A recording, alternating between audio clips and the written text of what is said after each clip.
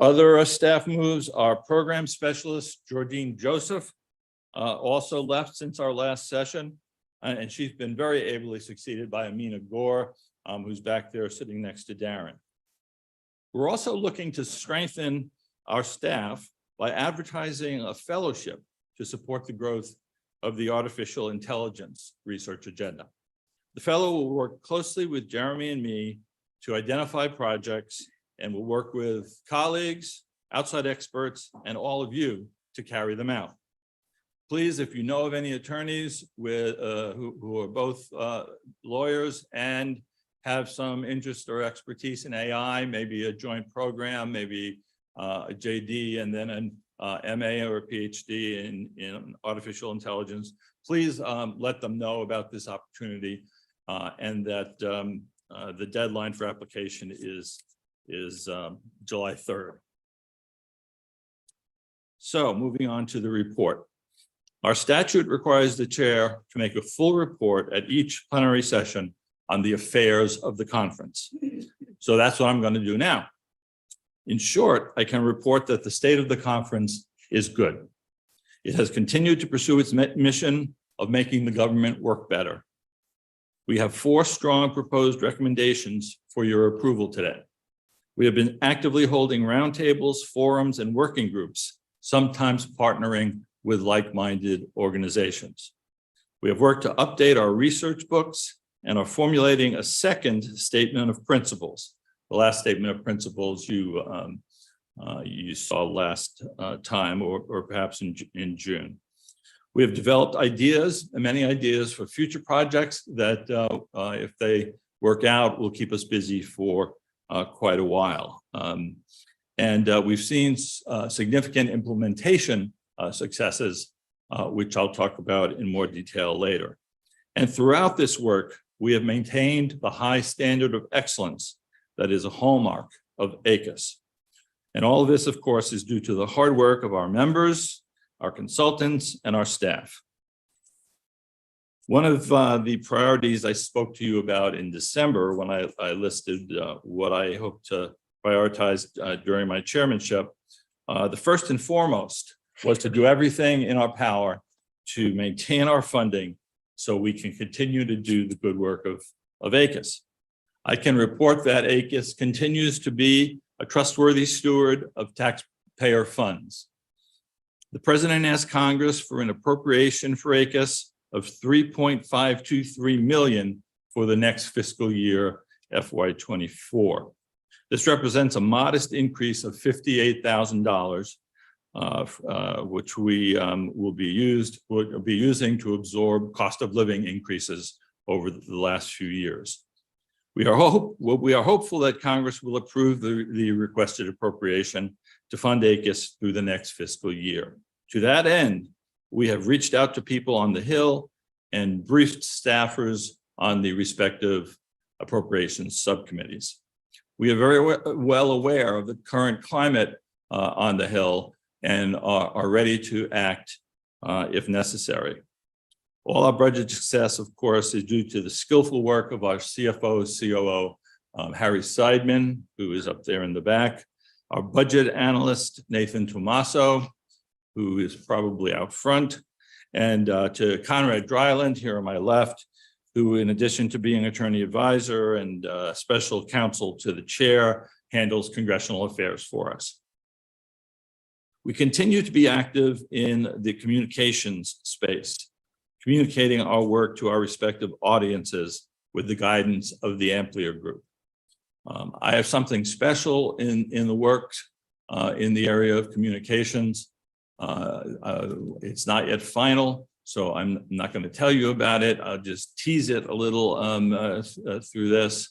It's something that, if it works out, will raise ACUS's communications profile, particularly with the major audience we seek to reach, that being federal government employees, both in the executive branch and on the Hill in the Congress. And when it gets going, I'm going to ask many of you to participate in it, and I hope you'll be willing to do it. It'll be a little bit fun, something that we're all not used to doing. But as I say, it's not entirely finalized, so stay tuned. And that's a hint. We have established and begun to publicize 2 new resources that I talked about last time: legislative updates and judicial developments that will improve our coverage of administrative law in Congress and in recent and significant case law. These can hopefully be a starting point for both the serious and casual researcher looking for a quick take on legislation and case law in administrative law. And if they're not familiar with us, they may look around at the website and learn more about us for the future. In April, many of you participated in our second midpoint meeting, held remotely, to update members and solicit input between plenary sessions. These sessions seem to be a welcome addition to our work, and we plan on continuing them in the future. As promised in our last session also, I think we have brought to you speakers and panels on interesting and helpful issues again today. Last time we had a panel of experts speaking about the Chevron doctrine, and many of you were here for that. In just a few minutes when he arrives, we'll hear from Ricky Rivez, OIRA administrator, and a longtime friend of ACUS. After lunch, we'll be joined by OMB's Associate Director for Performance and Personnel Management. Her name is Lauren DeYoung-Schulman, and we'll learn more about the administration's work on customer experience. And this will be in an interview format with former ACUS staffer Todd Rubin. It was touch and go with Lauren's appearance this morning. After she was booked, she got a summons for jury duty this morning. And we were worried that we might lose her, but she found out early this morning or last night that they don't need her as a juror today. So she'll be here and hopefully on time. We currently have at least a dozen studies underway, most of which we hope will result in recommendations for your approval. They are important initiatives that build on our past work. I'd like to highlight just a few recent and ongoing studies now. In July 2021, a bipartisan group of 6 senators on the Intellectual Property Subcommittee of the Senate Judiciary Committee requested that the Patent and Trademark Office engage and fund ACUS to conduct an independent study of issues associated with and options for designing a small claims patent court. Susan Braden here in the front row was a member of the folks who worked on that and contributed a great deal. The Office of the Chair conducted that study and prepared a report assisted by Professors Kaylee Murray, Artie Rai, and Melissa Wasserman. The final report was transmitted to the USPTO and the Senate Judiciary Committee at the end of March, and thank you to everyone who participated in that study. Consultants are currently finalizing 2 more reports for us on important questions regarding judicial review of agency action. Professors Mila Shahani, Jed Stiglitz, and Zach Clopton are working on a report examining how nationwide injunctions and similar equitable remedies affect the administration of federal regulatory programs. And at the suggestion of the Judicial Review Committee, Professors John Duffy and Aditya Bamzai are drafting a report examining the timing of judicial review. Both reports will be issued later this year, we expect. There are 7 other projects underway, which I expect will be put before committees this fall or early next year for the development of recommendations. They're listed on the screen behind me, so I won't read off each one. If you're looking for more information about these projects, it's available on our website, which we keep updated each month. Through these studies and other projects, the Office of the Chair continues to undertake initiatives to carry out ACUS's statutory charge to, quote, arrange for interchange among agencies of information potentially useful in improving administrative procedure, unquote. In other words, getting the agencies to talk to each other and learn from each other about administrative procedure. Current roundtables that have been meeting to that end are also listed on the next slide. I won't read them, but I do want to highlight the new roundtable on state administrative procedural practices, and it recently had its first meeting. The roundtable is co-chaired by public member Kate Todd and Professor Maria Ponomarenko. It's intended to identify helpful lessons for federal agencies in the administrative procedures employed by state governments. You know, usually we're in situations where the federal government is dictating to the state government this, that, or the other. But as Justice Brandeis, was it Brandeis? Yes, Justice Brandeis said, the states are laboratories of democracy. I'm sure you've all heard that quote. So we in the federal government have a lot to learn from state administrative procedure, and we're trying to do that through this roundtable. Thank you to Kate and Maria for organizing an exceptional kickoff event earlier this year, and we look forward to future initiatives. Through working groups, the Office of the Chair brings together experts to work together to develop model materials. A new working group is taking up this body's proposal in recommendation 2021-10, regulation of representatives in agency adjudication proceedings. That the Office of the Chair is what that has asked us to do, that the Chair develop model rules of representative conduct. The working group is chaired by Erin Worth, the Chief Administrative Law Judge of the Federal Maritime Commission, and Professor Lou Varelli serves as the reporter for the working group. The group has already met several times this year, so thank you to Erin, Lou, and all the members of this working group. A second working group in progress, co-led by the Federal Mediation and Conciliation Service, is developing model materials for use in agency ADR programs. The White House Legal Aid Interagency Roundtable was reconvened by the President 2 years ago under the leadership of the Attorney General and the White House Counsel. ACUS is one of about a dozen members participating in this roundtable. It met several times in 2021 and 2022, and ACUS contributed to its first 2 annual reports to the President. ACUS is pleased to take on a bigger role this year. Jeremy and Attorney Advisor Matt Bluth have been working closely with LAIR's Executive Director, Ali Yang Green, who is the Director of the Department of Justice's Office for Access to Justice, to coordinate this year's activities. Together, we are leading an interagency effort to examine steps agencies can take to expand access to representation in administrative procedures, as opposed to litigation, for low and middle income people and members of historically underserved communities.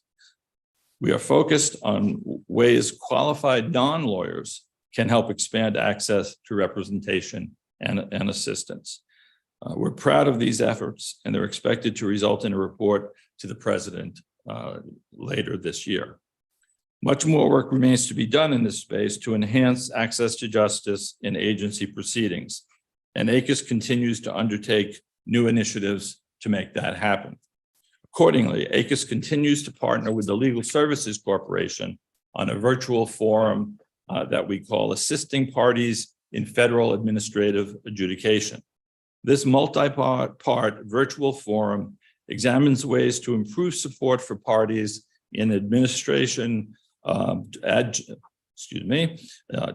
improve support for parties in adjudication processes in which they are frequently self-represented.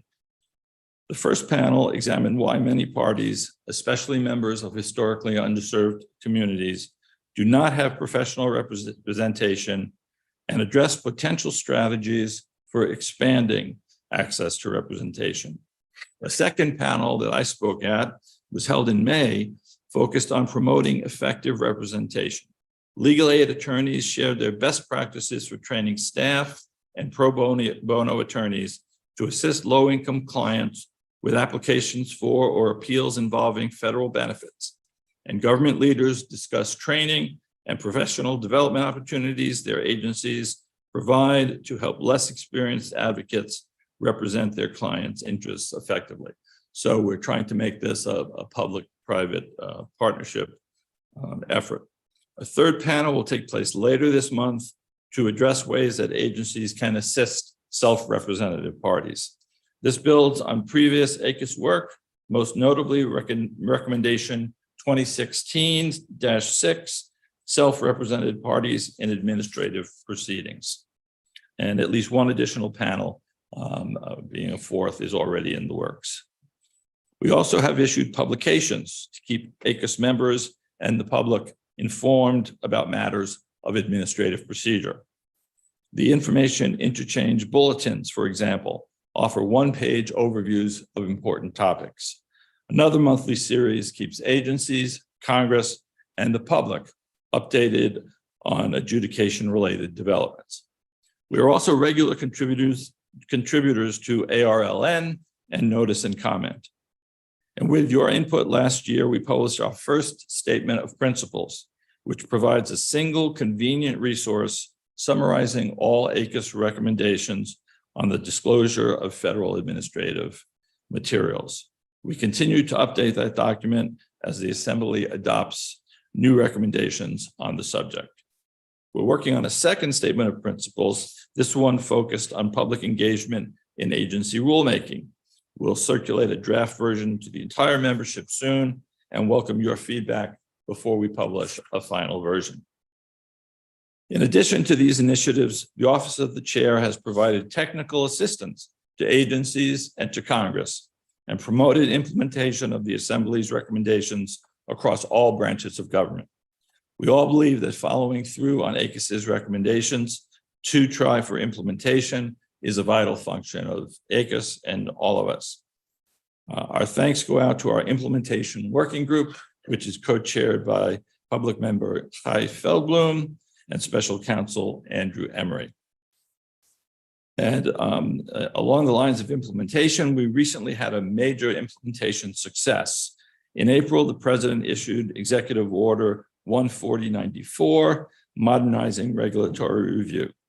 Among other things, that order directs agencies to improve their rulemaking petition processes and consider guidance, tools, and technological changes to modernize the notice and comment process, including reforms to address mass computer-generated and falsely attributed comments.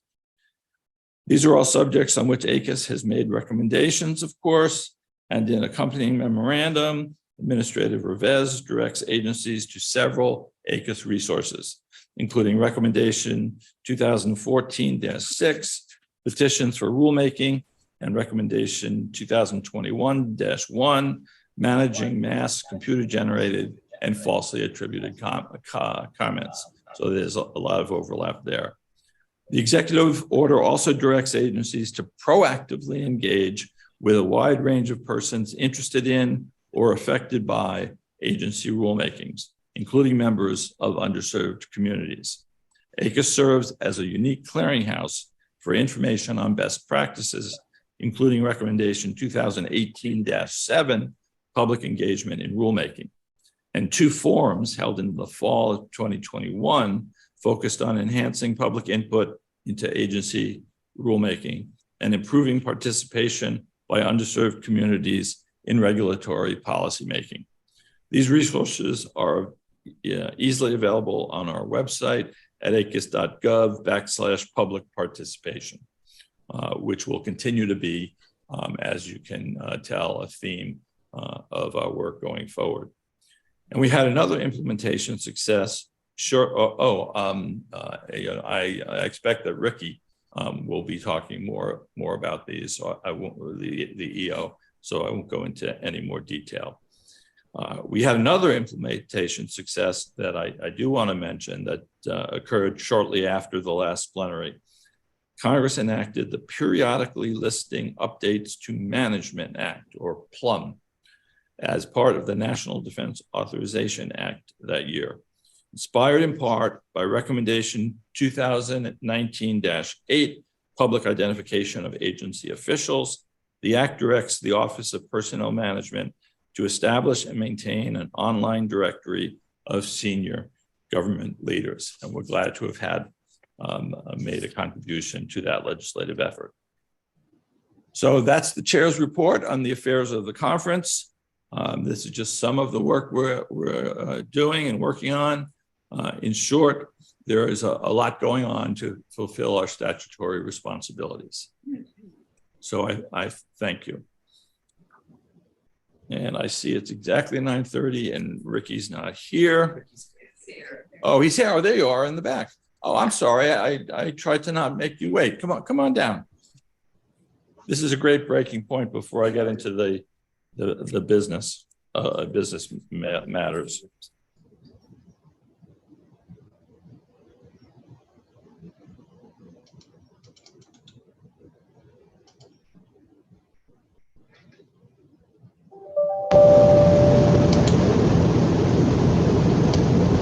Honored, of course, to have Richard L. Revesz, better known to all of you as Ricky, here with us to speak this morning.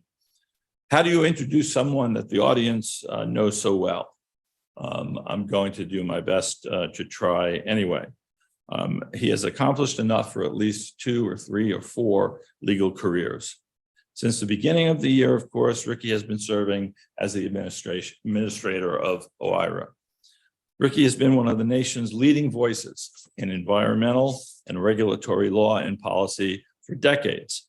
He has published 10 books and more than 80 articles in major law reviews and journals. I don't think I've read 80 articles in major law reviews and journals. He served as a professor and then as the dean of the NYU Law School. He is deservedly proud of establishing the Institute for Policy Integrity at NYU, a think tank and advocacy organization that promotes public policies for the environment, public health, and consumers. And Ricky also served for a while as the director of the American Law Institute. Ricky's academic and clerkship record is enviable. Princeton, MIT, Yale Law School, where he was editor-in-chief of the Yale Law Journal, a Federal Court of Appeals clerkship, and a Supreme Court clerkship with Justice Thurgood Marshall. Ricky is also a longtime friend of ACUS, which is, of course, his strongest qualification, serving 3 terms as a public member, and then as a senior fellow. He's also consulted for us at least 3 times. Many of you have seen that Ricky and OIRA were the subject of a very positive article in the New York Times just a couple of weeks ago.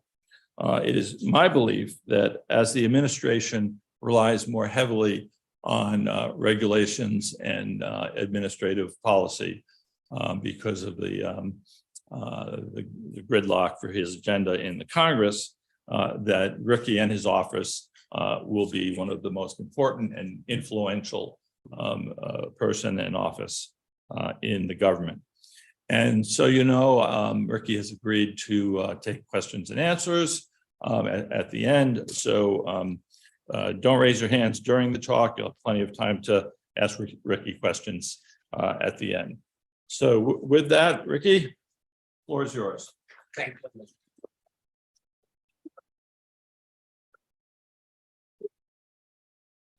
Thanks so much, Andy. I was sitting in the back like most students do. And it was great, actually, because I was going to say a whole bunch of things that you already said, and you said them in a better way because you also had like high technology. I was going to talk a little bit about how ACUS was influential to our modernizing efforts, and I'll say a few words about that. But you already had the slides up, and so my work is now easier. Writing lots of articles is good in academic settings, is not good when you are being vetted for a federal position. It makes the vetters extremely nervous, and then you have to like, it's like, well, how can we possibly read all this stuff? You have to kind of reassure them that, probably there's nothing really dumb or compromising in all these articles. They're just boring. But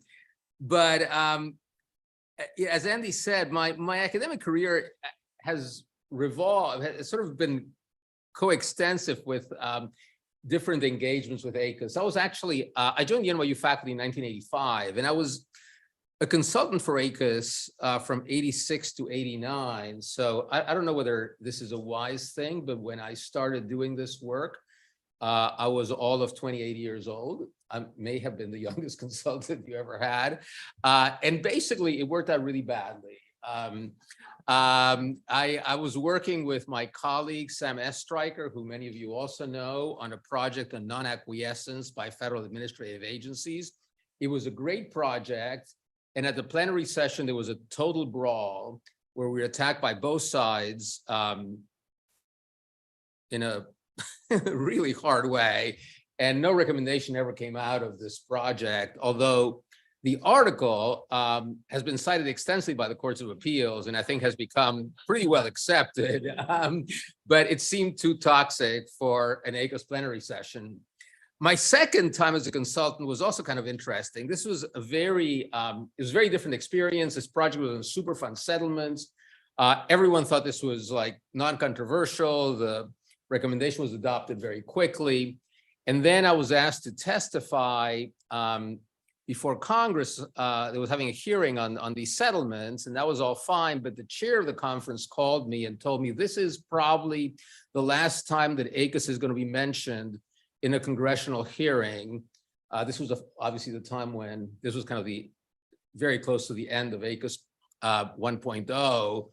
And we don't have any access to these people anymore. You're the best we have. I was by 33 by then. And so could you please, in your testimony, say what a great organization ACUS is and how the support of this work was really important and whatever, all of which I said, and that was also unsuccessful because ACUS 1.0 then came to an end. But I was pleased that in ACUS 2.0, I was, despite my lack of success in earlier endeavors, I was appointed a public member, and I was actually a consultant on a third project on petitions for rulemaking, which actually is somewhat related to work we're doing now at OIRA. So I'll tell you a little bit about what's going on with modernizing regulatory review. So April 6th was a really big day for the regulatory state because a whole bunch of things happened that day. The president issued this executive order on modernizing regulatory review. The executive order had pretty much been previewed by a presidential memorandum that President Biden issued his first day in office, also called Modernizing Regulatory Review. We didn't have to search for a new title. And then accompanying that was a draft of revisions to Circular A4. Circular A4, for those of you who follow it, is this really important document that tells agencies how they're supposed to do the regulatory impact analyses. It dates back to 2003. That's when it was put together. It has not been revised since then. The reason for the revision was that scientific and economic understanding has evolved significantly since then, as have market conditions. And Circular A4 was a very good document. It served us well for 20 years, but it needs some updating. We also published FAQs that Andy already mentioned on the executive order, and a draft guidance on 12866 meetings. These are the meetings with OIRA when rules are pending before us. The executive order is obviously final. I mean, someone said, well, where do we file comments to an executive order? So I don't think presidents really want to get those things. There's no process for that, but our documents, and obviously the executive order is the president's document, OIRA's documents, the draft of Circular A4 and the draft guidance on our meetings are out for public comment. Actually, the public comment for the draft guidance ended on June 6th, and we extended the public comment on Circular A4 until June 20th. So if you want to file public comments and haven't yet, you still have a few days to do that. We're also putting together a panel to do a peer review on Circular A4, and we're actually not doing it ourselves. We've hired a contractor so that we're complying with best practices for basically putting together an independent panel to review that. I'll tell you something about the highlights. I mean, when you put all this together, it's a pretty significant packet of materials. So on the executive order, there are probably three things to focus on. I mean, one is the threshold for what in this lingo is known as F1 significance. There are four different ways the regulations can be significant. And one of the ways had been under Executive Order 12866, if the impacts, the yearly impacts, this yearly costs, benefits, transfers are more than $100 million.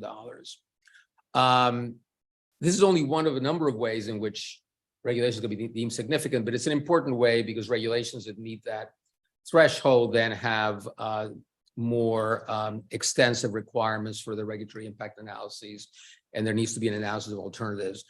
That number, the 100 million number, became 200 million in this executive order, and that's basically because 100 million isn't what it used to be. 200 million is roughly the 100 million of 1993, which is when Executive Order 12866 was issued, and it's actually less than the 100 million of 1981, which was the number under the Reagan Executive Order. It was an effort to make sure that the full regulatory impact analysis of alternatives is done for the kinds of regulations for which this kind of analysis was intended when the Reagan and Clinton executive orders were promulgated. It will actually not have a big impact in terms of the number of regulations that we review, because some regulations that will not meet that standard will come in under other standards. Like, for example, there are inconsistencies with actions of other agencies. And also, it turns out that there aren't that many regulations in this 100 to 200 million range. A lot of regulations have like huge impacts, like a lot of environmental regulations have impacts in the billions or tens of billions of dollars a year, obviously are very far from being affected by this. The second significant move in the executive order is a call for broader public participation, both before agencies and before OIRA. So there are sophisticated players in DC, actually on both sides of most issues. It's not that the sophisticated players are all on one side. You can imagine, a big environmental rule, there are big national environmental groups, there are big industry groups. They're sophisticated, they know how to deal with this process, they're effective. But in this country, we have lots of other people who might have an interest in regulations, small community groups, small businesses, affected individuals, and overburdened communities, and being able to be effective in the regulatory process is more difficult for them. And so this is an effort to make agencies be thoughtful about how to engage with groups and individuals of that sort, and for OIRA to be thoughtful as well. And kind of our part of this is the 12866 meetings. The third significant matter covered by the executive order is it asks for the revisions to Circular 84 to be completed within 1 year. So by April 6th of next year, my hope is we'll get it done significantly before that. It's probably the most important thing we'll do, and I will make sure that we use the resources that we need to make that happen.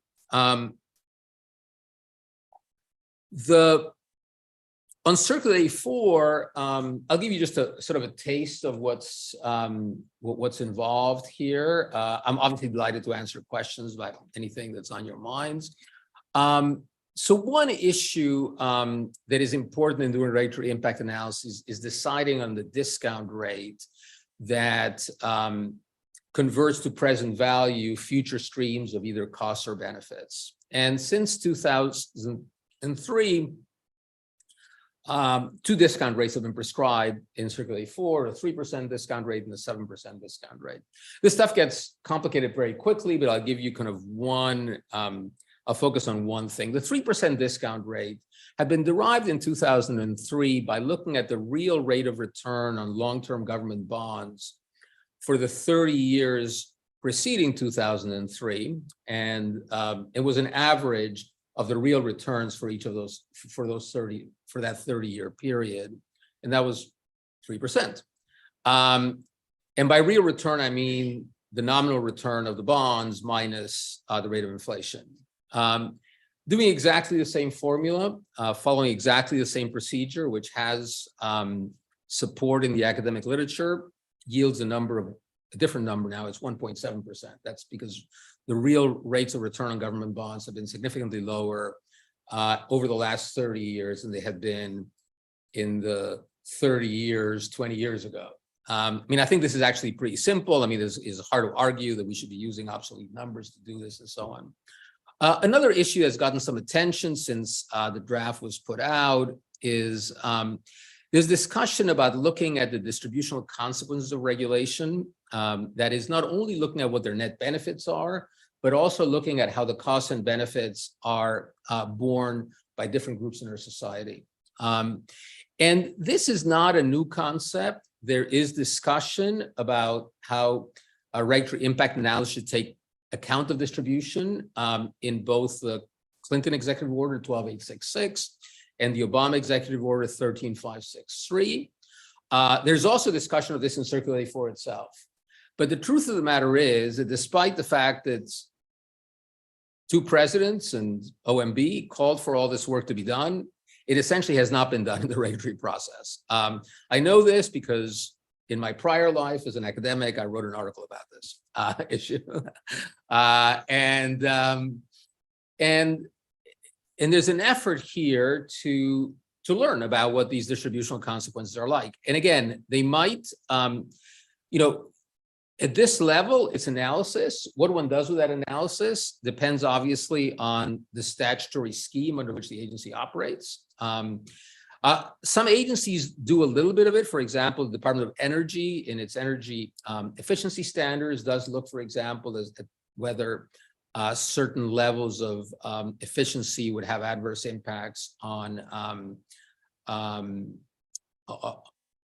poorer Americans, and sometimes is guided by that. And other statutes might have other commands, but the point is that we really can't know this unless we do the work and we do the distribution analysis for the different alternatives.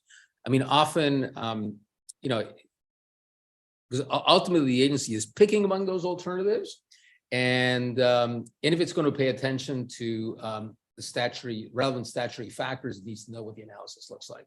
And so this is an effort to improve the analysis. And you already said a lot of this. I will just add that there's a lot in this work that was influenced by ACUS's work. The executive order, for example, calls for agencies to clarify opportunities for interested persons to petition for the issuance, amendment, or repeals of rules. This was inspired in part by recommendation 2014-6, petitions for rulemaking. The executive order also calls for requiring agencies to modernize how we use technology in the notice and comment process, specifically calls for addressing mass computer, AI generated and falsely attributed comments. This is a difficult problem, one that worries us a lot. This was inspired by recommendation 2021-1, managing mass computer generated and falsely attributed comments. The public participation efforts were inspired by recommendation 2018-7, public engagement in rulemaking, and recommendation 2014-4, ex parte communications and informal rulemaking. And I mentioned this not only because, this is where we are, and I, want to, and I'm kind of grateful for the way ACUS supported me over the years, but because actually ACUS does have, is called out in Executive Order 12866 specifically.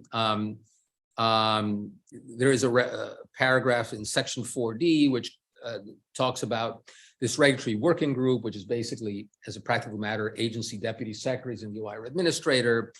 This regulatory working group may commission analyses by ACUS. I don't think we've formally done that, but instead we've been consumers of the analysis that ACUS provided. I should say, in kind of the end of this discussion of modernizing, while there's kind of new things are happening. In some ways, the main thing that is happening is a reaffirmance of Executive Order 12866. And that is both in the president's, in the day one presidential memorandum and also in the executive order. One last thing before I take questions. I was here for a fairly interesting and somewhat heated discussion a few years ago on delay in OIRA regulatory review. It was an interesting situation because a lot of the public members were kind of like eager to push things, and a whole bunch of former OIRA administrators were here of both parties were here defending the institution.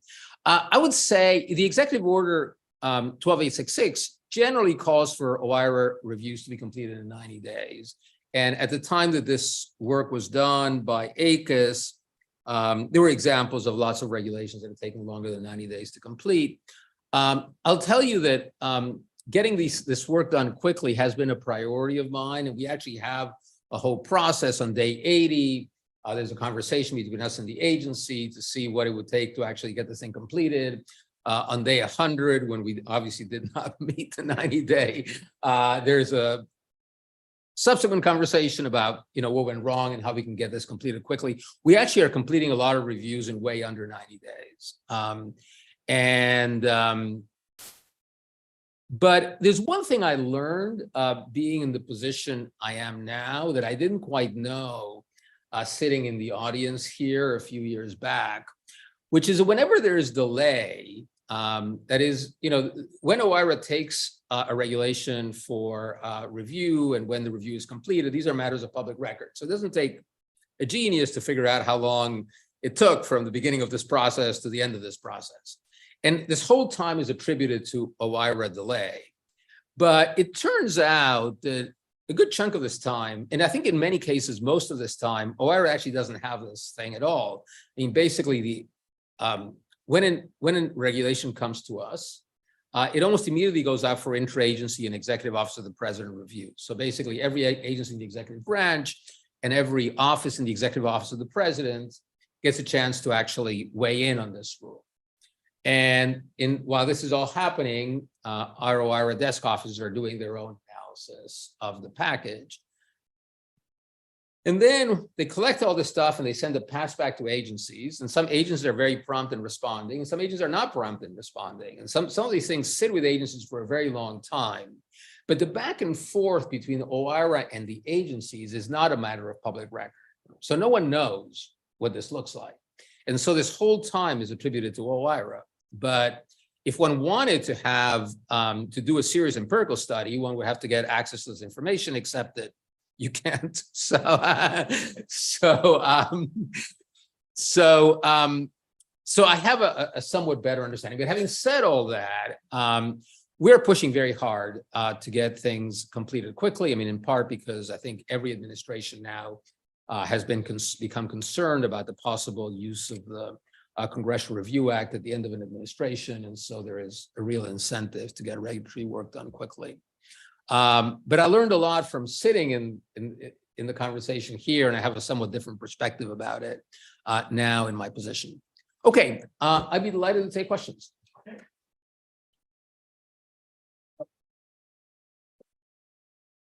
Okay, if you have a question, please raise your hand nice and high. And, one of the interns will bring you a mic. I'm sorry. The court reporter is unable to hear at this time. Oh, okay. Thank you for saying that.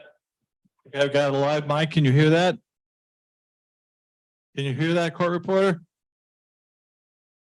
Yes, I can hear that. Please state your name. About rank and serial number. Okay, please raise your hands. We'll bring you a speaker mic. Identify yourself and then please ask your question. Ron Cass, council member. I had the same experience as you did, having been a consultant for ACUS as a 28-year-old. and the same good experience in discussing it with people at the ACUS plenary at that time, when Ken Davis and others who were notably kind to young academics gave me the appropriate treatment. I also had the experience you did of following that route downhill to being a dean. I wanted to find out from your perspective, having come out of academia into what is known as the real world of government. What about the interaction between IRA and agencies were you not expecting? You know, you talk about a lot of things being off the record. What about it were you not expecting that you think there are easy ways to improve? You know, I'm not sure. You know, easy ways to improve is a tough one, right? Because a lot of smart people working in the government, and if these things were easier, they might have been done already. I've also haven't been there that long. I've only been there 5 months. It is a very cumbersome process. You know, these things come around, and the passback goes back that tries to put together all of the conflicting reactions that a rule gets from agencies. Then the agency that's doing the rule tries to harmonize this or tries to isolate the areas where there's really genuine disagreement. And then if the career, and at that level, this is all being done by career people. And then if the career people can't figure this out, or, you know, basically can't solve the problem, it gets elevated. Typically someone on my team, like one of my senior counselors or my associate administrator, tries to work it out with the agency general counsel or an assistant secretary and so on. And if that doesn't work out, which usually does, but not always, then typically I'll, you know, end up being in a meeting with the relevant deputy secretary of the agency that actually is trying to get this done, and agencies that might be objecting to it. It's a very cumbersome process. I mean, this thing takes a long time when disagreements of this sort happen. On the other hand, you know, we do want the government to, you know, not to work at cross purposes, and this is a mechanism intended to prevent that. You know, I'm not sure there are a lot of easy fixes. You know, I think keeping the trains moving. I mean, I've actually been quite involved. I think having things languish is a bad idea, and a fix that I've been using is urging my political counterparts to elevate things more quickly. Because if the career people can't work something out, you know, my impression was that it often just sort of sat there hoping that maybe like 3 weeks later, you know, inspiration would strike and they'd be able to work it out. But that's obviously extremely unlikely. And there might be good reasons why they can't work it out. I mean, you know, these agencies may have like different priorities, or maybe, you know, maybe looking at the world in somewhat different ways. And so a fix, and it's been, you know, relatively easy, I think it's been effective, is to try to urge for quicker elevation. But that's also a trade-off, because, you know, you actually want the career people to do their work and to try to kind of work this out in a more technical way before political appointees get involved. And so, you know, you can get this wrong both ways. And I've been trying to optimize that, and maybe I've done it successfully, maybe not. But I think, you know, kind of more basically trying to get conflicts resolved more quickly is definitely desirable. Okay, hands again, please.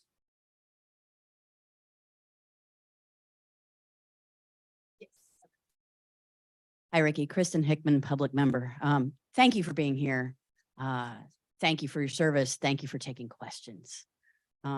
Last week, you signed an agreement with the Treasury Department exempting all regulatory actions under the Internal Revenue Code from OIRA review. As you know, the Internal Revenue Code these days covers a wide range of social welfare and regulatory programs above and beyond revenue raising. I did a little research this morning and looked and noticed just in the last few years, regulatory actions under the Internal Revenue Code have covered everything from low-income housing, surprise medical bills, nuclear power plant decommissioning, publicity of information by nonprofit organizations to state officials, carbon oxide sequestration. That's just to name a few. So I'm curious to know, because it hasn't been made public, you've got representatives from a number of agencies before you who I'm sure would like to have their regulations exempted from OIRA review as well. Could you explain a little bit why you decided to ignore the advice of GAO and exempt regulatory actions under the Internal Revenue Code from OIRA review? Thank you. You noticed that we signed this thing? Yeah, so on Friday, OIRA and the Treasury Department signed the memorandum of understanding that Kristen described. Basically, during the 40 plus years, last 40 plus years of the administrative state, from the beginning of the Reagan administration to the present, for all but 2.5 years, the state of the world was roughly what it's going to be under our MOA. It was during about 2.5 years of the Trump administration that there was a different agreement under which OIRA took a somewhat more active role with respect to IRS regulations. So in some ways, we don't see this as like kind of a big move. We see it as a return to what had been the status quo under administrations of both parties for about a 40-year period. The issue, there may be there clearly are some IRS rules, and there always were, that have the kind of impacts you describe. Rules of that sort existed in the prior 40 years as well. A lot of the a lot of IRS work involves tax transfers, and someone is going to pay less taxes and someone's going to pay more taxes, and the Treasury is either going to have less money or more money. And the understanding over all this period was that these kinds of regulations were less well suited for OIRA review than the bulk of the regulations we reviewed. And we see this as a return to essentially the status quo that had been stable over a very long period of time. Next question, hands please.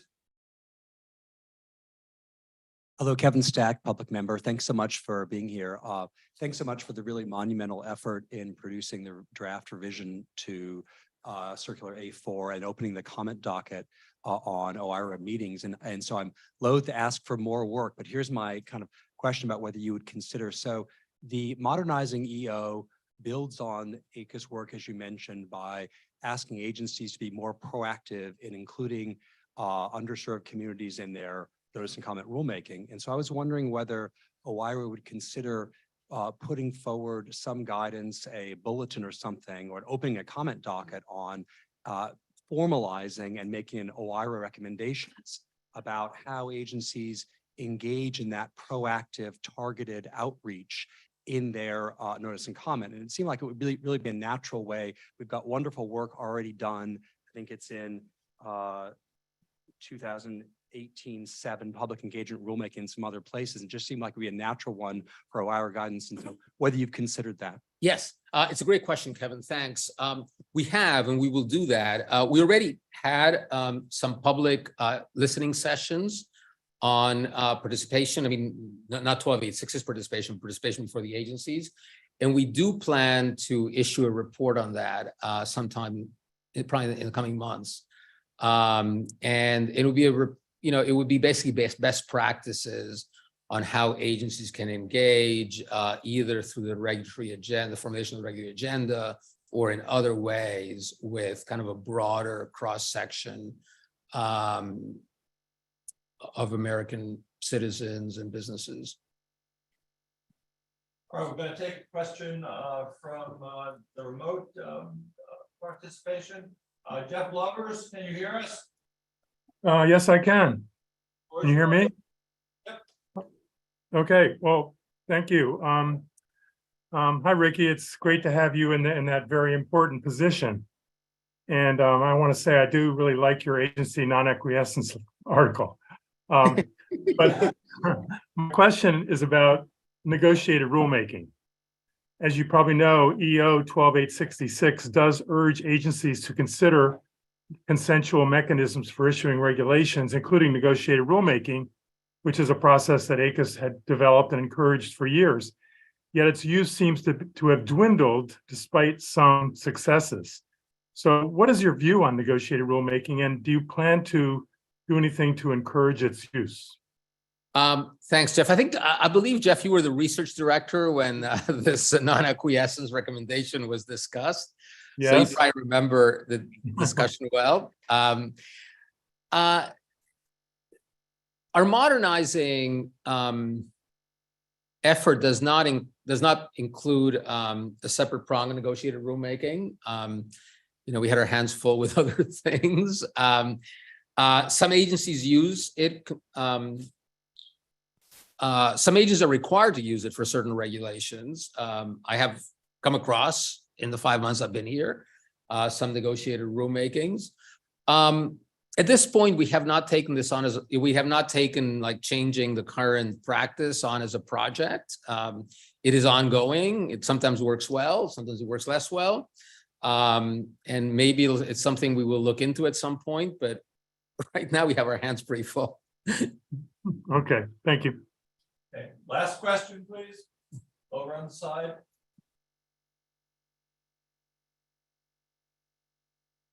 Hi, Ricky. Adam White, public member. Domestic regulation increasingly is involved in geopolitical considerations. Climate policy is obviously maybe the most prominent example, but also there's a lot of debates now about the role of domestic regulation in our geopolitical competition with China. I'm not asking you about China, but I'm curious, how does OIRA interact with the other parts of the White House, especially the ones that are focused on larger considerations of national security? Yeah, it's a great question, Adam. There is a very robust interaction within the various units in the Executive Office of the President, of which there are lots, which also makes the the internal review in the Executive Office of the President complicated. So, for a whole bunch of regulations, people weighing in, offices weighing in will include the National Economic Council, Domestic Policy Council, the National Security Council, the Council of Economic Advisors, for some regulations, the Gender Policy Council, the Office of the White House Chief of Staff, the Office of Science and Technology Policy. These people all weigh in, and they're robust discussions. And we're all been appointed by the president doesn't mean we all see the world in exactly the same way. Also, there are kind of institutional positions that some of these institutions have taken over a very long time that seem to actually transcend administrations, and they're just kind of like institutional to these operations. So the White House and the Executive of the President are complex organizations, and it goes even beyond the kind of established organizations I mentioned. As you know, Congress, in a bipartisan way, passed the CHIPS and Science Act. There's a CHIPS operation in the White House. They care a lot about stuff like this. Department of Commerce cares a lot, and some of these White House offices have allies in various cabinet agencies and so on. So there is robust discussion, which in some ways makes the going to Ron's question, makes the process more cumbersome. And in other ways, kind of make sure that, different interests are represented. I mean, in some sense, I'm pretty technocratic and parochial. I want to make sure that these regulations have net benefits, that the analysis is strong, that when the regulations get challenged, the court won't say, well, this analysis wasn't really serious. And, that would just, be professionally bad for me. But I think other offices care about other things, and that's appropriate. So, yeah, I would say that there's fairly intense scrutiny of anything that's important across the Executive Office of the President. Well, Ricky, thank you so much for that very informative talk. Thank you. I am sure. We have a parting version, a home version of our game for Ricky to play. Now, this is a cherished item in ACUS because they're almost gone. It's a coffee mug commemorating the beginning of ACUS 2.0 that Paul Burkile had made. I checked with our ethics officer, Sean McGibbon, and it is of such a value that you're allowed to take it. So Thank you. Okay, it's priceless. it's priceless. Thank you so much. I really enjoyed this, and I hope to be involved in conversations around these issues in the future in some form or other. Thanks. Okay, wonderful.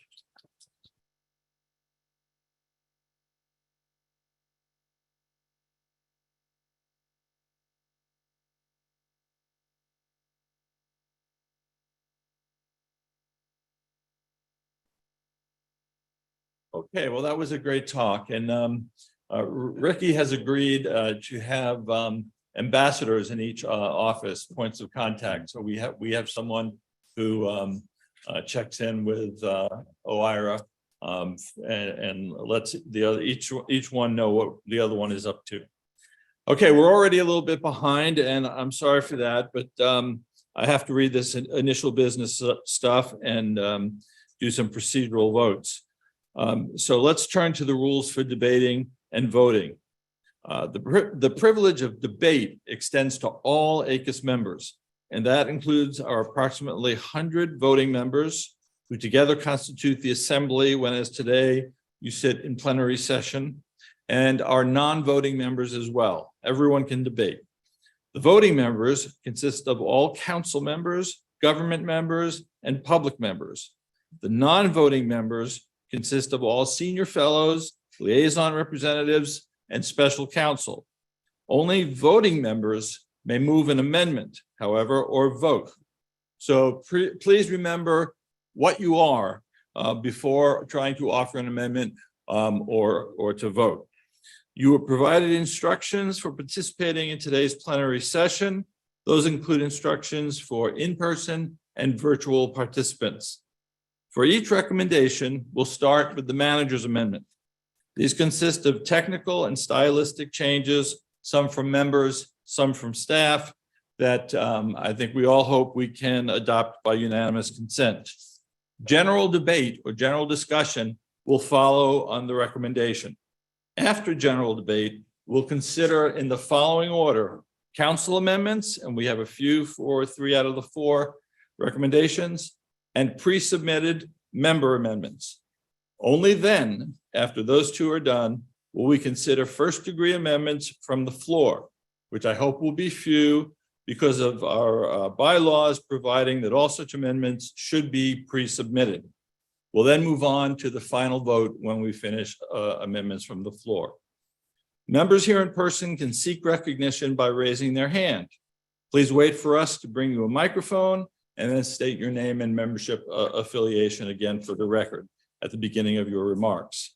Members participating virtually can seek recognition by sending a short chat message in Zoom, so indicating that you are seeking recognition. Send the chat messages, please, to everyone, quotes, not just to host only. State briefly why you seek recognition, nothing more. No substantive discussion in the chat, please. Got to keep it clean for this communication of procedures. And please remain muted in Zoom until you are recognized. To make it easier for us to manage the queue, Zoom participants, please do not use the raise hand feature to seek recognition, because we will use that feature later on. I will seek unanimous consent on most votes that appear non-controversial. If you do in fact object to an action on which unanimous consent is sought, voting members here in person should raise their hands and say, "I object." Voting members participating virtually should send a Zoom chat message that says, "I object." If unanimous consent is not possible, I will call for a voice vote next. And for a voice vote, remote and in-person members should say yay or nay when prompted by me. Finally, if the voice vote is inconclusive, I will call for a show of hands using the blue voting cards. Voting members who are here in person can vote by raising their blue voting cards on my signal. You should find the blue cards tucked inside your name tags. Voting members who are voting remotely should instead use the virtual hand raising function in Zoom. This is when we ask you to use that hand raising function. If a member doesn't have that function or doesn't know how to use it, please indicate your vote by sending a chat message to everyone again that says yay or nay. Before we get started with the procedural business, I want to note a few lessons that I learned from our last session.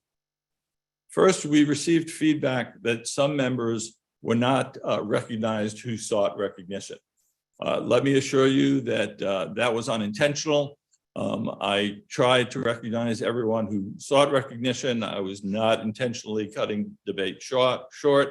So I will try to do a better job today of recognizing people who seek recognition. Please help me by being more emphatic about raising your hands, wiggling your arms, stomping your feet, something that I can see. Second lesson learned is we really can't have the degree of crosstalk that we had at the last plenary session, where people are talking to each other without the chair recognizing them. And a lot of people expressed confusion on what was being produced that way. So let the chair recognize each person before you speak. Don't pass the ball over to someone else when you have the floor. Third, some members expressed some confusion at times about what we were actually voting on. When we got to the third and fourth and fifth degree of amendments, it indeed got confusing. So let's try to avoid as many amendments to the amendment as we can. We will try to make it clear up here when it comes time to vote in the red lines what you're actually voting on. I will also ask for unanimous consent or a vote on each degree of amendment rather than let them pile up without votes.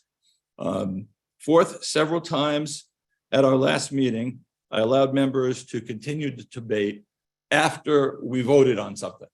I'm not going to do that this time. After we vote, the matter is closed. So please get your comments and your discussion in either in general debate or on when we consider each amendment.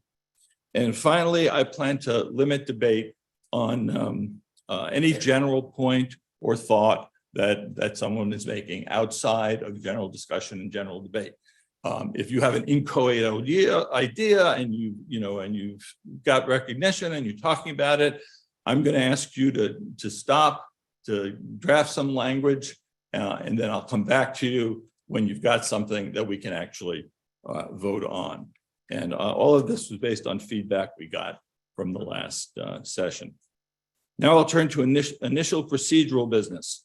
The first item is approval of the minutes of the 78th plenary session in December, which you'll find in your packets. Is there any objection to their approval?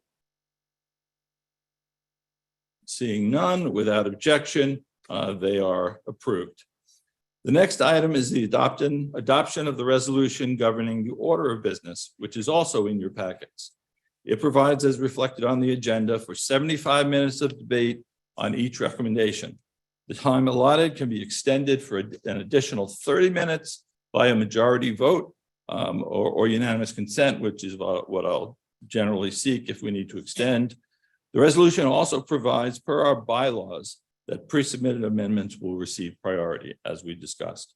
Is there any objection to approval of the resolution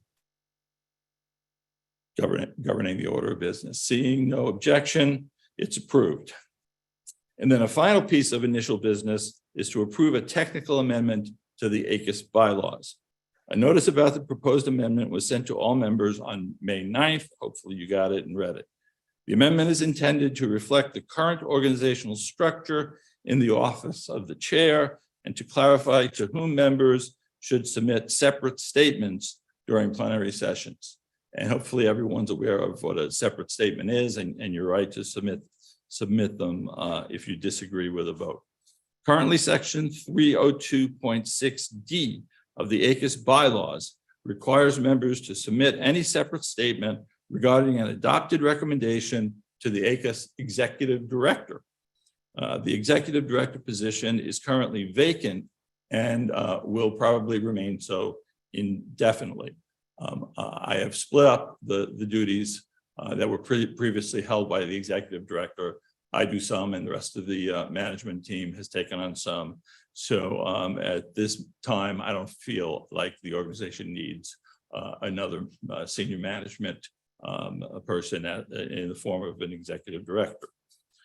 So the proposed amendment directs members to submit separate statements to the chairman instead of the Executive Director or anyone I designate. Is there any objection to approval of this bylaw amendment? Seeing none, without objection, it's approved. Okay, consideration of recommendations. We'll now turn to the recommendations up for discussion. You'll find in your packet each recommendation in both clean and red line form. The clean version represents the recommendation without any amendments. The red line version reflects, among other things, all pre-submitted amendments, including council amendments. We'll show each red line version on both of the screens and let us know if you're having trouble reading them. When I refer to line numbers and paragraph numbers during today's discussion, I'll be referring to the line and paragraphs as they appear in your booklet that you all received. The numbers on the screens to my left and right will change as we consider and adopt amendment. So the first amendment we adopt will go into the text, and all the line and the line numbers will shift down.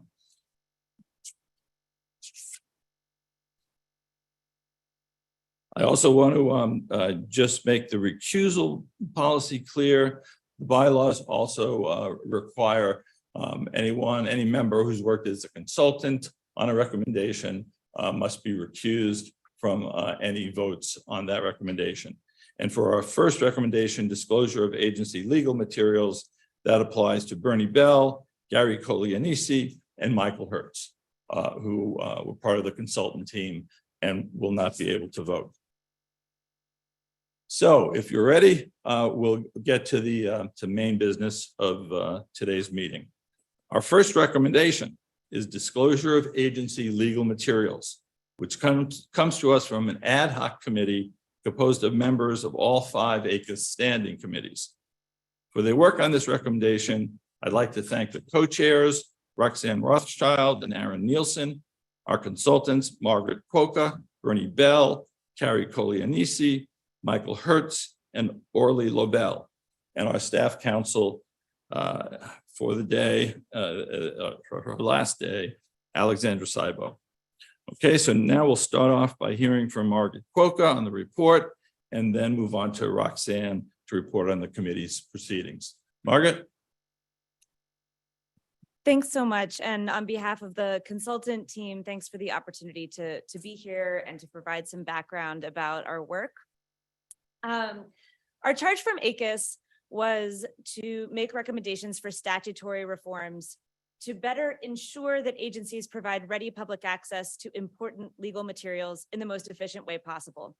And the very phrasing of that charge assumes what is self-evident, that as a general proposition, legal materials should be made publicly available. And decades of past ACUS recommendations on which we relied heavily reflect this truth. Our report is admittedly long, but rests on 4 sort of simple principles that I'd like to outline briefly. First, all legal materials not exempt from disclosure should be proactively disclosed rather than provided only in response to FOIA requests. The ad hoc committee's proposal adheres to this approach that we took.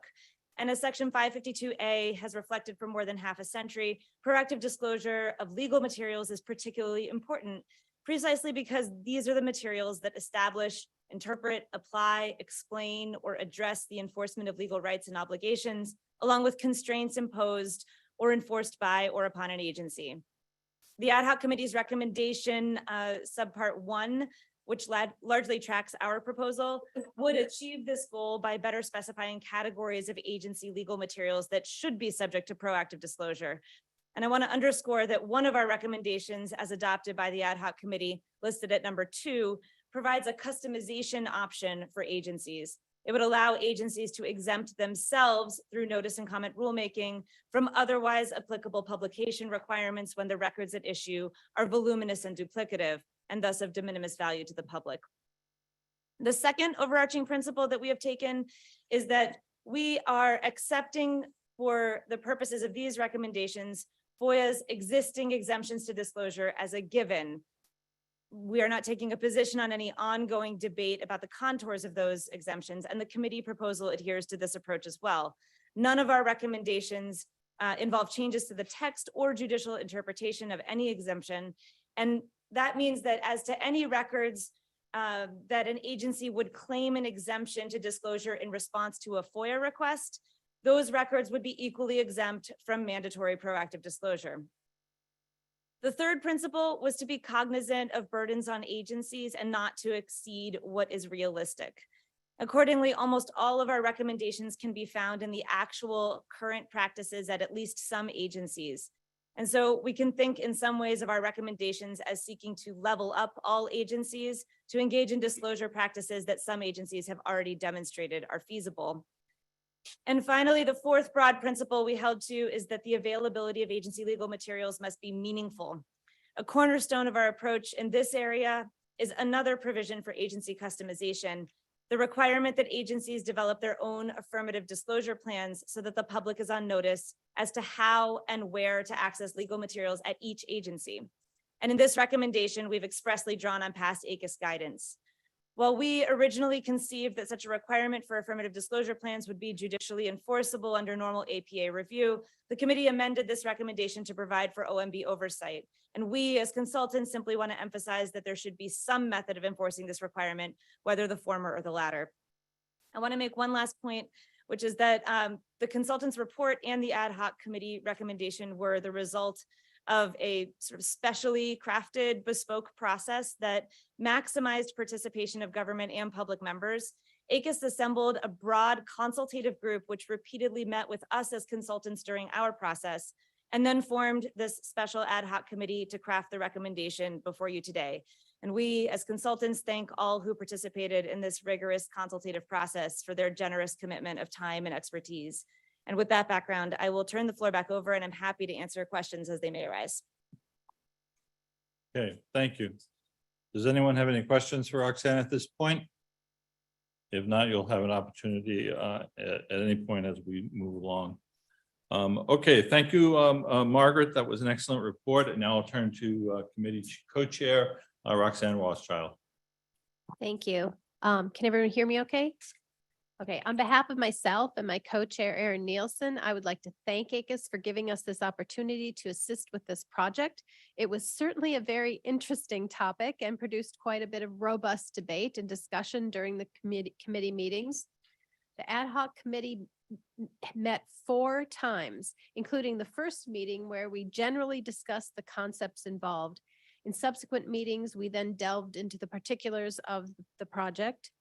The committee meetings involved much spirited discussion with a lot of input from the government agencies that were in attendance.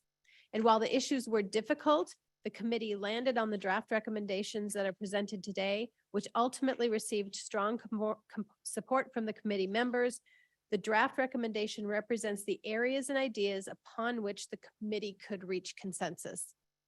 Before I turn this back over, I just want to make one little correction, which is that Kristen Hickman, who is here today, is not from Michigan. She is from my home state of Minnesota and Right, Minnesota, I knew that. University of Minnesota. So go Gophers and welcome, Kristen. Thank you for correcting me. Absolutely, I knew that. Sorry, Kristen. Okay, the next order of business, the first order, in fact, is to consider the manager's amendment of stylistic and technical provisions. Is there any objection to adopting the manager's amendment? Without objection, seeing none, they are adopted. All right, this is the time for general discussion or debate before we get to the council and pre-submitted amendments. Alan Morrison. And wait for your microphone as Alan did and state your name and affiliation again, please. Alan Morrison, Senior Fellow. I was part of the consultative group. And for those of you who have studied both the report and the recommendation, you'll notice that one set of documents, legal materials, is not included in there. That's the Office of Legal Counsel's formal opinions. This was part of the consultant's recommendation. We discussed it at the first meeting, and it was the committee at the second meeting voted to exclude that and another set of recommendations that had been drafted. I opposed that. I didn't have a vote, and I concluded that it was not ready to be brought to the floor of the plenary session as a separate matter. But I hope that that ACUS and the council will think about doing a separate study of OLC formal opinions. They are the most important opinions, legal opinions of the government, and it would seem to me to be almost upside down to have various general counsel memorandum made public and publicly disclosed and not OLC. The OLC has on its website a list of the opinions formal opinions, issues. It is incomplete. Even that list is incomplete, so you don't even know what they have available. And I just hope that that ACUS will be able to do something more on that. It may require legislation. There's fierce debate about whether those opinions are excluded by attorney-client privilege or other privilege, and obviously some of them go to the president, and some of them are classified. All of which complicates the matter greatly. But it seems to me to be a very worthy topic for ACUS approval review, and I hope it goes forward. Thank you very much. Thank you, Alan. We know, of course, how passionate you are about this issue, and how you were a strong advocate for the position in the working group in the committee. Do you plan on offering an amendment when it comes to floor amendments? No. Okay. Roxanne, you want to speak briefly to what the committee did on that? Sure. As Alan stated, there was quite a bit of debate at the committee meetings. We actually took a vote twice on the topic. First as a straw vote, just to get everyone's ideas on what they were thinking in this area. And then another vote later to decide whether to include it or not include it. And it was overwhelmingly in favor of not including those provisions. But as Chair Foy said, Alan did participate in those debates, and you did make a lot of very strong points during those discussions. So thank you. Okay, we've got Nina Mendelson on Zoom. Nina? Hi, can you all hear me? Yes. Okay, great. I wanted to flag another issue that is not addressed in this recommendation and report. It's actually covered in the report somewhat, and that's the issue of incorporated by reference rules. These are about 9,000 privately drafted standards, 9,000 plus privately drafted standards that when agencies adopt them have the force and effect of law, just as if they have been promulgated directly by the agency. But as people will recall who were here in 2011, they are not accessible to the public. And of course, as the consultant's reports discussed, we're concerned about agency legal materials. These are legal materials with the force of law.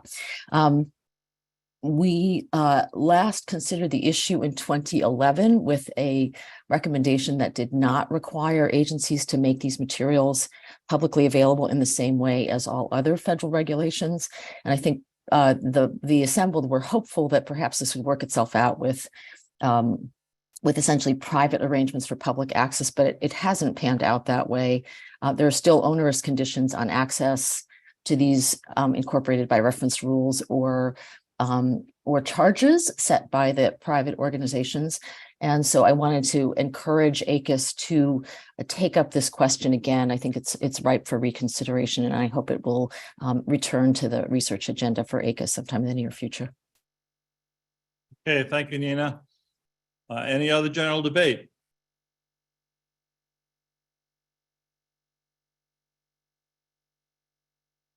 Ron Levin, Senior Fellow, and also former 28-year-old ACUS consultant. I want to ask about another issue that I didn't see addressed, maybe less hot button than the others, but I think highly germane, relating to the statutory provisions on proactive disclosure in A1 and A2, there is a troublesome overlap regarding interpretive rules and policy statements in those two provisions, because A1 says that statements of general applicability adopted statements of general policy or interpretations of general applicability formulated and adopted by the agency must be published in the Federal Register. But A2 says the statements of policy and interpretations which have been adopted by the agency and are not published in the Federal Register must be made available to the public in electronic form. So what's the difference between those two? Well, the former are ones of general applicability as it reads, but that would be normally true of interpretive rules and policy statements. And the result is the court's been very confused about the interrelationship between those provisions. And I wonder if the consultants or the committee gave it any consideration. Margaret, you want to take that? We did give consideration to that question, and I will say that the conversations that we had, particularly in the consultative group around the question of guidance documents, agencies themselves did not appear to run into a lot of sort of hurdles in terms of deciding what to publish. We decided we would try to level up to make sure everything got online and was effectively available through affirmative disclosure plans, that the agencies would explain where everything was, that notice was the most important thing, but that we did not wade into trying to distinguish between those categories or clarify them, considering that the most important thing to us seemed to be to get everything out to the public. Roxanne, I'm sorry. Roxanne, do you have anything to say about the committee consideration of this? Not too much. I think Margaret addressed it fairly clearly in terms of the committee discussions. We did discuss, what does it mean to publish, and does it mean something different from one agency to another? What about those items that don't go into the Federal Register? How will people find them on an agency's website if that's the only publication that is made? But we ultimately, as Margaret suggested, decided it was fine to leave that up to agencies to figure out the best way to get these things published and make it easily accessible on their own websites. Okay, thank you. Warren, you had your hand up? Warren Belmar, Senior Fellow, honored to be in the category with Ricky Revesz and Ron Cass, and having made a recommendation as a committee chair it was ACUS 1.0, but it was rejected even though it was suggested by the President of the United States. 1.0 was a very independent group. My question has to do with item 8 in the proposal. The proposal addresses disclosure. Item 8 is a different kind of animal. It calls for changing the official record with respect to the Federal Register by turning it into a online copy rather than the printed version. I'm curious as to why the committee recommended that, and did it consider any possibilities of hacking or artificial intelligence interference with what you're calling to be an official record that's on the internet? Any response from Margaret or Roxanne? In the consultative group process, the efficiencies of this proposal were sort of broadly supported. And there have been various legislative proposals in Congress to this effect that have had support but have not yet passed. And as a result, we thought that this was an important sort of modernization improvement that could be made, albeit sort of a relatively technical one. But given that our charge covered also the manner of methods of disclosure, how best to publish records, we believed that this was within our charge. And in terms of the committee's consideration, I can say I personally was very persuaded by the report's discussion of the recommendation to move to just an online or electronic version of the Federal Register. But for the committee discussion, perhaps everyone else was really persuaded too, because there was very little discussion at the committee about this. Everyone seemed to agree pretty quickly that this was a good recommendation. Okay. Oh, Warren, you have a response. I do. I tend to disagree. Of course, I didn't participate in the discussion, but I think that's not really germane to disclosure. And it's a major issue which hasn't cleared the Congress yet. And so I would suggest, I can't make a motion, but I delete that provision as being not germane to the disclosure aspects of the recommendation. I encourage someone to make that motion if they agree. Okay, thank you, Warren. And this is an example of one of the good characteristics of the plenary session, that we get to see each other and debate various views. So thank you for that. Yes, ma'am.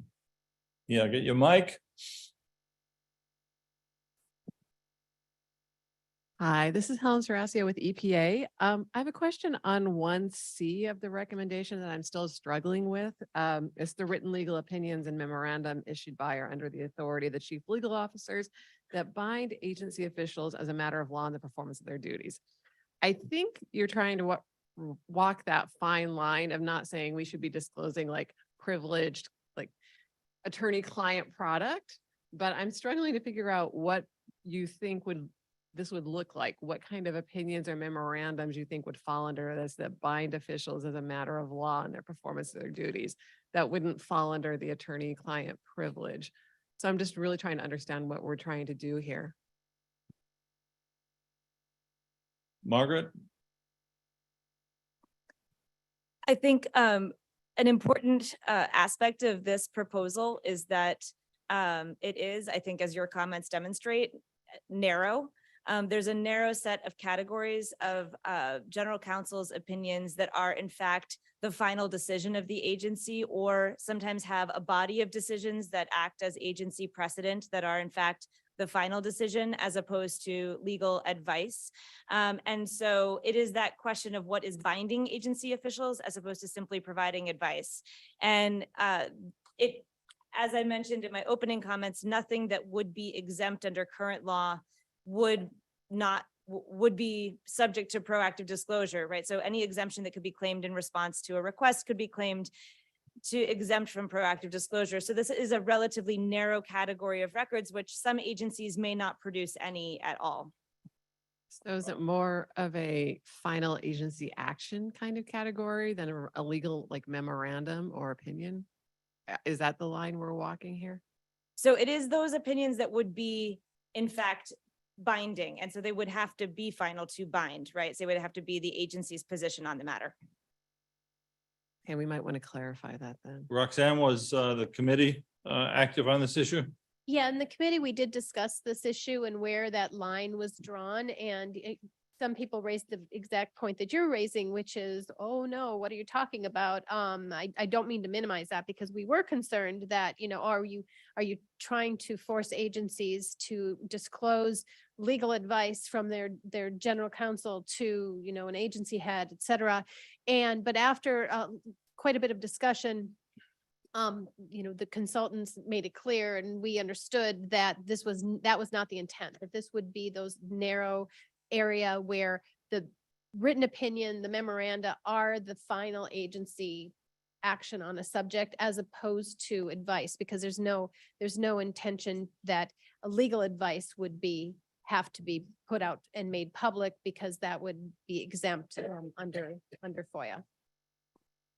Okay. We did debate, and I will just say that, there was some angst during the committee meetings about the FOIA exemptions and making it clear that the FOIA exemptions are not overruled by what we're trying to recommend here. So certain people were saying, well, we should be inserting FOIA exemptions into each one of these lines to make it clear we're not trying to go that route. But then we realized the recommendations would become incredibly cumbersome if we were inserting the FOIA exemptions that might come into play. So we tried to just say at the beginning, this does not change FOIA exemptions. Anything that's currently exempt would remain exempt. And then we just stated, here are our recommendations with those exemptions in mind. Okay, thank you.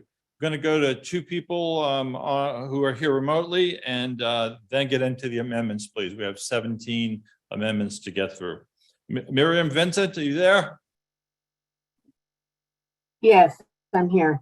Floor's yours.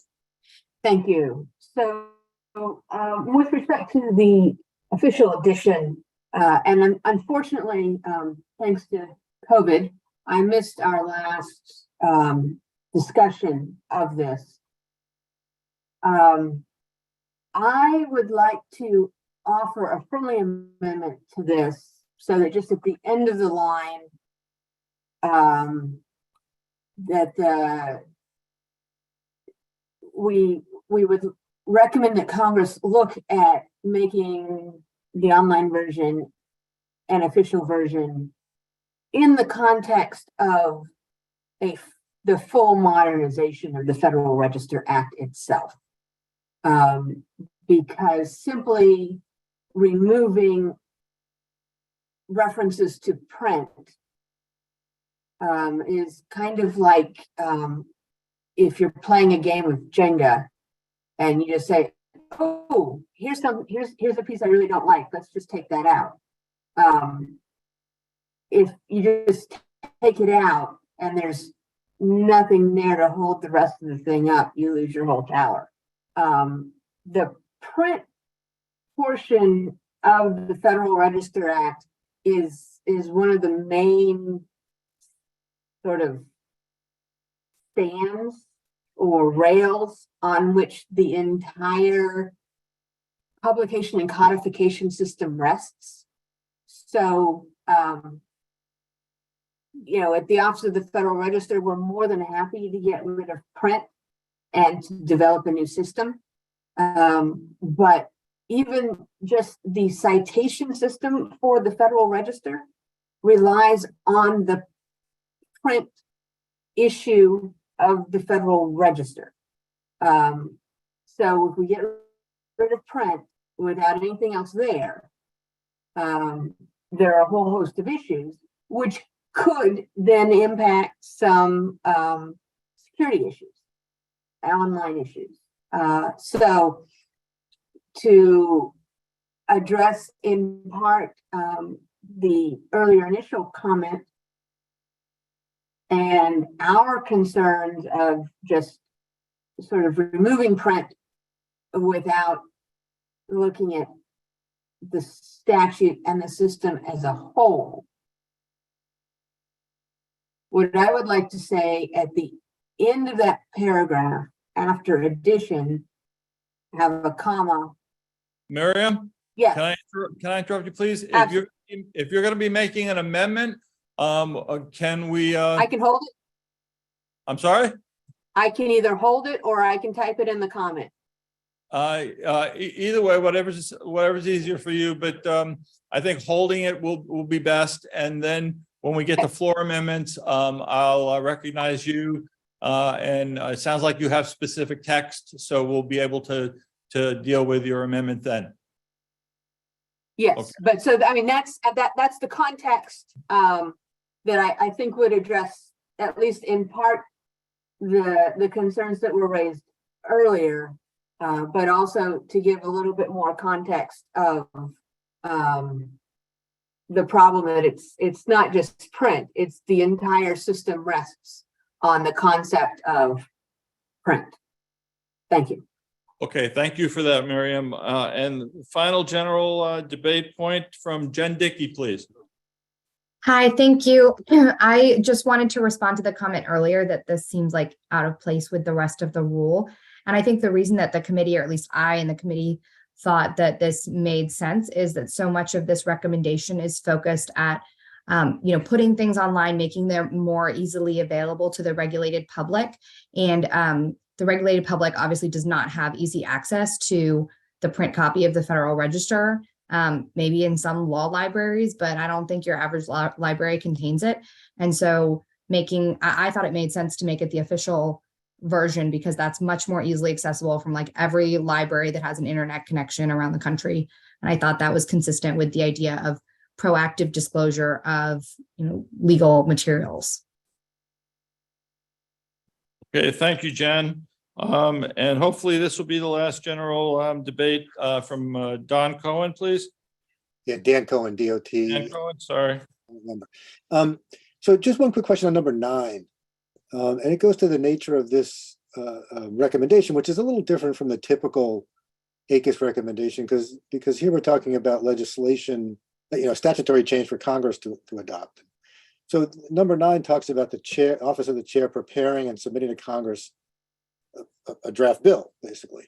So the typical process for any executive branch agency doing that is goes through OMB, and there's sort of an interagency review process. Is that all part of your planning, that you'd put something together and circulate it through the OMB process to get approval, or how do you plan to do number 9? Miriam, not Miriam, Margaret, can you take that, please?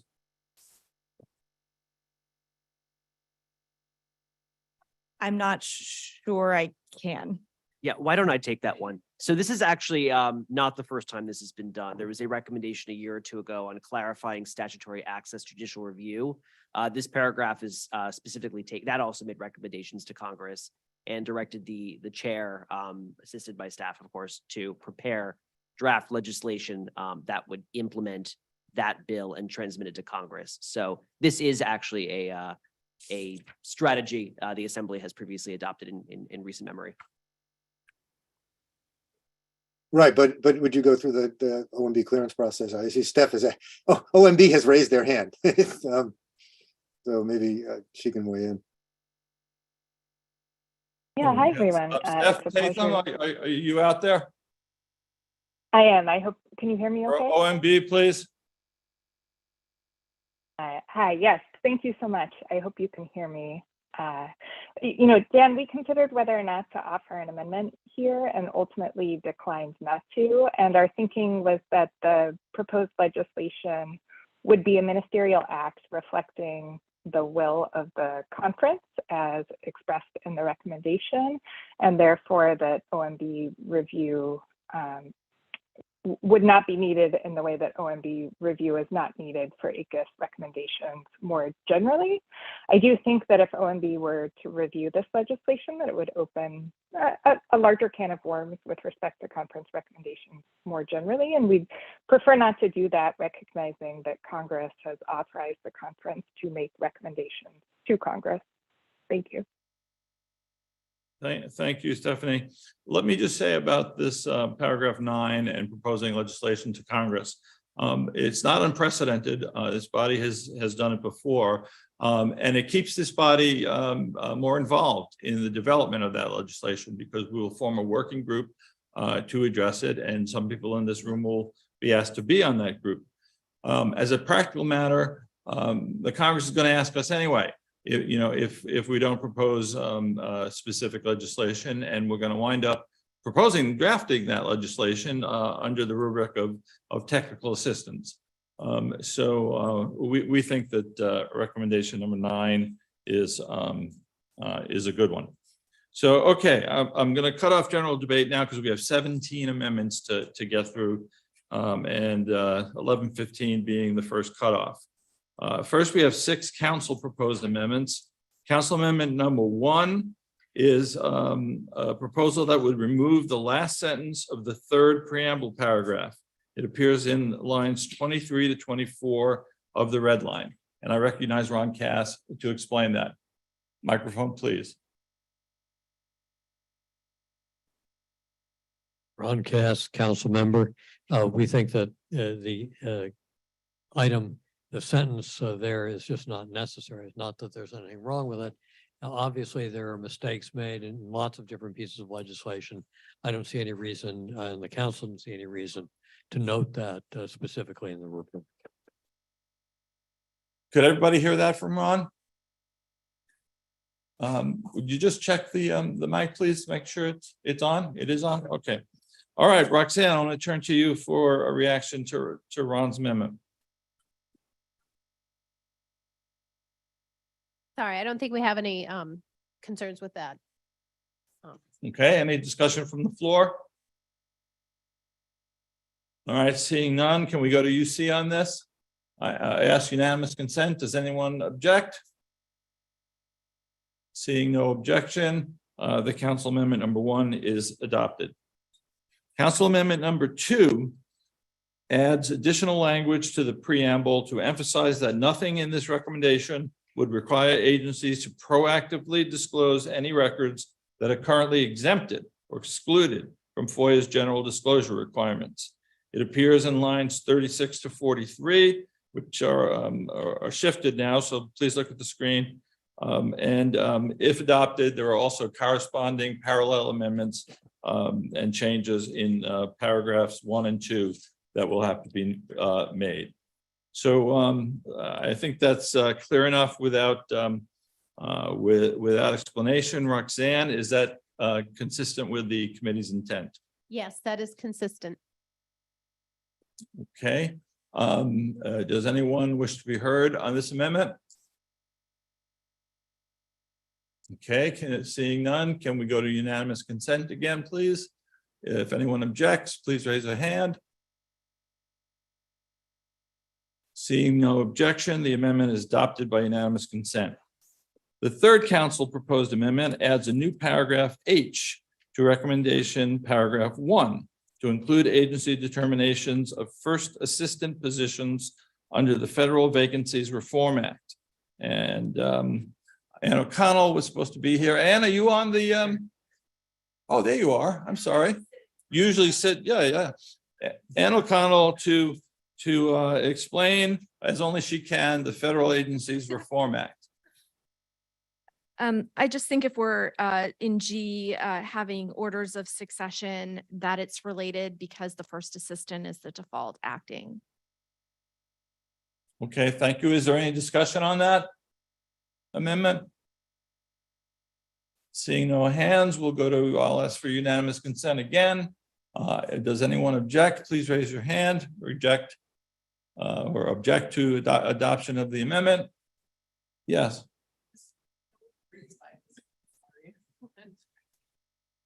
I'm sorry, the court reporter is unable to hear Sorry, this. this is Helen Saracio from EPA. I just want to make sure we just take a second to think about what we're capturing under this when we say agency determinations or statutory determinations of first assistant positions. Are we trying to limit that just to determinations that only would impact the public? Because I can think of a lot of things they might be doing that are not things that impact the public. So it just seems kind of broadly written. And do we want it to be that broadly written, or are we looking to more limit it to those determinations that impact the public? So. Okay, you want to respond to that, please, Ann? Yeah, so thank you, Eloise. So I think it may be confusion into language that I propose, so the fault lies with me. Determinations is not meant to be decisions by those. I meant to say that any agency identification or statutory identification of first assistant positions, that would be publicly disclosed. So, I mean, for example, many statutes declare that the deputy secretary is the first assistant to the secretary. But for lower level Senate confirmed positions, it's often agency regulations, which will say this particular deputy is the first assistant to a Senate confirmed position. And all of those are the default acting officials under the Federal Vacancies Reform Act.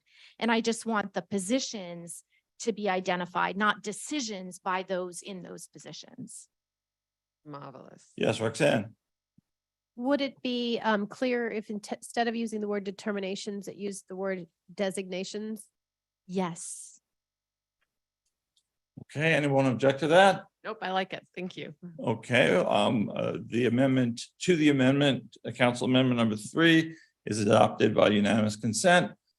Any other objections to unanimous consent for the underlying amendment, council amendment number 3?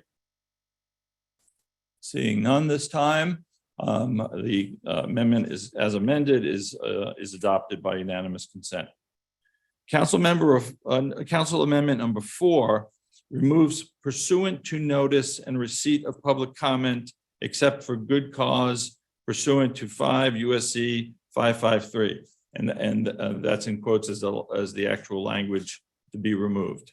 Anne, this is yours again, so let me turn to you. Yes, I just thought there should not be additional procedural obligations placed on agencies beyond those that are in the Administrative Procedure Act. And I know there's a disagreement with the committee on that, but that's what my amendment is. So let me turn to Margaret for explanation of the committee position. Yes, so we and the committee, we as consultants and the committee were fully aware that agencies could ordinarily promulgate such a rule without notice and comment. But both the consultants and the committee discussed this issue at length and settled on this approach for, I think, several important reasons. One is that this is a novel and an extremely sensitive discretionary choice that is added to permit agencies to withhold proactive disclosure of agency legal materials that otherwise would be the default requirement. And so we determined that there should be full public involvement. It's also based on this ability to invoke the sort of workaround or alternative compliance is based on the fact that the agencies would have determined that these add very little value to the public. And so having the public input on whether there is value or value that the agency might not be able to see is particularly relevant. And also, since the agency will be specifying alternative means of compliance, so what kinds of aggregate statistics or example documents they will be providing, that the public's input on what those alternatives would be particularly important. I'll also note that ACUS has historically promoted the use of notice and comment rulemaking, even for rules that might not need to go through notice and comment under the APA. It has, there's actually, I've got a sort of a list of past recommendations that have both recommended, kind of limiting the number of exemptions in the statute itself, also encouraging agencies to use notice and comment when not even required. And so I think this is consistent with ACUS's past practice. So I would say that the consultants actually feel strongly about this and think that this sort of customization option for agencies of alternative compliance, may not even be appropriate without notice and comment, that in fact, the exemption should not stand if there is not robust public input into when it is going to be invoked.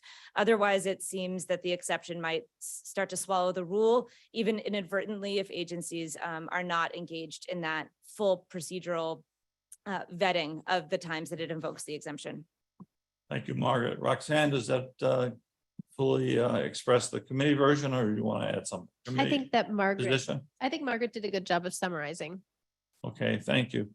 Jack Bierman, I understand you seek recognition. Yes, thanks. I'm not sure about whether this is a correct interpretation of the APA or not, but I would just suggest that if the original language is kept in, that the words receipt of be changed to opportunity for, because obviously if no one comments, that's still a proper use of notice and comment. I would just say opportunity for.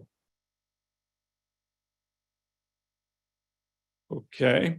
And do you have any response to that language?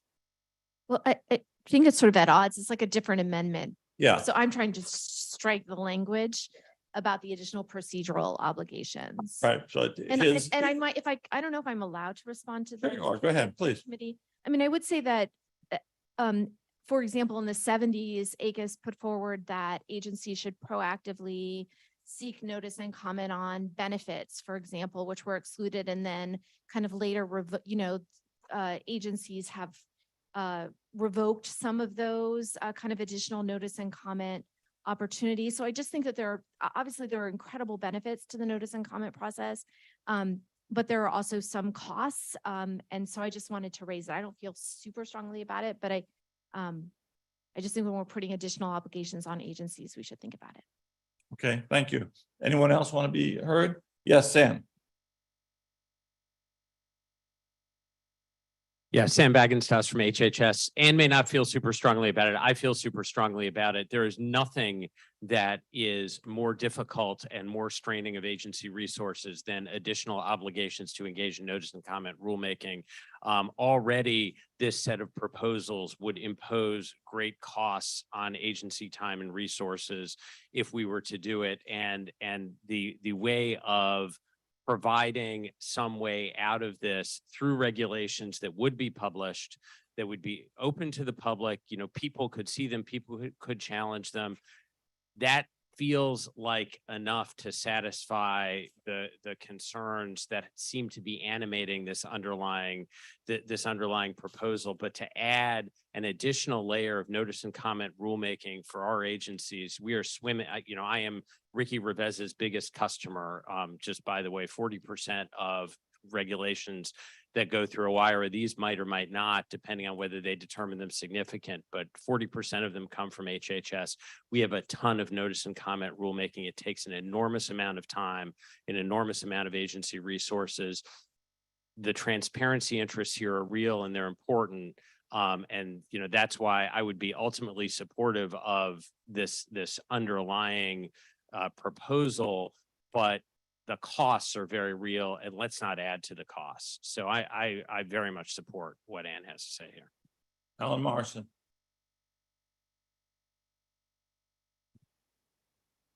Alan Morrison, Senior Fellow. There's two things I want to say. One is, if you don't like the cost of notice and comment rulemaking, then you don't ask for an exception. That's all. It's very simple. And the second thing is, Sam just said this could be challenged. I don't think that's right. I think if the agencies have these exemptions and there's no notice and comment, there's essentially no way that any court is ever going to overrule them. So unless you're prepared to give absolute discretion to the agencies to exempt themselves from the basic thrust of the statute, I think as Margaret said, she's not at all clear that we would have recommended this going forward without the notice and comment to the exemption. Thank you. Okay, right there. Yes, sir. And then Sam, we'll get back to you to respond. Dave Rosker, liaison from the Office of Advocacy, Small Business Administration. I have to weigh in here with the other federal agencies here about the burden of notice and comment rulemaking, and to offer a pathway that says no exemption can avoid the burden of notice and comment rulemaking. So the offer is then the burden of proactive disclosure of significant volumes of duplicative records. That does not seem to be an even trade-off. However, it would seem to be that requiring rulemaking itself would be a significant win, in that it provides in the regulations then a roadmap to future FOIA requests. And for many small businesses, the ability to know what records there are is actually a significant advantage, rather than having to file FOIA requests that are essentially shots in the dark, as they frequently happen to be. Okay, thank you. Sam again, probably responding to Alan. Yeah, just not to gild the lily, I just want to, on one minor point, if we don't do notice and comment rulemaking, that does not mean it's not going to be challengeable. In fact, our experience in litigating is even when we're not required to do notice and comment rulemaking, or we feel like we have a good reason not to be required to do notice and comment rulemaking, even when that's explicitly in statute as an exception, not going through notice and comment actually makes courts more rather than less skeptical of what we do. So I actually don't think this is an easy way out for us. And I do want to emphasize the burden of proactive disclosure is quite significant. And fundamentally, we have a trade-off here between transparency and governance, enabling us to do the job of governance as agencies. And I think it's a fair trade-off to have a set of rules that say expand your proactive disclosures if you have a way out of it for duplicative records, et cetera. I don't think it's a fair trade-off once we start to add in the additional burdens of notice and comment rulemaking. Okay. Anyone else before we go to a vote? Okay, here's what I propose to do. We're going to vote on the Ann Joseph O'Connell council amendment. It isn't, in fact, a council amendment to support Ann's position. If that fails and the sentence stays, then we'll consider Jack Bierman's opportunity for amendment, okay? So I don't think we have unanimous consent on this, so let me go right to a voice vote. All those in favor of Ann's amendment to strike the language quoted, please say aye. Aye. Okay, we heard you up there. Opposed, Aye. nay? Nay. Okay, I think the ayes have it. And Ann's deletion, council amendment number 4 is adopted. Okay, council amendment number 5.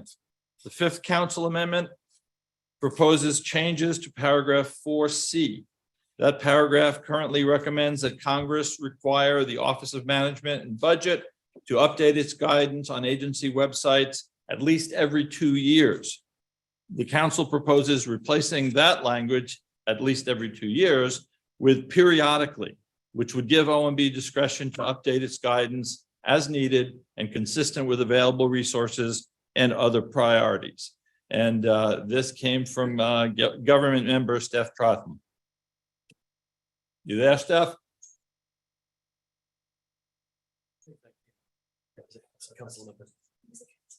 Oh. Propose the same thing. Oh, that's right. She I'm sorry. proposed the same thing. It's a council amendment. And I think we should hear from Margaret on this. I don't think that the consultants are concerned that sort of as appropriate, instead of specifying a particular amount of time, we'll sort of let this requirement languish. As a result, perhaps a different periodic time is appropriate, but to have a deadline would be important. So that's where I think we would come. Okay. Anyone else want to be heard on this amendment? Steph, you gave us the same amendment. Do you want to weigh in? Yes, thank you very much, Steph Tatham, OMB. We do update this guidance periodically and are occasionally directed by Congress to update it. We're currently working on such an update right now. Our view is that every 2 years is too prescriptive, and we aren't able to anticipate the circumstances that might require amendment, so we'd be uncomfortable with having a particular cadence in place. But we do think it's a best practice to occasionally refresh this. We're actually working on it now. We're supportive of the recommendation generally and would move to amend this to periodically as well. Okay, thank you. So to be clear, the council has proposed striking at least every 2 years and substituting periodically. Any more discussion on that? Okay, can we go to unanimous consent on that without objection? Does anyone object? Seeing none, the amendment is adopted by unanimous consent. All right, the 6th and last council amendment is intended only to clarify the nature of judicial relief described in paragraph 7. Roxanne, is that consistent with the committee's intent? Yes. Okay, that's a succinct. Do we have any general discussion by way of support or opposition? Okay, then I'll call for a unanimous consent vote. Does anyone object to unanimous consent of adoption of this amendment? All right, seeing none, council amendment number 6 is adopted by unanimous consent. Okay, now we go to conference member amendments pre-submitted. We have 11. We'll start off with the first one. Alan Morrison has a suggestion to change the title of the recommendation from disclosure of agency legal materials to proactive disclosure of agency legal materials. Before we move further to see if anyone will make an amendment on that, make a motion. Roxanne or Aaron, do you have any reaction to that change? Roxanne?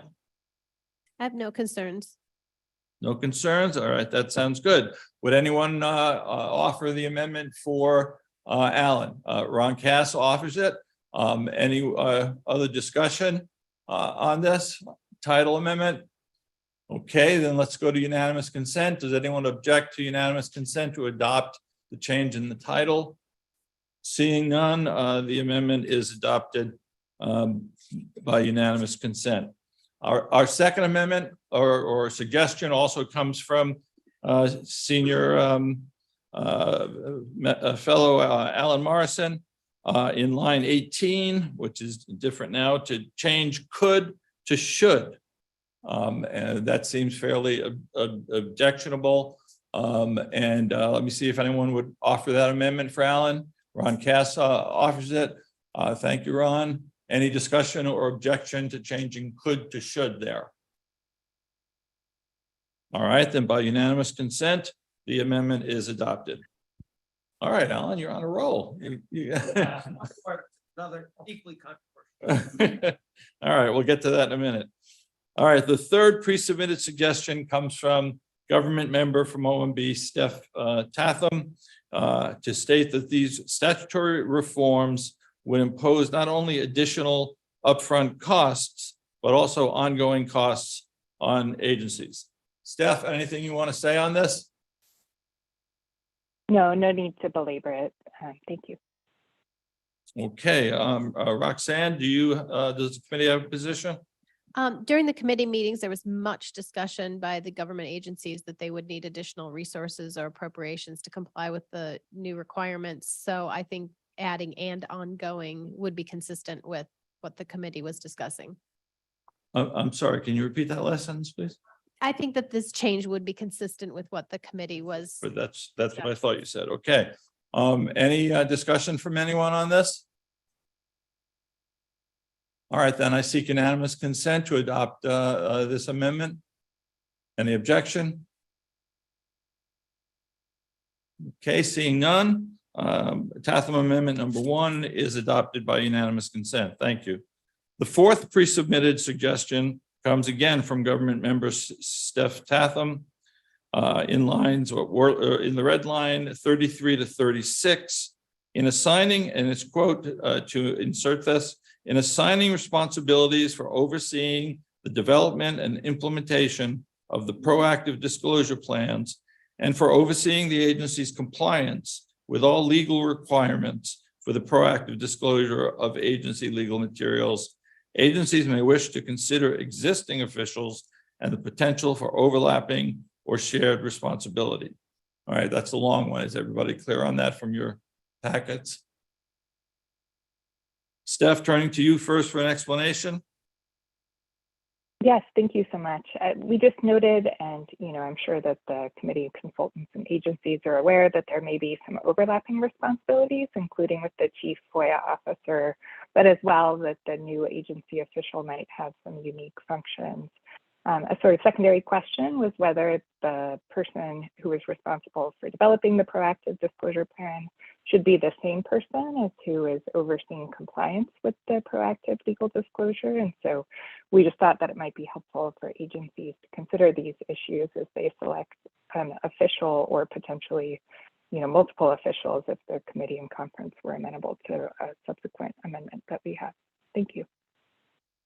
Okay, did everybody get that? All right, Roxanne, I'll go to you for the committee response. No concerns. This seems to be clarification of what agencies can do to try to make this work, and that should not be a problem. Margaret, you want to add anything? Nope. Okay, then. Anybody want to weigh in on this? General discussion? Nope. All right, then. I seek unanimous consent for adoption of the amendment. Anyone object? Seeing no hands. Are there any hands online? I've been neglecting to ask for that. Negative on that. And those folks online, don't worry. And if you are voting appropriately, I am being told by staff, so we're not skipping you. All right, so Tatham Amendment number 2 is adopted by unanimous consent. Okay, but back to Alan Morrison. The fifth pre-submitted suggestion comes from Alan, and it provides for, in line 52, adding the words "these and," in quotes, "these and," after "identified in," to clarify that even in the absence of congressional action, the conference encourages agencies to adopt the best practices set forth in the recommendation. Alan, you want to speak to that? Okay, yep, it is indeed pretty clear. Any discussion on it? Okay, seeking unanimous consent. Does anyone object? Yes. We have a hand? Oh, that's true. Thank you, Ron. I figured you would move in his on his benefit, I'm sorry. Oh, okay. Jack, you have your hand up for discussion? Yeah, I just say the word these should be this, because this is a single recommendation. Ready? All right, we'll work that out, Jack, on the committee on style. So I seek unanimous consent on this amendment proposed by Ron on behalf of Alan. Does anyone object? Seeing no objections, this amendment is adopted. So Alan, you got it 1,000.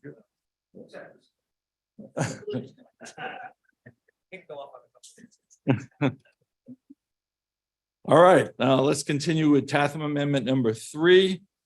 At numbered paragraph 3, as currently drafted, the recommendation would recommend that Congress require OMB to supervise certain agency responsibilities. Steph proposes removing the words, quote, the Office of Management and Budget to ensure that, placing the duty to supervise on individual agencies instead. And Sam's going to just love that.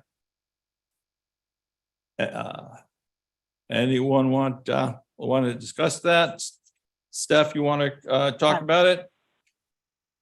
I do, thank you.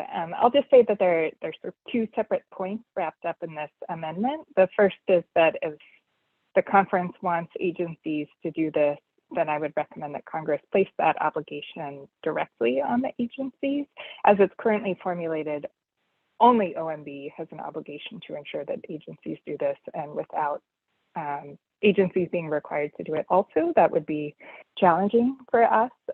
Beyond that, as to OMB's role and whether we would like a central oversight role, we appreciate the conference thinking of us, but we currently aren't well situated to provide that oversight. So we would also move to remove ourselves from this recommendation. Thank you. Okay, thank you, Steph. Roxanne, any reaction? There was some debate during the committee meetings as to whether the agencies would do a good job of policing themselves, but certainly if OMB does not feel that they are currently well situated to provide this oversight, then the agencies, then we don't have a problem. I wouldn't think we'd have a problem with this. And Margaret, actually, did you want to comment as well? I think the consultants originally did not have this directed to OMB. That was an addition at the committee process. And so I think we are fine reverting to its original form with the primary obligation on agencies, assuming that there would be judicial review for failure to engage in an affirmative disclosure plan, just like any other failure to act under the APA. Okay, discussion, Alan?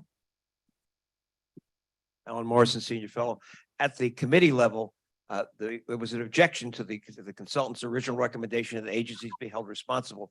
Agencies came in and said, if this is in the way it is now, we're going to get sued for not promulgating the plan and not following the plan we promulgated.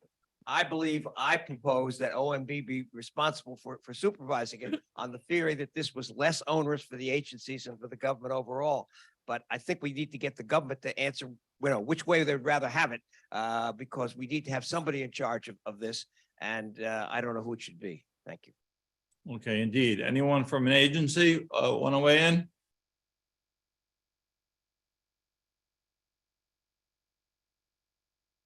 No? And anyone else? Any discussion? Yes, Jim. I don't need a mic. Oh, you need it for the transfer. I don't like to do it. I'm sorry. Yes, please use the mic. With all deference to my good friend Alan, we just went through a lot of things, and everyone in town wants their little project done, and they put it on OMB, and OMB doesn't kind of have those type of resources. So if it seems to me, if the representative from OMB says this is a problem, and it wasn't brought up by the experts that did it, it seems to me that you don't need to put another task on OMB, particularly it wasn't in the initial report after all the people met with all the federal agencies, and it was born a birth of somebody, I don't know. Thank you. Okay, thank you. A mic here in the middle, please.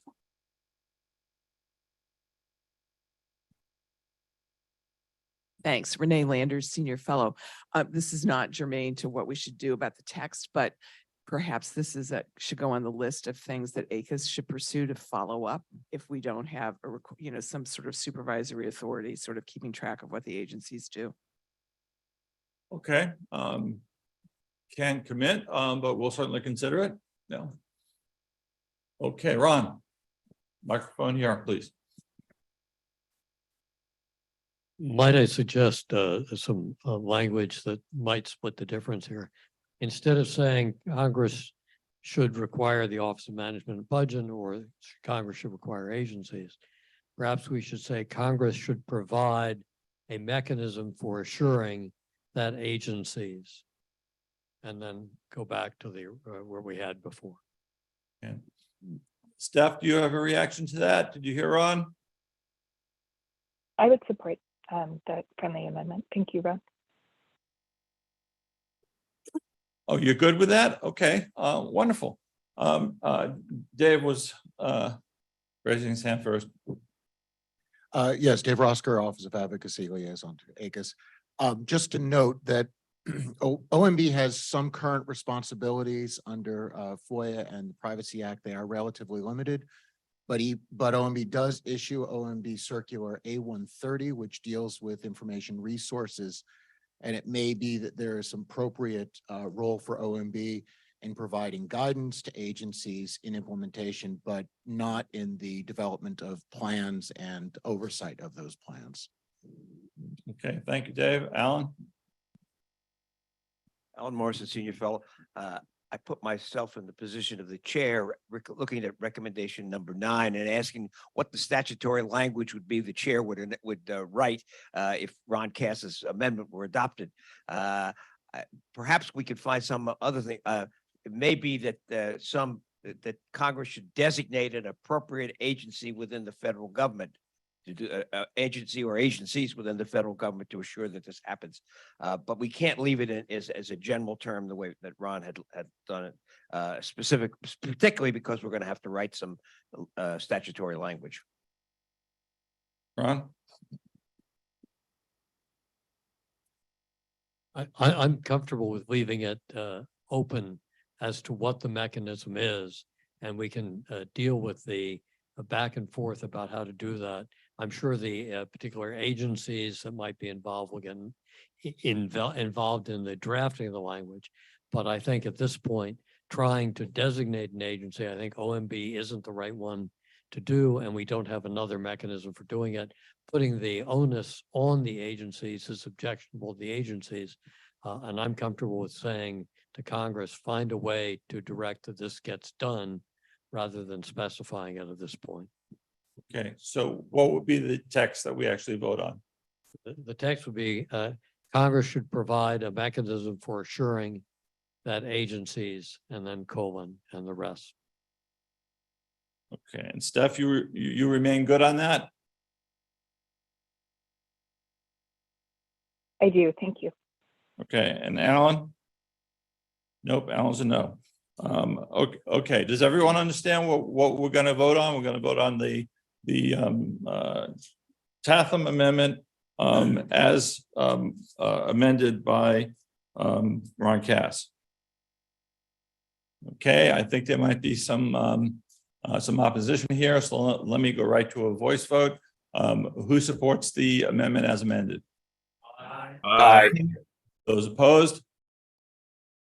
Nobody. Okay, because Alan, you can't vote. I'm sorry. I didn't mean that to be a laugh line. Okay, the amendment as amended is adopted by voice vote. Thank you. Okay, Tatham Amendment number 4. In paragraph 3B, replace officer with officer or officers. Seems straightforward enough. Is there any objection to that? Any discussion about it?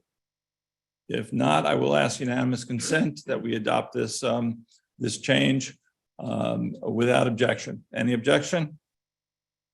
Seeing none, it's adopted by unanimous consent.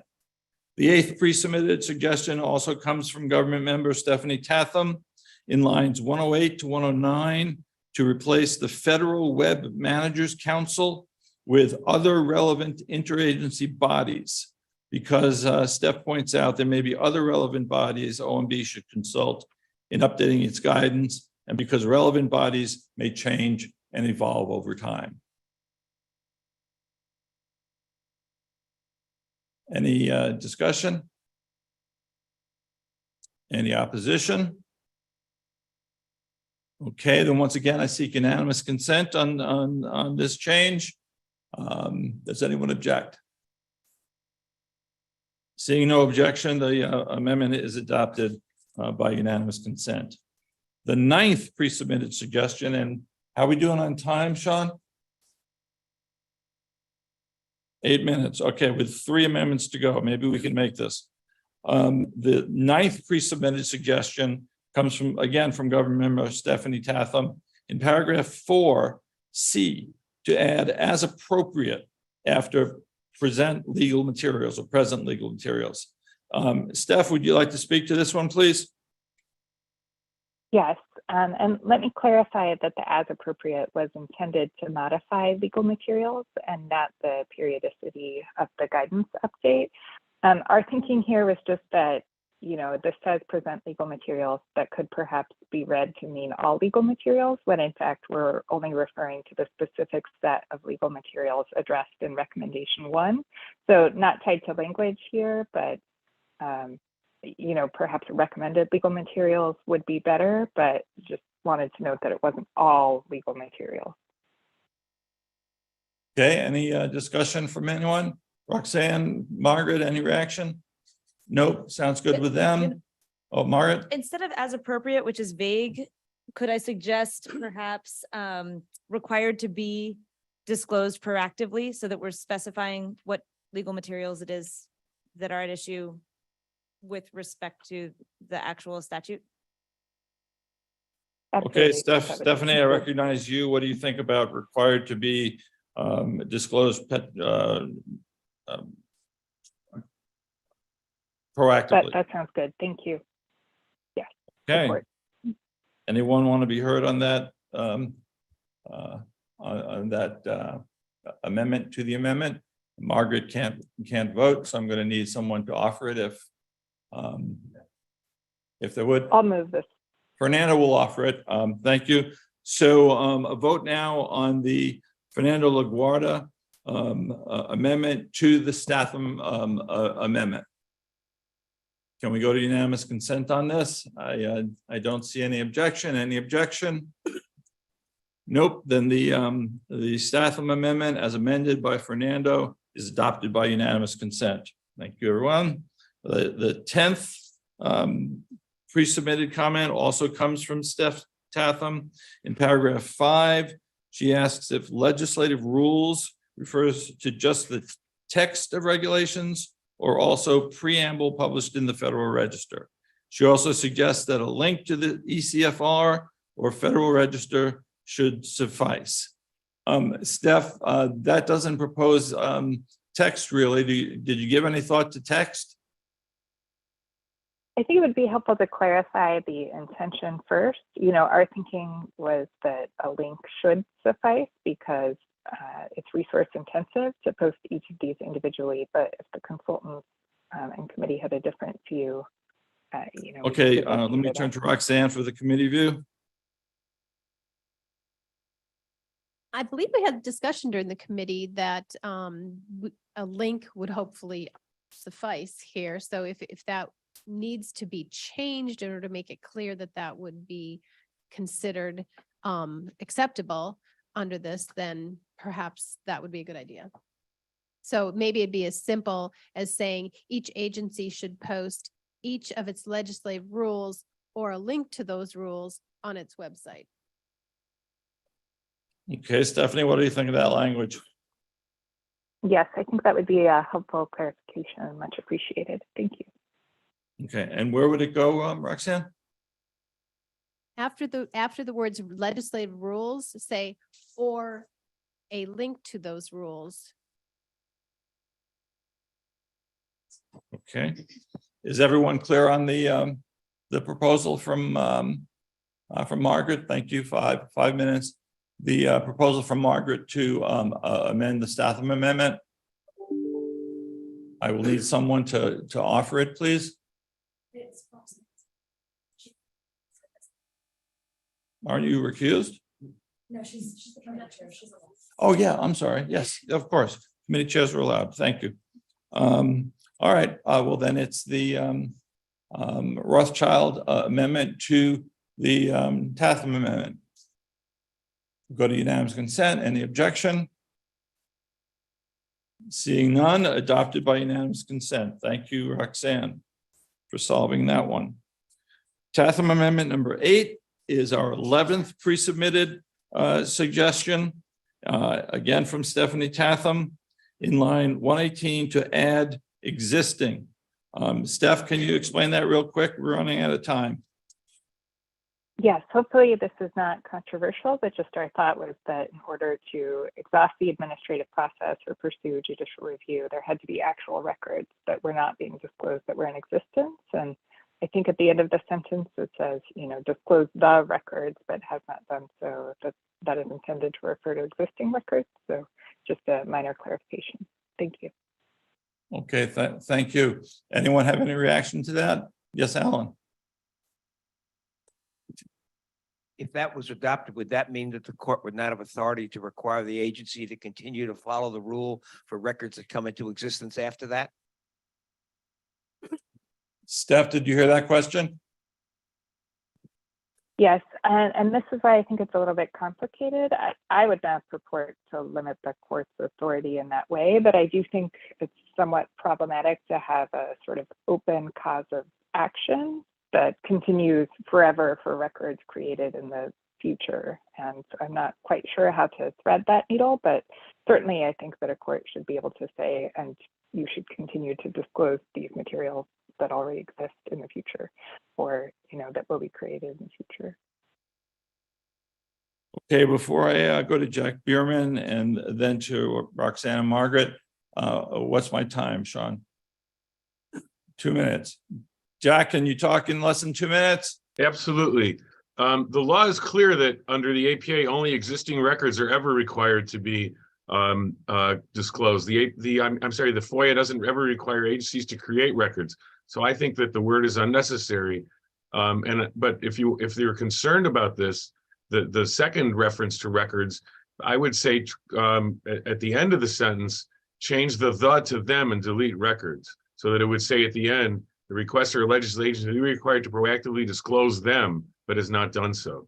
But existing is redundant. The law is clear. If it doesn't exist, it doesn't have to be disclosed. Okay, Margaret or Roxanne?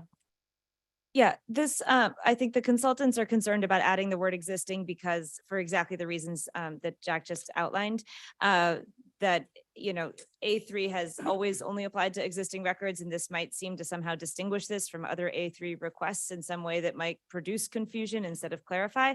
I will note that this provision originally from the consultants was one that was simply designed to ensure that an A3 option was not taken off the table because these records were supposed to be proactively disclosed. And so this was really just meant sort of as a belt and suspenders to ensure that a person who believes that records should have been proactively disclosed has the option to request them under A3 instead of bring a lawsuit to enforce proactive disclosure requirements. It also originally had some additional sort of shortcuts, expedited processing, an elimination of the ability to charge fees for these records that were rejected in committee process. So I think this might be sort of a weird sort of path dependent language that ended up here, but existing does not seem to help in this regard. So I would suggest if we're going to clarify to do that in some other way. Roxanne, I'm happy to. I don't have anything to add. Okay. Given the shared 2 understanding that minutes this, have been used. So we have to go to unanimous consent to extend beyond the 75 minutes. Do I have unanimous consent to extend for, let's say, 10 minutes? We can extend more if we need more. Okay, seeing no objection, we'll extend by 10 minutes. Okay, Steph, do you have any reaction to Margaret? given a shared understanding that this references existing records, we're happy to withdraw this amendment. Thank you. Withdraw. Okay, that's what I was going to ask you next. Thank you very much. The amendment is withdrawn. So now we get to the point of opening the floor for any non-pre-submitted amendments. Yes.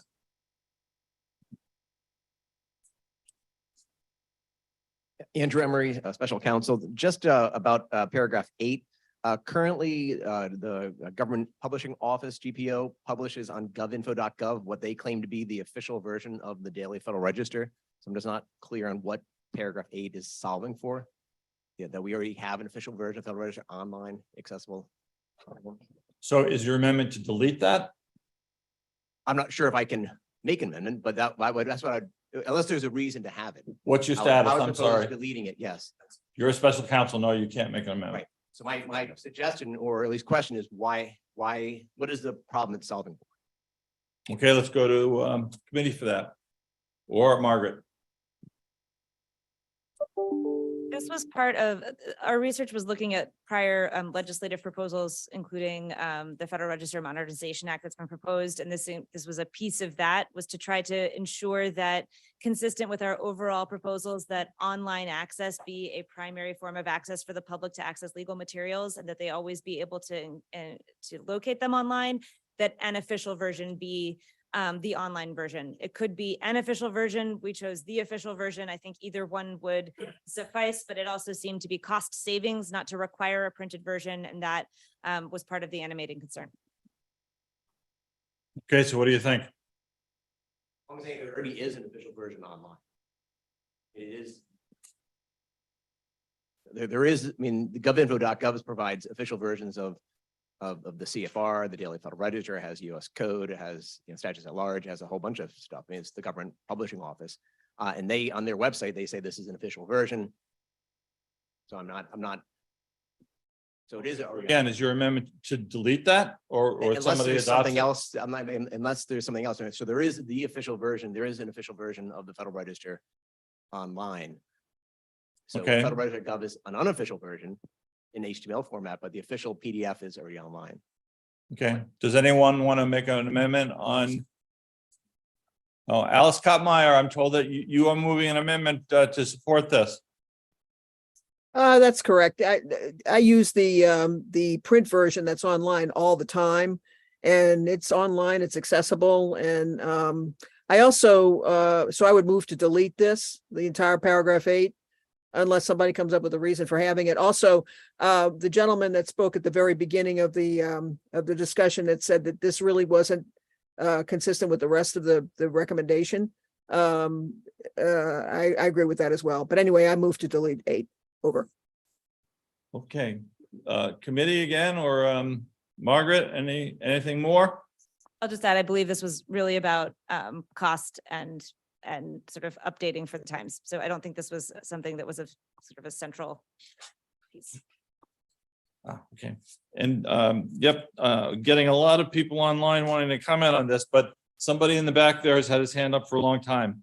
Hi, John Duffy, public member. I also have trouble with paragraph 8. I was going to suggest that it just be a recommendation that Congress hold hearings on this, but I'm perfectly, I would also support deleting the paragraph, because here's the problem. Having an official version is really incredibly important in our legal system. In fact, actually, there's an enrollment process for bills that's very, very careful. And there's one official version. It's held in the archives of the United States. I've even had a research assistant when I was a professor here go and view the version when there was a question about exactly what was the law, what was the statute that was passed. This is a big problem. And saying that something is electronic is a huge issue in our society, that people who know technology are really concerned about. One solution, one possible solution, if you make an electronic version, the official version is to use some sort of blockchain thing to lock it. But if you don't do something like that, the print version, you know, you can put the print version online and that's great. And that's the way, you know, if I want a statute, I get the online version, but there is still a version. So anyway, it is a much more complex issue.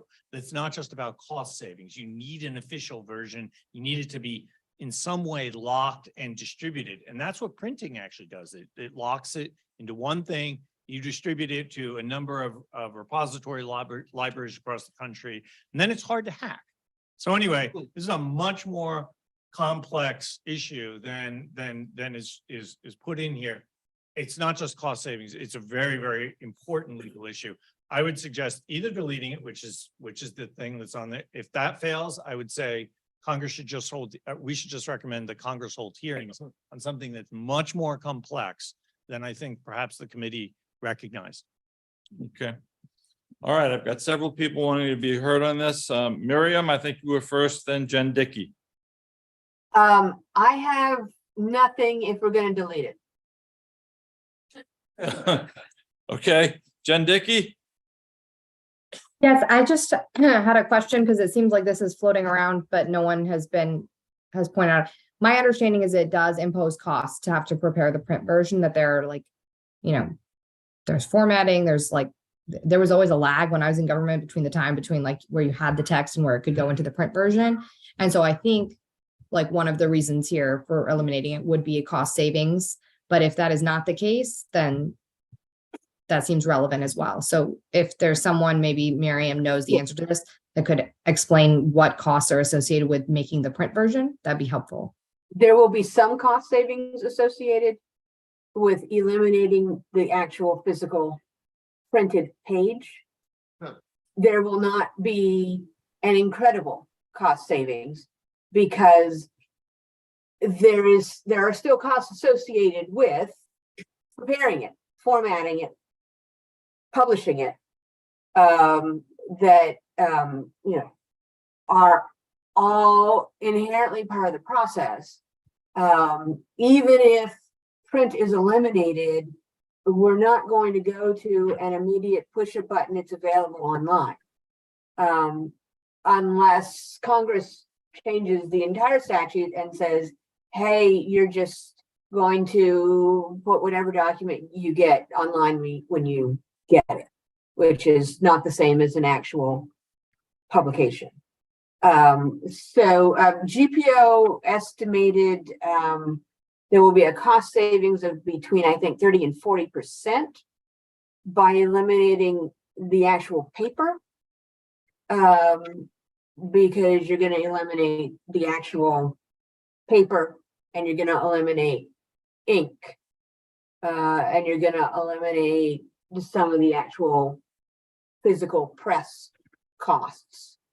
But you've got other costs related to, you know, secure certificates and AWS annual costs to have the websites up. And then you still got just employee hours and time for preparation. And you still got the entire review of the document. It's not going to save time. It's still going to be at this point 2 to 3 day lag for publication. That's in part because of the legal constraints in the statute, but also because of the time necessary to take individual documents and put them into a daily issue. Okay, thank you for that.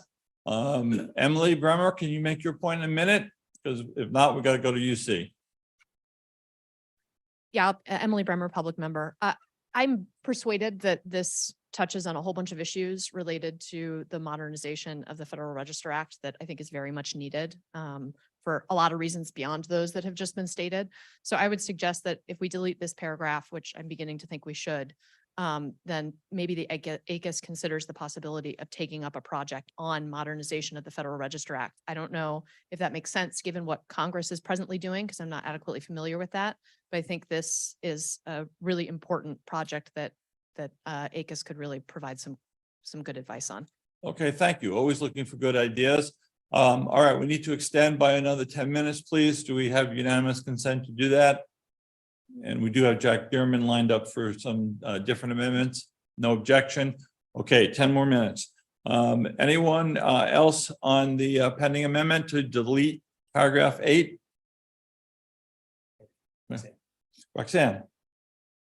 I just wanted to move the amendment if it needed to be moved. Oh, okay, thank you. It's a Roxanne Rothschild amendment to delete paragraph 8. Do we need a vote? Or is anyone against? Online? All right, then we'll move to unanimous consent. Seeing no objection, last chance. No objection, then we'll accept the Roxanne Rothschild amendment, clarifying the staff amendment by unanimous consent. Okay, it wasn't a staff amendment, so let me take that back. Okay, we've got Jack Bierman for a couple of amendments from the floor. Jack? Great. Okay, can we go to line 4, please? I recommend in line 4, deleting the words issued after notice and comment, because there may be some rules that are issued without notice and comment that we would still like to be disclosed. So that's just a pretty simple thing. That's my first one. I have 3 altogether. One at a time, please. Okay, any discussion on Jack's first one? Everybody finding it? Anyone want to be recognized? Then we'll move to unanimous consent, please.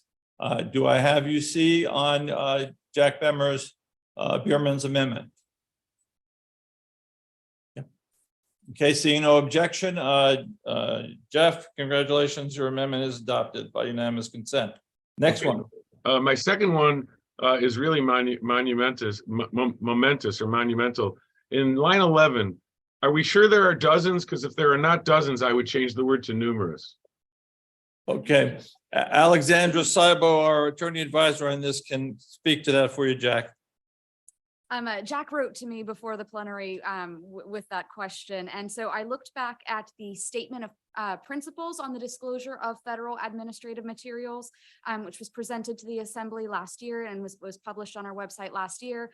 There are at least 36 recommendations. Okay. Run. So that's 3 dozen, if that's helpful. That's a lot of eggs, Okay. Jack. Great. Okay. Actually, go back to line 10. The phrase "given their nature or content," that makes it sound like it's some sort of a discretionary decision that they're exempt from disclosure, when really it's based on the FOIA. So I would change "given" to "based on" their. Let me see what I wrote here. Based on their nature or content. Okay, any discussion on Jack's amendment? Nope. Then I ask unanimous consent to adopt it. Does anyone object?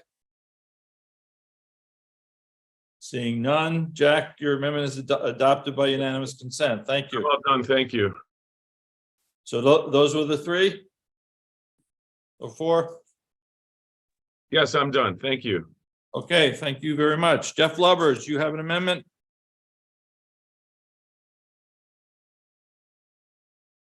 Yes, I have a comment or a question on paragraph 5.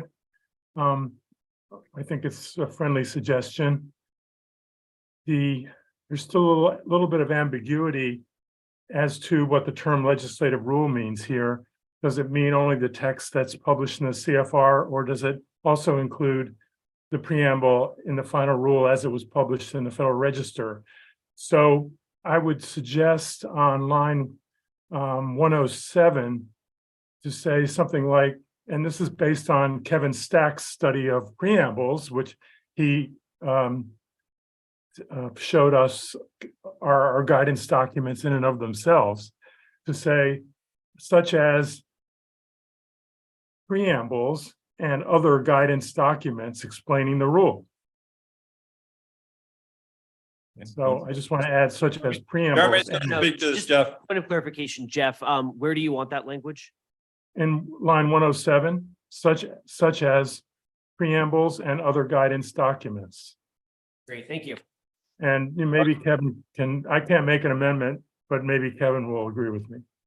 Would anyone be willing to make this amendment on Jeff's behalf? Okay, yes, thank you. Roxanne, you want to talk to this? I have no concerns.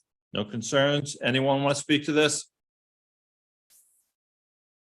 Okay, seeing, tell me your name again, I'm sorry. Jeff sorry? Hubbard. Seracio, Helen, of course. All right, Helen's moved an amendment, what that Jeff described. Does anyone have any objection to unanimous consent? Seeing none, the amendment is adopted. Thank you, Jeff. Anything else? Nope. Okay, then we go to Dan Cohen. Do you have an amendment? Not an amendment, just sort of a point and request going back to my earlier question about the drafting of the legislation for this. And as you know, as we see from this conversation, there's a lot of detail here. And with anything, the devil is always in the detail when you actually try to put it down on paper. So even if OMB, and I take Steph's point and why she made it, even if OMB is not going to be reviewing this draft legislation through the normal executive branch clearance process, I guess I would ask that before anything be submitted to Congress, that the draft be provided back through the committee potentially as a way to let people take a look at this and give it a careful review, because obviously, you know, there's a lot going on here, and the words matter greatly. Yeah, Dan, we will have a drafting committee, and we'll invite certainly members of the assembly and non-voting members to be represented. So you'll have a lot of input. If you want to be on the committee, we're happy to start with you. I will vote. My buddy John Allred, my companion who was on the committee and contributed greatly, would be happy to participate. Oh, okay. That's fine. All right. Thank you for that comment. Yes, ma'am.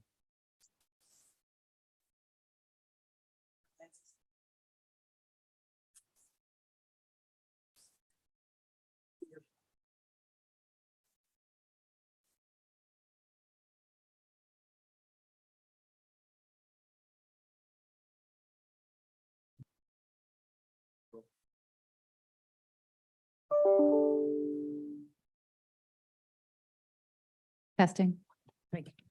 Carol Ann Siciliano, Senior Fellow. I'm following up on a point made by Government Member Helen Seracio earlier today about paragraph 1C. This is the one that talks about written legal opinions and memoranda issued by legal officers. And my proposal is that my amendment is that we insert that bind the public and delete everything that follows. My reasons are the following. First, in line 2, in our preamble, we talk about legal rights and obligations of the public. My second set of reasons are that each of the preceding paragraphs, A, talks about adjudications, public, B, members of the public, D, settlement agreements, and E, members of the public. The only one that talks about effect on an agency is C.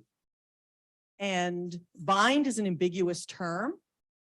If I provide at the authority of the general counsel legal advice that presents an argument that the agency lacks legal authority to take an action, evaluates the legal risks, the program office accepts that advice. They feel bound, often they do, by what the general counsel says. Is that encompassed here? I think the intent, based on the colloquy earlier today, was that it would not be encompassed. And general counsels and their delegates, their associates, routinely give advice, state legal opinions, issue memoranda.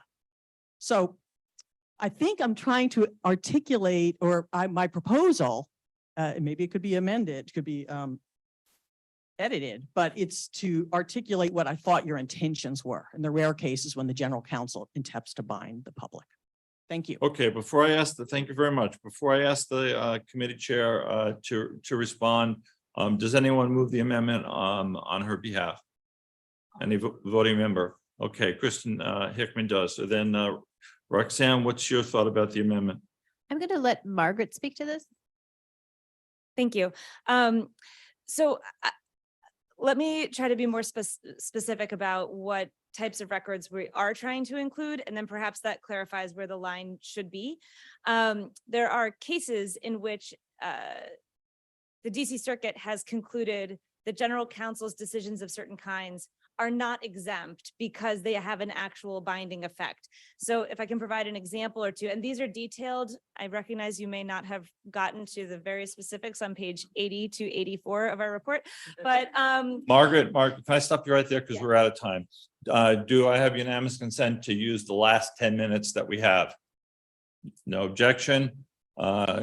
So adopted. Go ahead, Margaret. I'm sorry. So one example comes from the Maritime Administration.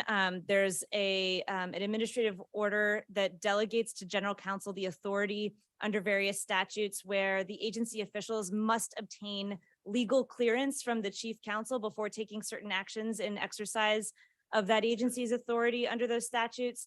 And those were routinely made available to the public, and then they stopped being made available, and a court ordered that they were not exempt because they were in fact binding. And these were not just legal advice, but actually legal clearance that had to be obtained in order to act. A similar situation occurred in two different sets of orders from the IRS, where the agency general counsel opinions were classified as legal materials, not just deliberative or not just advice. And outside of privilege. These included field service advice memoranda and general counsel memos that were the subject of DC Circuit opinions. These are documents prepared in the national office in response to requests from field attorneys, but they are in fact binding in that way.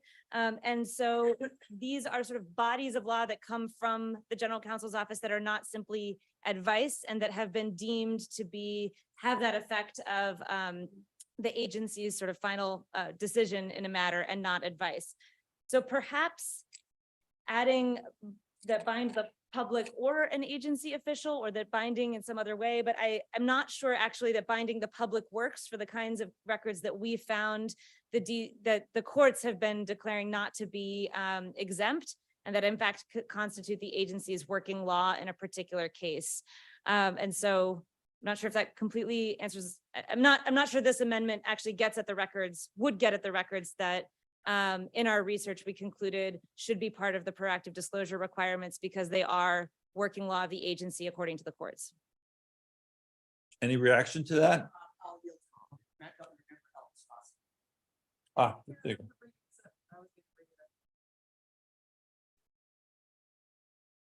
So what I'm hearing is this is much more complex than the next minute is going to resolve. I don't know if we want to strike this completely, or my other trying to resolve this. I feel like this is too important to try to resolve in a very short amount of time because a couple of courts have interpreted things in a certain way. We haven't really been able to have the time to delve in if we want to accept that as the standard that we want to apply to all agencies in all places. So I just want to take a step back a moment. And so maybe what I'm hearing here is when it's a legal action that is basically acting as a final agency action or a decision document that binds the public or an agency official, that's what you're trying to capture. Okay. Is So that then, true? Then maybe we can come up with an amendment with it. But if not, I would just move that we just strike this whole provision right now because it's going to cause us, there's a lot of unintended consequences here right now that I'm seeing that really need to be thought out before I feel comfortable by putting this recommendation in here. okay, thank you. Anyone else? Warren? Oh, you're still debating this amendments. I have something else. You have something else? Okay, thank you. I'm sorry, the court reporter was unable to hear the last speaker. It was Warren Belfar. He said that he had another amendment, and he apologized for that he shouldn't be speaking now. So I'm looking for any other debate on the Hickman Amendment to delete paragraph 8. Margaret? The consultants wanted to offer the possibility of revising to written and legally binding opinions and memoranda issued by or under the authority of the chief legal officer, period. I think that might, as a legally binding, address the concern, because that would take off the table the sort of advice. And maybe if it wasn't directed at a particular person, it would simply eliminate this confusion. Yes, written and legally binding opinions and memoranda issued by or under the authority of its chief legal officers. What do you think of that? Thank you very much, Carol Ann Siciliano, Senior Fellow. I think that helps. I think agencies will construe it I think as you intending, very narrowly, where it is the only statement by the agency of that position. And I think it's imperative that this point be made in the preamble, because statements by the general counsel are often seen to be, quote, binding on agency personnel, whether as a matter of law, they actually are. So in short, I can live with that amendment, and I appreciate that, although I'm not at all speaking for any government member. I think that there should be clarity in the preamble. Thank you. Okay, thank you, Carol. Someone else? Ron?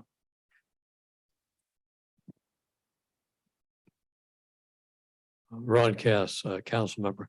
I would say if you want to have it written legally binding, I wouldn't have "and" because people may see that as two separate categories. So I think you can accomplish this without that. Margaret? Okay. All right, so we're voting on the Margaret Poca amendment to the Kristen Hickman amendment. You can't vote. Oh, then I didn't mention you earlier to recuse. Emily? Okay, the Bremer amendment to the Hickman amendment. Kristen, you want to be heard? No, okay. Can we have unanimous consent? Give that a try. Any objections? Carol, you're good? Okay, I see no objection. We'll pass the Bremer amendment to the Hickman amendment as written by Margaret and Ron. Thank you very much. Okay, we're almost out of time now, and Warren, you're going to be the last amendment. Warren Belbar, Senior Fellow. I share Dan Cohen's concern with item 9. As explained to us, we've only drafted legislation once, and it looks like we're now going to embark on a process of doing it more than once. And so I would suggest changing the language in section 9 it currently reads, the conference's office of the chair shall prepare and after the "and," I'd suggest adding comma, subject to council approval and any other executive branch requirements, and then continue, submit to Congress proposed statutory changes consistent with this regulation. Just to clarify, how, if there is any other executive branch requirements, we would comply with them. And I assume that when we say conference office of the chair, I didn't know if that included the council, so I just thought we'd add council approval and other executive branch in the paragraph. Warren, can you clarify Make a other motion, executive? so if Dan Cohen is still in agreement, I'd ask him to. Can you clarify executive branch requirements? It's a big executive branch. You mean OMB? Okay, or others. I don't know, but it could be OLC, it could be OMB. If no one comes forward to say it in clear with us, we'll know who they are. Okay, all right, again, I'm gonna repeat that assembly input will be had and council input will be had on this drafting, which as a practical matter, again, the Hill will ask us for specific language. And I would oppose limiting ACUS's ability to draft and submit with input from everyone. I would oppose having to get a yes or no from OMB, which we may run it by them anyway. But I wouldn't want to make it a condition. If I could So, just, you want to be heard again? I can just jump in since Warren is following my thought. In all honesty, ACUS is no different from any other executive branch agency in that regard. There are OMB circulars that apply to the approval process for legislative proposals from any executive branch agency. I know Steph said earlier that OMB, it's off to take a pass on this one, but ACUS as an entity isn't different from any other executive branch agency in that regard. Sure, I understand that. We understand that. Yeah, and as Jeremy points out very articulately, the authorizing statute itself gives us power to make independent recommendations to the Congress, which we will not do in this case. We may run it by OMB, but I don't want to have their technical stuff prevent us from moving the Assembly's will on this. So just to follow that, Jeff Lubbers and I have been having sort of a sidebar conversation about this. That's not unique to ACUS. There are other agencies with similar executive branch agencies with similar legislative directions, and their proposals are subject to OMB review. It's just a fact, and we don't need to bog down on this. It's just a fact. I know Steph has her hand up. I see on the. Okay, we're done. We're out of time, so we're going to have to leave it there with this last amendment by Dan that Warren articulated. No, we're going to vote on the amendment. Did he move the amendment? Dan, did you move the amendment? I don't know if Warren, does Warren have, I don't know if Warren, do you have the? Warren can't do it. Did I second? Yeah, I'll second. You're offering, not seconding. Oh, that's what I said. I don't know if Warren could offer. Is Warren? He can't, then I will offer. Andy? Yes. I'd be recognized for 1 second. I think this is inconsistent with the statute concerning the council role here. This is not a role contemplated by the statute for the council. So that would be another concern that I think the Assembly should be aware of before voting on this. Thank you, Matt. Okay, so I don't think we're going to get unanimous consent on this. So let's try a voice vote. All those in favor of the Dan Cohen amendment, please say yay. Yay. All those opposed, nay. Nay. Okay, the nays clearly have it. The Cohen amendment is not adopted.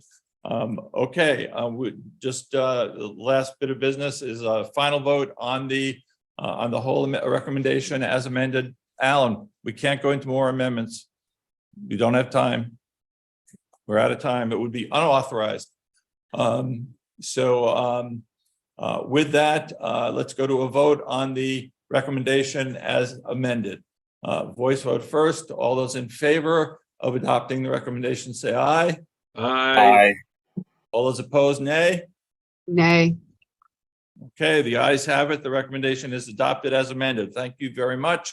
It's not yet lunchtime. We're gonna move on to another recommendation, but let's take a couple of minutes break. Don't go far.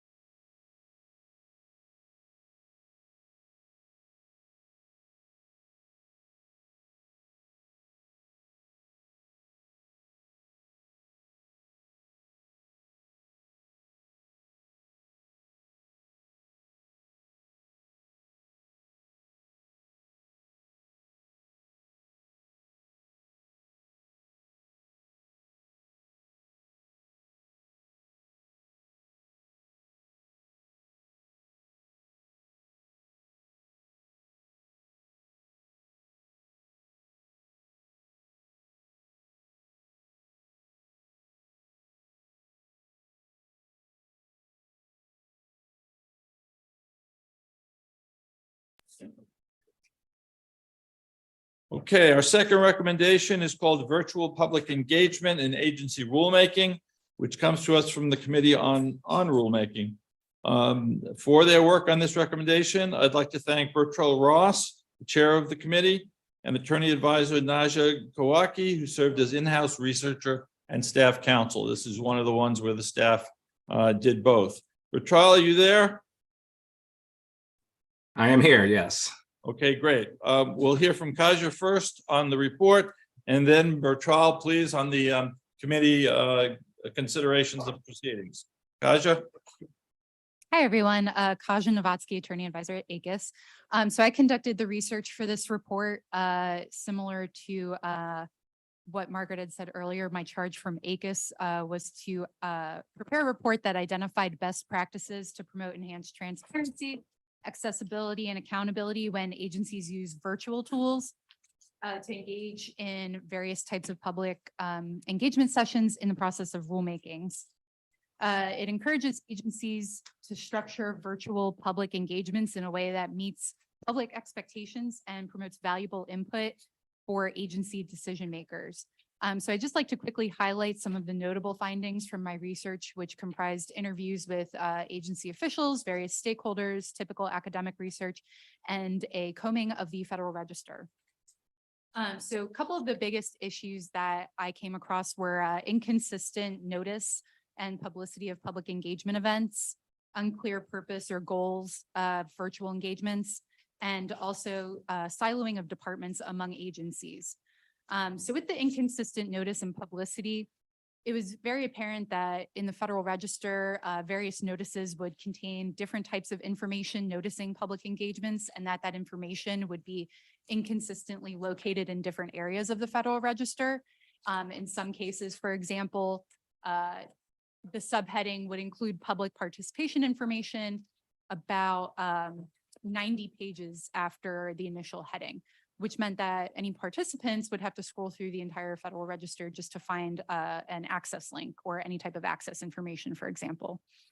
For the unclear purpose or goal of virtual engagements, this was also not always communicated, and something that I've thought would be very important for participants in terms of being able to communicate how the agency expected to utilize that type of input, and whether or not there were any types of speaking procedures such as time limits, whether questions would be asked or answered, and what educational resources would be available at those types of sessions as well.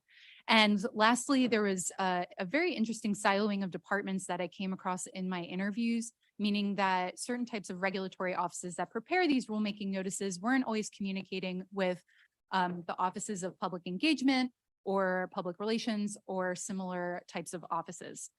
So that informed my report and my recommendation, or the committee's recommendation, I should say. So I will turn it over to Bertrell now, who is virtual, I believe. Yep. Yes. Thanks, Kaja. I guess this is a time for that old canard about me being the only person that stands between you and lunch. But I realize that's only partially true because you also stand between you and lunch. So there is that for consideration going forward. I will say that the Rulemaking Committee had two very productive meetings. They're perhaps less spirited than the prior committee's meetings that we discussed, but equally robust, I'm sure. The focal point of the recommendations, as Kaja has put forth in her report, we're thinking about, the committee was thinking about how do we, in a sense, enhance opportunities for public engagement with rulemaking. And the recommendation does not seek to change or diminish pre-existing forms of public engagement or shift pre-existing forms of public engagement to virtual forms. Instead, the recommendations are focused on making the public engagement and rulemaking more accessible. The recommendations also seek to recognize the logistical cost and other feasibility considerations that agencies face in terms of implementing the virtual public engagement options in the recommendations. And as chair of the rulemaking committee, I think the proposed amendments from the council that add the use of the term generally in 2 parts of the recommendation, or as the agency resources allow, quote unquote, in another part, reinforce what we as a committee were trying to do in terms of recognizing that all agencies might not be well positioned to adopt and implement all of the virtual engagement tools that we suggest. So the recommendation includes a preamble, of course, and 3 topic areas: virtual public engagement planning, management, virtual public engagement, and 3rd, recording and transcripts. And I'll open, or turn it over to Andy to open the floor, and I'd be happy to address any questions at any point. Okay, thank you very much, Bertrell and Kaja. So that makes the first order of business, the manager's amendment, technical and stylistic changes. Any objection to the manager's amendment? Seeing none, I will find by unanimous consent that the manager's amendment is adopted. Before we get to council amendments, any general discussion on the recommendation itself?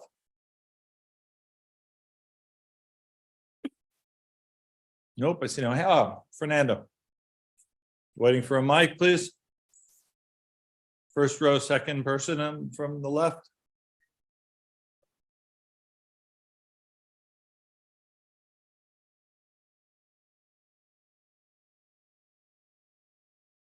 Nope, no green light.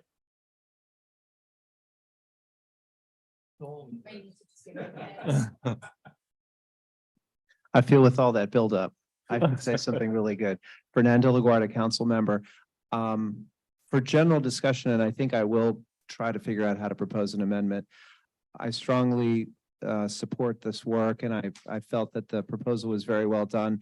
What I don't see, and I think is important somehow to note, is frequently when institutions make accommodations generally for populations that are excluded, they tend to default to imposing the cost of the accommodation on the excluded group. For example, accessibility, the default of many managers is to figure out a way to, impose the cost of an accommodation on the employee who's seeking the accommodation rather than absorbing it into the cost of the enterprise. And I don't think we're trying to do that here. We're not trying to say that to make proceedings more open, there should be costs that can be recouped from those who need to have barriers lowered. But I think it's an important point that should be made somewhere in here. And otherwise, I think the work is very well done to point out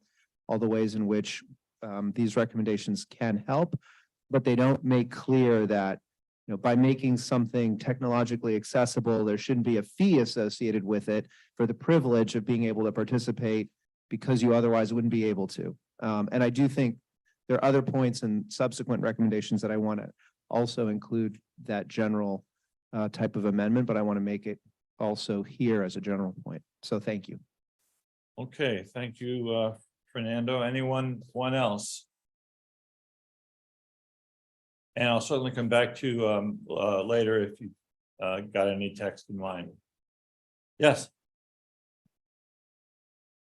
David Lewis, public member. I just have a question for the committee. The first is if there's any evidence that expanding participation in this way actually works. That is, are more people actually likely to participate because it does impose a burden on the agency to do additional meetings this way. And the second question is related to that, which is there was discussion in the report about registration requirements and doing away with those. And I do wonder whether the registration requirements also have a virtue in the sense that they allow agencies to plan for how many people are likely to come, if people are gonna come at all. And the reason I say this is, if there's Maine lobstermen that you think are going to participate in rulemaking, if they're going to overcome the burden of participating in a public meeting, they probably already were going to overcome the burden by participating, by submitting a written comment, either on their own volition or at the volition of another group. Okay, thank you, Bertrand. Kaja, any comments on those comments? Yeah, I'll just speak briefly and I'll turn it over to Kaja because she did the lion's share of the work in terms of engaging agencies. But I imagine it might be hard to know on the first question whether it actually works. I think virtual public engagement became more of a prominent feature of rulemaking processes during the pandemic, and circumstances were quite it's difficult to compare the circumstances during the pandemic to what might be happening post-pandemic. But Kaja might have more information as to whether there's increased public engagement post-pandemic with the virtual tools. But that's all I'll say about that particular question. Kaja? Sure, thank you. I'm actually going to address your second question first. So you had mentioned the registration requirements. So registration requirements were usually required if somebody wanted to speak or attend as a participant. The recommendation, and I believe the report still kind of emphasize that distinction between just attending as a participant. If you're attending as a participant, for example, there shouldn't be a registration requirement, meaning that you can join a live stream link, and that doesn't really cause any type of burden on the agency if they're already doing a live stream link. Whereas, the Zoom, for example, might cap out at 250 participants. They might want to do a registration deadline for that. And the recommendation does clarify that as well. With the first one, I tend to agree with Bertrand in that, we're just coming off the pandemic, and I think agencies are kind of reverting now back to this hybrid situation.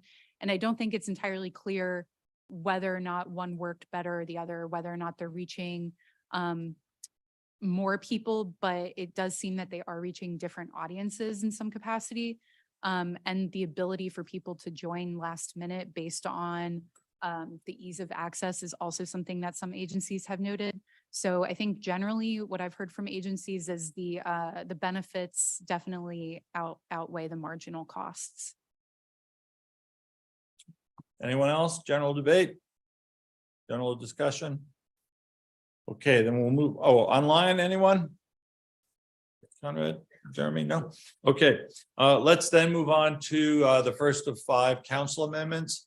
This first amendment adds to or proposes to add to the preamble in lines 22 to 23 and 33 to 40 in the red line, as well as footnotes 6, 7, and 10, language emphasizing accessibility requirements with which agencies must apply.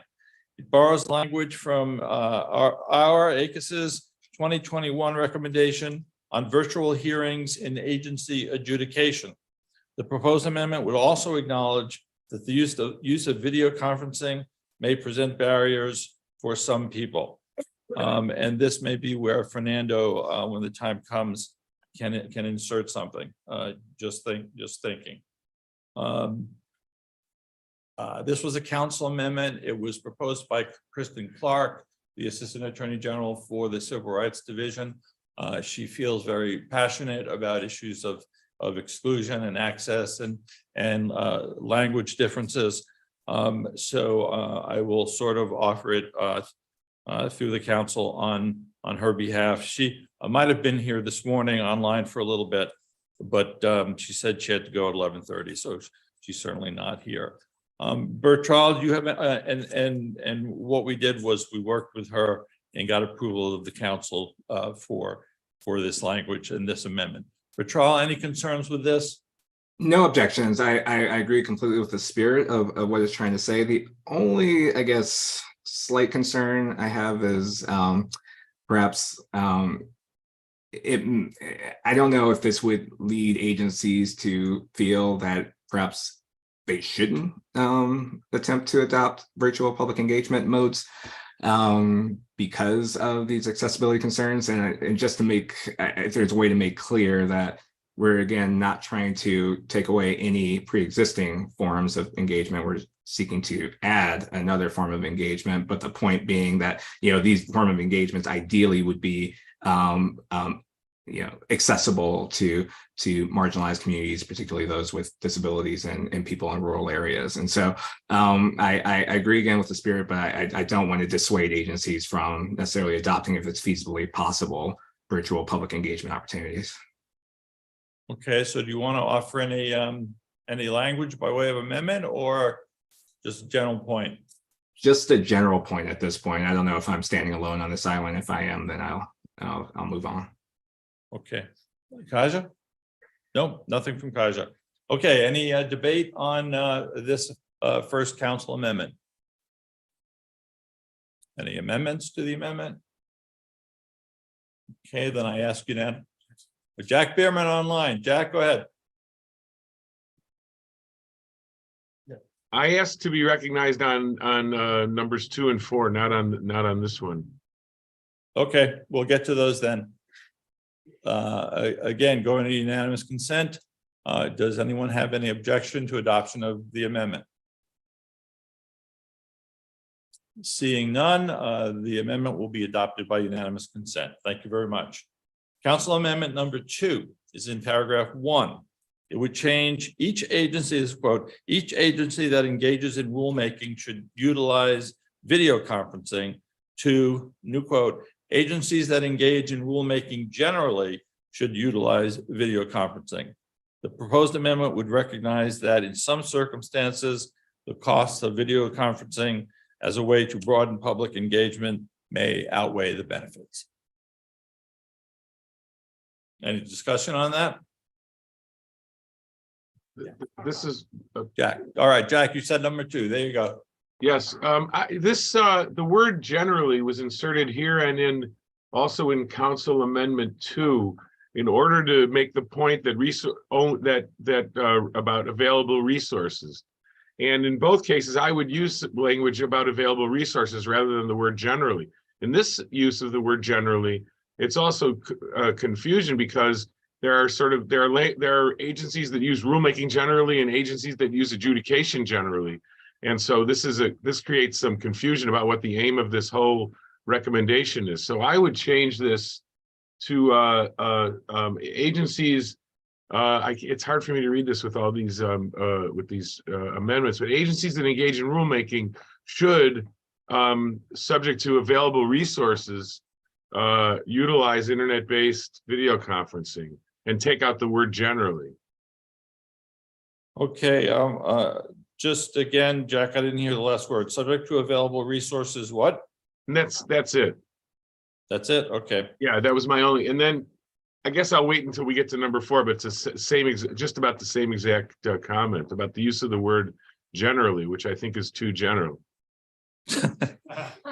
Okay, Ron Cass has a comment on behalf of the council.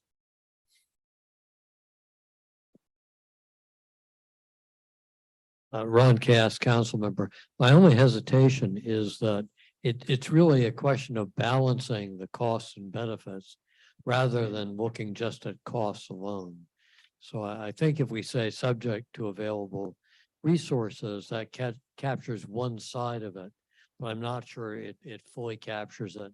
I appreciate Jack's point that that generally is a bit unclear as to what's being balanced, but I'm not sure that the substitute improves on the issue. Okay, thank you. Who else on this? Eloise Pascoe. Eloise Pasikoff, public member. I wonder if one way to resolve Jack's concern and accommodate this is just to flip where generally appears, right? If Jack's concern is rulemaking generally or adjudication generally, and that's ambiguous, what if it just says rulemaking should generally? And then that allows, it distinguishes agencies. It clarifies this whole question about, are you generally using rulemaking or generally using it, and allows what Ron says. Okay, maybe he doesn't like it, but that was one proposal to resolve this issue. Ron, would that work for you, Ron?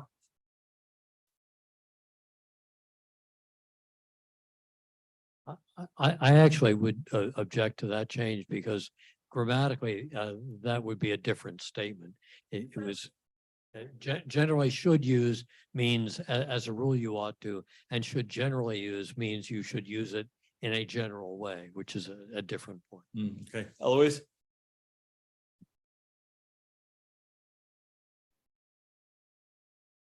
I mean, I hear what you're saying, so I'll proceed. Okay, one more. Helen?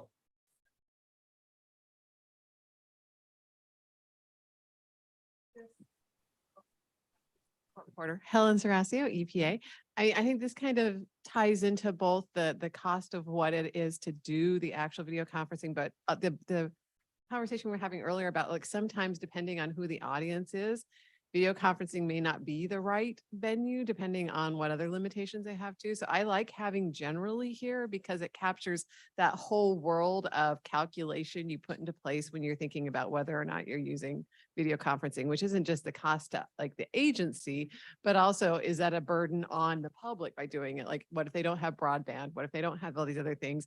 Maybe then by offering video conferencing, you've actually taken away an ability for them to effectively engage with the agency as opposed to if we had gone there in person and had a meeting with them. So I think having that generally keeps all of those options of things that we're looking at, not just what was the cost of us doing the video conferencing. So I support keeping generally in there.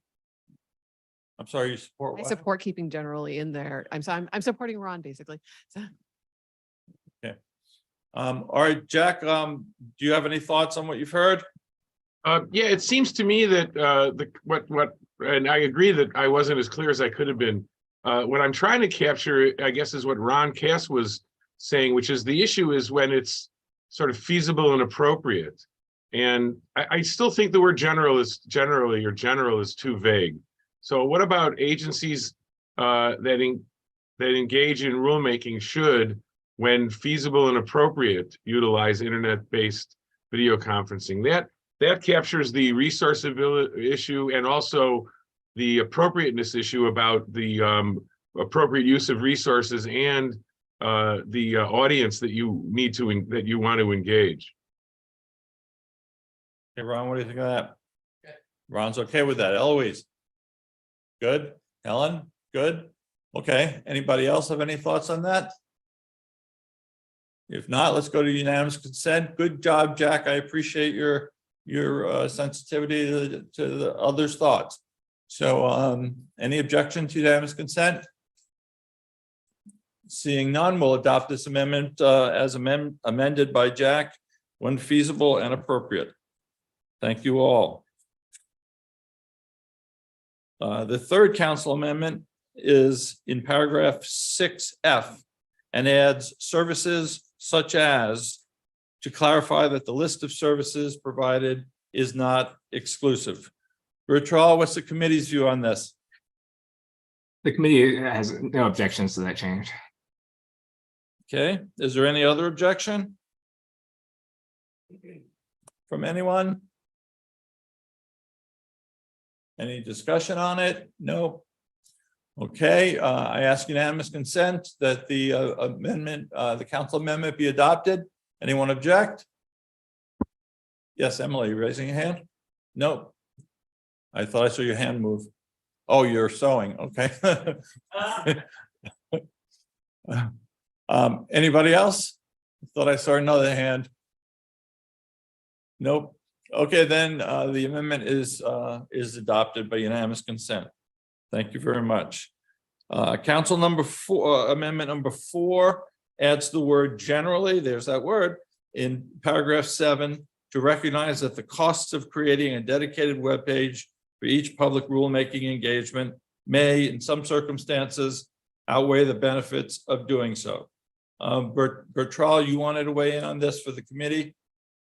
We support the language. I think that to the extent that Jack's amendment in a sense moves down as well here to include appropriate and feasible. I think that the committee would be supportive of that change as well.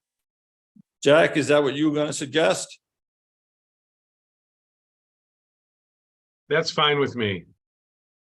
Okay, so the amendment is generally is not adopted, but instead appropriate and feasible. Any reaction on that amendment to the amendment? Yes, Ron.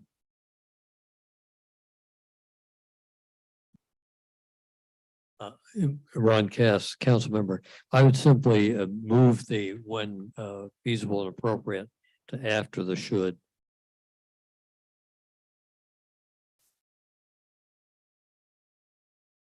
Yes, the answer is yes. I'm sorry. I was just looking down at my notes. Okay, anybody else discussion on this? Yes. Ron. Ron Levin, Senior Fellow. I hate to be a carper at this point, but it seems to me that if you say when appropriate, you're communicating even less than generally communicates. It's generally at least says most of the time, and appropriate says, you know, if it's a good idea, do it, and otherwise not. That is less communicated. So maybe what you want to say here, and we even revisit the previous one, is in the absence of resource constraints or other countervailing considerations at the beginning of the sentence. Then Or other what considerations? Begin the sentence by saying in the absence of resource constraints or other countervailing considerations. Countervailing, okay. Okay. Ron and Jack, let's start with you. Ron, what do you think of that?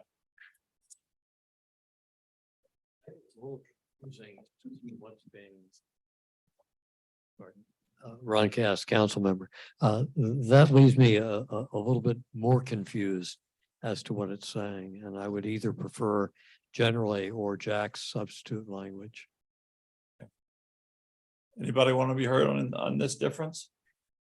Yes, Dave. Dave Rosker, liaison. I'm actually going to speak in opposition to the amendment in general. If an agency is going to be engaging in any kind of regular outreach to the public via these kinds of means, they're going to be in a situation where they should have a regular process for posting information online. And I don't think we want to create a situation where the agency on a case-by-case basis decides whether or not to create this kind of public notice of its rulemaking engagements. While I appreciate that the decision may or may not, the decision about resources should come down to whether or not they have the virtual engagement, not whether the information is made available to the public on a website. Okay. All right, Michael Hertz, you seek recognition? Michael Hertz, public member. No, I was going to make exactly the same point that Ron did and Ron Levin did. And I agree that given that point generally works better than in the absence of resource constraints, blah, blah, blah. But I also stand with Rosker in saying just get rid of generally as well for exactly the reasons he gave. Okay, anyone else? Ron?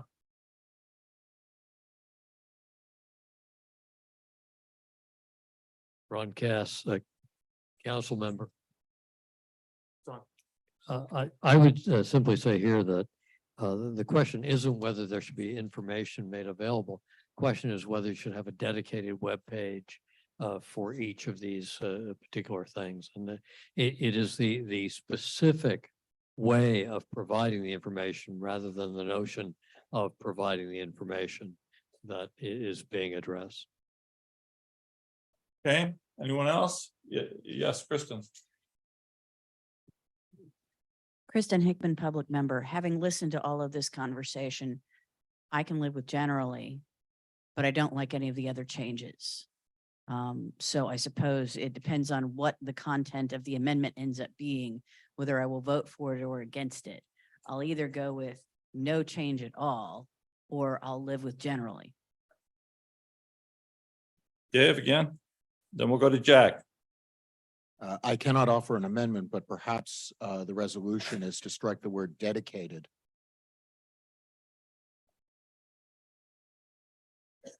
Okay, we got a lot going on here. All right, Jack, you wanted to be heard one last time, please? Yeah, thank you. Yeah, I think the problem is the whole word generally was meant to raise the question of whether resources would be available to have a separate web page. I assume that any of this virtual engagement would have to be available somewhere on the agency's website. Otherwise, they wouldn't be really doing virtual engagement. I mean, it seems to me that we're really talking about whether to have a dedicated web page or make it available otherwise on their website. And so it's something like to encourage participation in public rulemaking engagement. The agency should create a dedicated should make available this information. I'm having trouble drafting on the fly, but should create a dedicated web page or make available on its website for each such engagement the information described in paragraph 6, something a dedicated web page for each such engagement should come after the word web page, and then or otherwise make available on its website the information described in paragraph 6. That's my suggestion. Okay, Jeremy, you keep track of that? Or makes or otherwise make available on its website.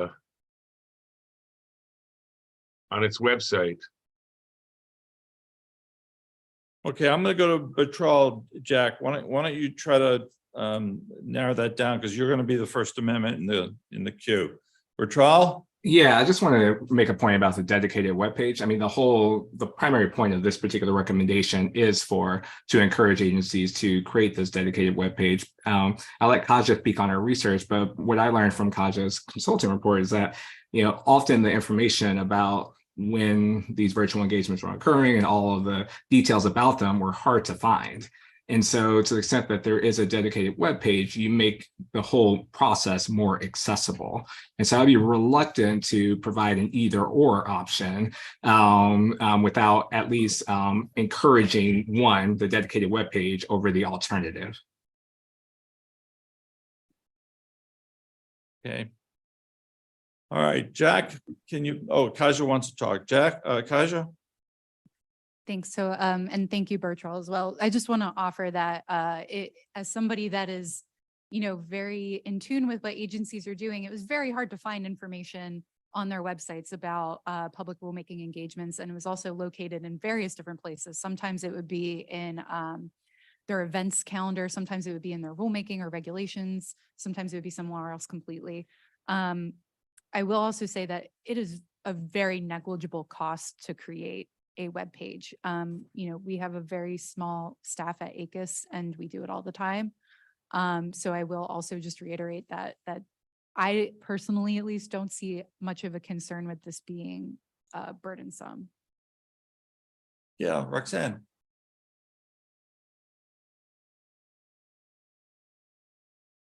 I would be in favor of not having any of these edits, just going back to the original language. Our agency has a dedicated web page for every one of our rulemakings, and it is not expensive. It is not difficult. It's super easy, and it makes a lot of sense. Okay, this is what I want to do. We're going to vote on the council amendment number 4 to insert generally. If that carries, then that'll be it. If it fails, then we'll try the other iterations. Does that make sense? Okay, so I don't think we're going to get unanimous consent, so let's call for a voice vote on council amendment number 4. All those in favor say yay. All those opposed, nay. Nay. Okay, I think that's pretty close, but can we do it again, please? All those in favor say yay. Opposed, no? Or nay? Nay. No. All right, the nays have it. That was pretty clear the second time. All right, Jack, let's start with you. What's your substitute language? No, once you take out the word generally, I'm fine. I don't need anything. Okay, how about you, Ron Levin? Same thing? All right, and Dave? Okay. All right, by voice vote, the amendment is not adopted. Council Amendment number 5, fifth and final council amendment is in paragraph 12. It proposes adding, quote, as agency resources allow, to the beginning of the sentence, to acknowledge that agencies will need to consider their available resources in providing support for these engagements. Any discussion about that?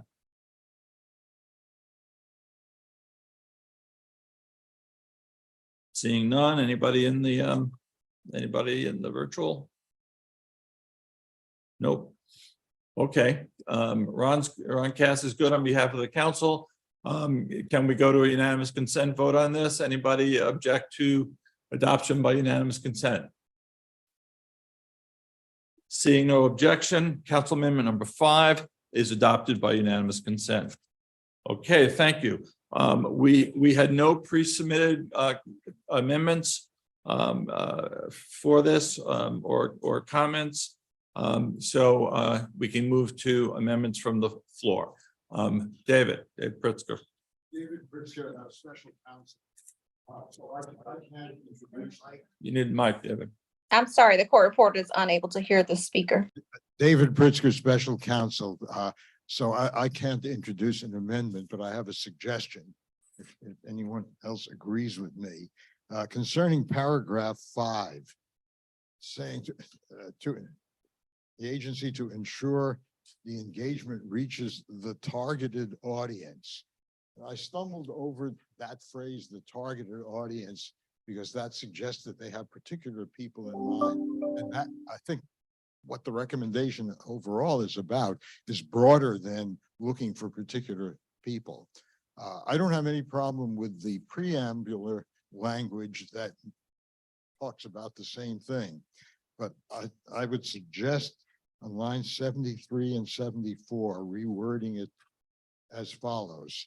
For the agency to ensure the engagement reaches the potentially interested audience and facilitates effective participation from those persons, including groups that are affected by the rulemaking and may otherwise have been underrepresented in the agency's administrative process.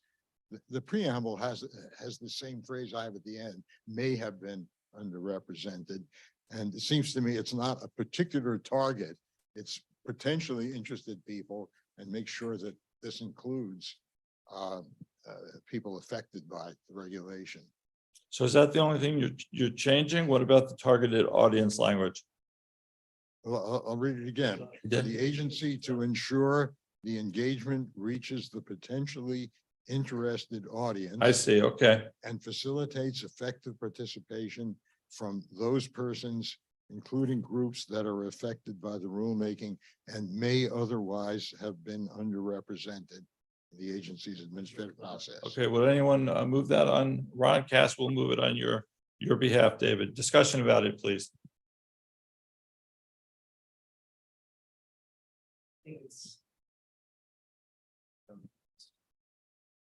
Fernando, you're recognized.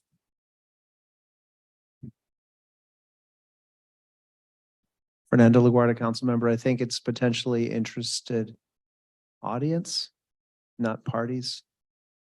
Thanks.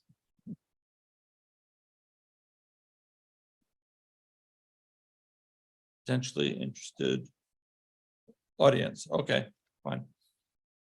Bertrand? I just want to express in my position that I do support this particular change. I think it's clear, and it also reflects the view of the committee about making public rulemaking engagements broadly accessible, not accessible to just particular individuals.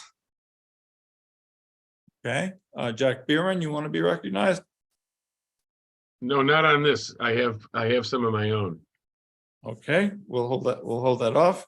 All right, anybody else on the David Pritzker through Ron Cass amendment? Dave. Sorry, this is an element of personal bias, but I'm not a big fan of the term audience. Once you take out the term targeted, which seems to be a marketing term, I would suggest potentially interested persons. I'm sorry, say again, potentially what? Persons? interested persons, it's language that's also used in paragraph 1, I believe. David Pritzker, what do you think about that? I agree and suggest instead replace the word audience with public. I'm sorry, the reporter is unable to hear. David Pritzker, special counsel. I agree with David. objection to audience and suggest instead reaches the potentially interested public. Yeah, let's wait to get that typed up. Potentially interested public. Okay. David, it's up on the screen if you can't follow it on your red line. No. That's fine. Okay. Ron, you're the proponent here. What do you think? Last word. I'm fine with that, but it may be potentially to say reaches potentially interested members of the public, because the public is sort of a broad amorphous term. Okay, I think that sounds good. David is a thumbs up. David Pritzker, same. Anyone else? I see someone praying. Okay, let's go to UC then. Any objection to adopting this amendment as amended, the Ron Cass amendment as amended by David Pritzker and Ron himself? Any objection to that? Seeing no objection, we will adopt the amendment as amended by unanimous consent. Okay, again, Jack Bierman, let's go to you for unpre-submitted amendments from the floor. Yeah, and I'm sorry for not pre-submitting. I just was traveling and I didn't have time to do it on time, but can we go to line 104, 107, and 109? I think they can all show up at the same time. I just think that in C, D, and E, we should also add the words "a link to" at the beginning. I think it's self-explanatory. Or link, yeah, a link to.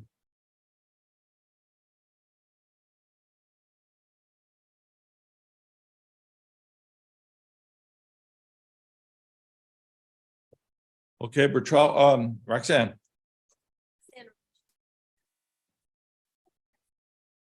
Roxanne Rothschild, government member. Can we submit to the Committee on Style for whether we put a link to up at the beginning, saying a web page should include a link to as applicable, and then not have to have it at every bullet point? I would just say be considered. I agree with that. I think this is non-substantive enough to let the Committee on Style handle it. Okay. Jack, is that okay with you? We'll work with you. Absolutely.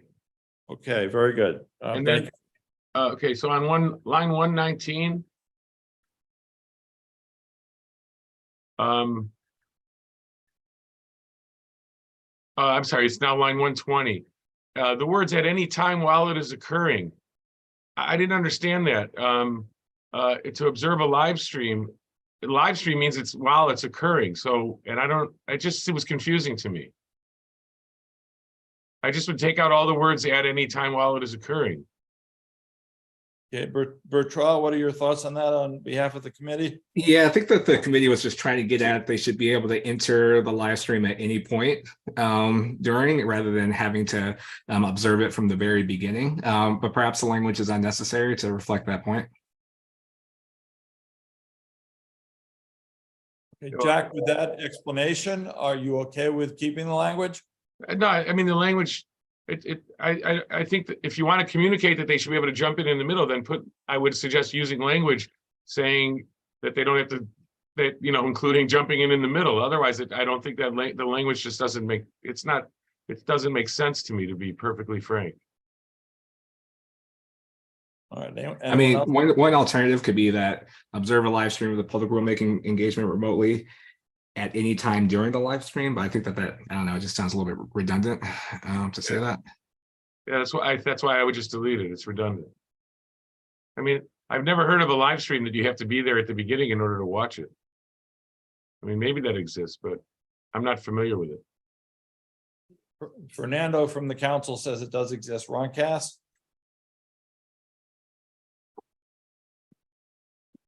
I think it makes it easier and clearer just to say should allow interested persons to observe a live stream and not have the additional language.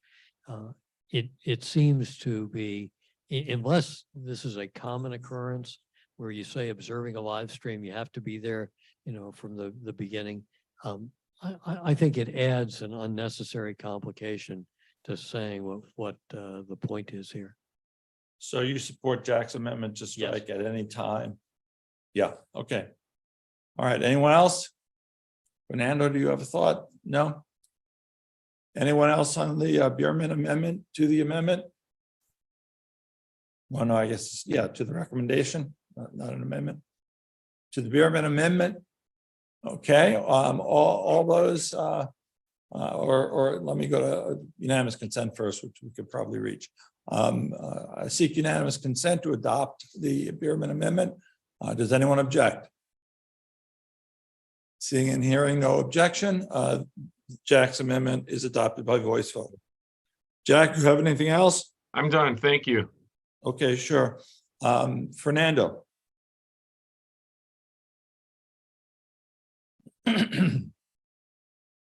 Fernando LaGuardia, council member, I apologize for not having added this sooner during council consideration, but in line with the comments that I made previously, I would propose adding at the end, following line 146, another heading, costs and fees, paragraph 15, costs or fees for virtual public engagement should not be assessed on or recovered from participating members of the public.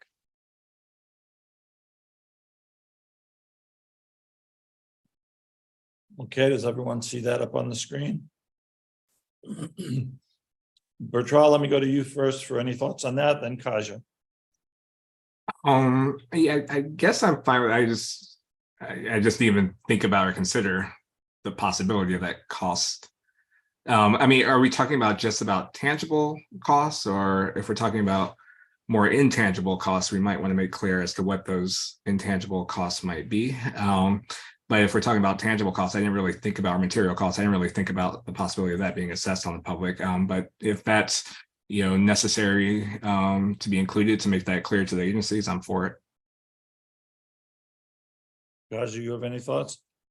No, I agree with that. I'm not sure if you could expound maybe on like what costs you're concerned about. Registration fees, ramps, particularly costs of technology that the agency might impose requiring particular costs from participants. Sure. I don't know. I'm not aware of any costs, just in my research. I but can imagine that if there were opportunities to recoup costs or to charge fees for doing something, that it could be an enterprising way to charge fees. And I just would prefer that it would be clear that that's not the intent of the recommendation. I understand the language is thought of at the last minute and it can stand some editing. Well, if adopted, we'll let the committee on style work with you on that. Anyone else have thoughts on the LaGuardia amendment? Roxanne, will you go first? Roxanne Rothschild, government member. I just have a question about the amendment. Did I hear you say that it should be saying or recovered from participating members of the public? I thought you'd said. Yes. Okay. Thank you. Good catch, Roxanne. Yes, thank you. Okay, David. Microphone. If I may offer a friendly amendment to eliminate the passive voice, because from participating members of the public would imply to me that there might be somebody from who they would recover costs. So I would suggest agencies should not assess costs or fees for participation in, costs or fees for virtual public engagement, period. The question then, the follow-up question then becomes whether or not there should be language to encourage agencies to minimize the costs of participation of virtual public engagement, but that might be out of scope from what the report considered. Fernando, what do you think about that?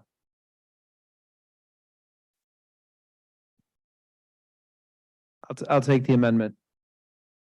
Sorry? I'll take the suggested language, and I don't think that we should add, or I don't want it further complicated by adding seek to minimize or anything else. I think that's fine, but thank you for the suggestion. Okay, thank you both. Anyone else? Yes, we have Eloise Pascoff, please first. I think I'm a little Eloise Pasicott, public member. I think I'm a little concerned with the addition of this on the floor, although I agree with the principle of it. Kaja didn't come up with any instances of it actually happening. And I also was under the impression that agencies needed specific authority to charge costs, to have fees for things in general. So I'm a little worried as a matter of law that this is taking us down a line that we don't have adequate research to support. Okay, there was a hand here, please. Yeah, just Chen Yu, government member, just echoing that sentiment. And I'm not necessarily the expert on this, but I do think agencies would need authority to charge such costs. And that may be why Kasia didn't find any examples of this in the research. And additionally, I know under the Miscellaneous Receipts Act, even if you attempted to recover those costs, those whatever you collect would have to go to the Treasury unless you had authority to retain those funds. So I just worry that maybe the language is not necessary at this time. Yes, please. Hi, Catherine Sharkey, Senior Fellow. Just a quick point too. Agencies might want to assess costs and benefits of virtual engagement. So this is confusing by saying they can't This assess. is what, I'm sorry, speak up. They may want to assess costs and benefits of virtual public engagement.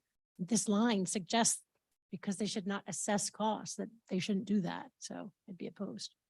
Okay. Fernando, you want to speak to these points?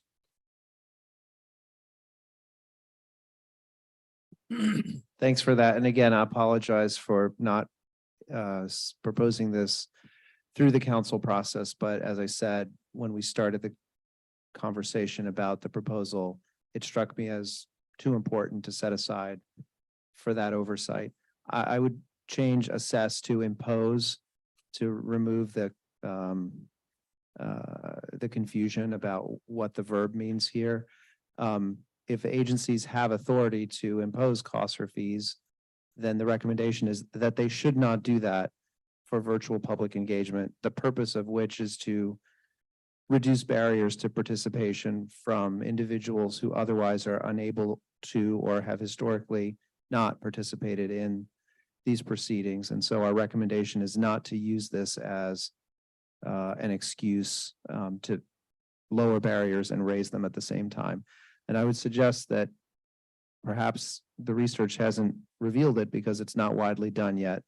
But at the moment that it starts to be widely done and some enterprising individual discovers that there's a way using existing authority, which many agencies have to assess costs and fees generally for various activities, that they could do it. And so having this prophylactically to me makes sense. But I think having ventilated enough, I would just suggest that we move to a vote so we don't stand in front of lunch any longer. Thanks. Okay, yeah, you bet you'll get your vote. Ron.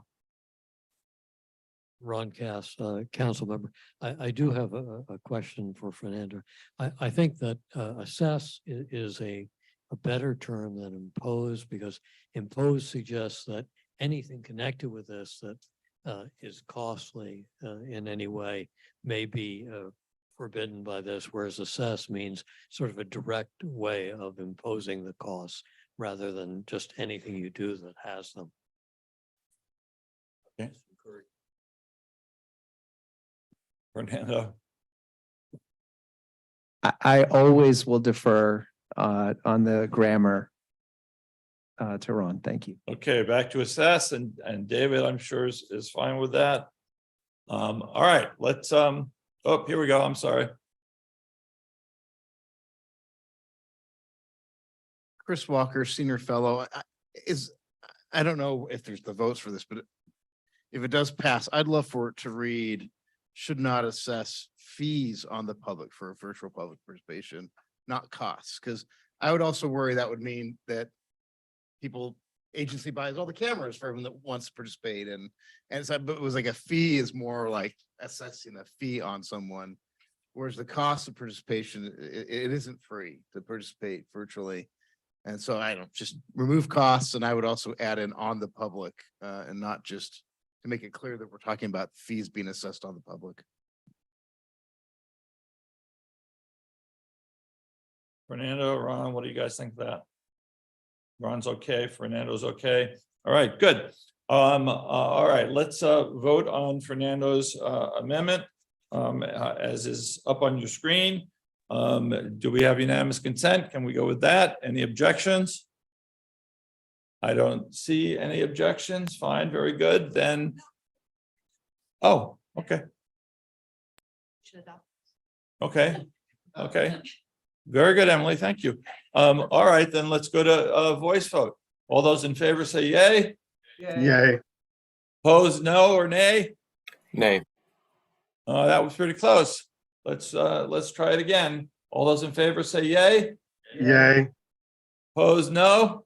Nay. No. Okay, I think we need a show of hands. All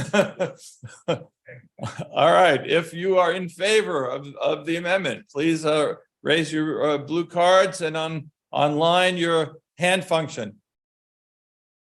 All right, in favor. Conrad is counting. Please raise them Okay, up what high and keep about them raised. online? I'm sorry? Please raise them up high and keep them raised.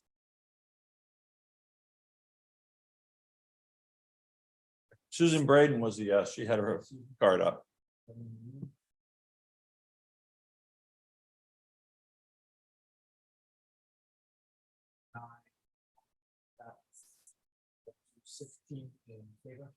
Okay, opposed, same blue cards, nice and high.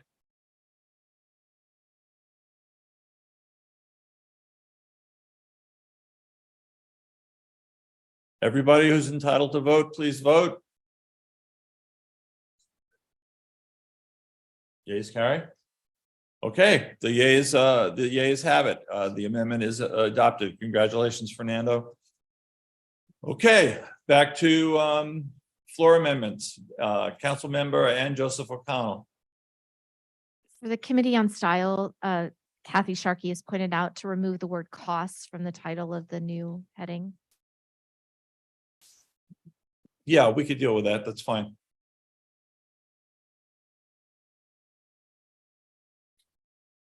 Okay, any other amendments from the floor? Okay, seeing none, the vote is on final adoption of the recommendation as amended. Let's try UC. All those in, or is there any objection? I'm sorry. Any objection for adoption of the amendment as amended? Online? No? Okay, by unanimous consent, the amendment or the recommendation as amended is adopted and approved. Thank you very much. We'll make it official here. And we're adjourned for a little bit on recess to have lunch. I think it's down the hall this time. What time are we coming back? Let's come back at the time we No. oh, it's 1:30. All right, can we be back at 2? 40 minutes? Let's be back at 2. Okay.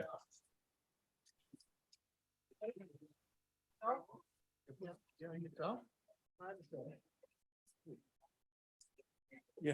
Oh, it needs to charge. Let Office of Legislative Affairs, we're doing interagency appearance actually. So hopefully I'll still be in touch with several of you in the future. Well, that's thank you so much, Roxanne. Thank you. It's been a true pleasure. Mic off. To work with you. It really has been. Your comments are always on point. I had a feeling it would pass. If I get into Oh, an honor. Thank you.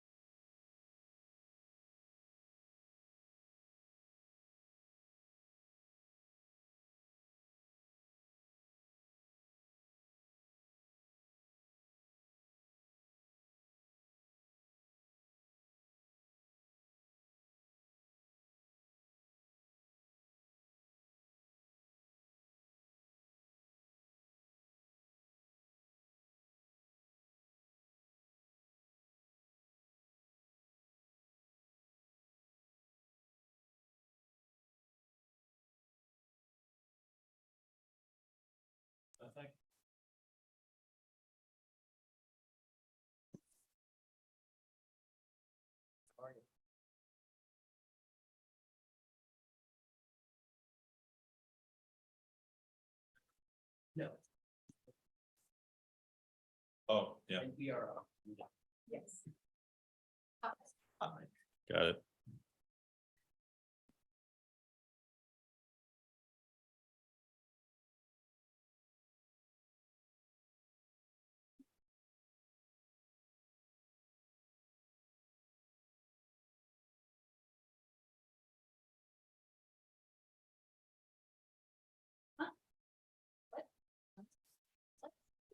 Zoom.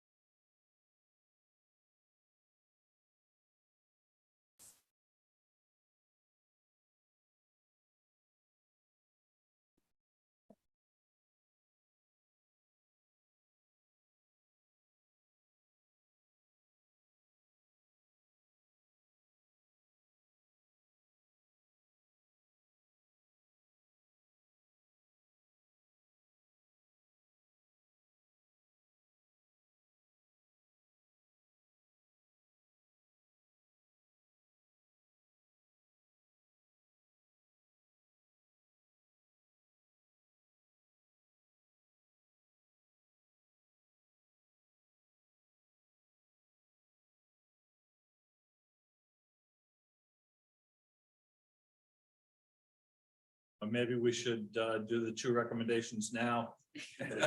Just get them done with a handful of folks. Oh, we don't have them either. Thank you.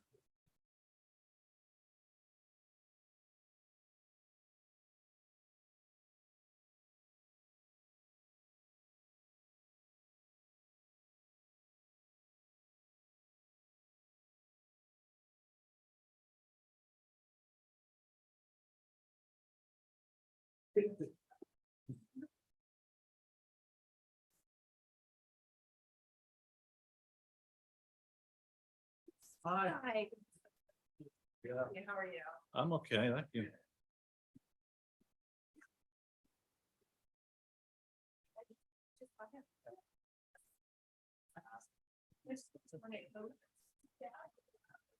Well, I. Oh, yeah.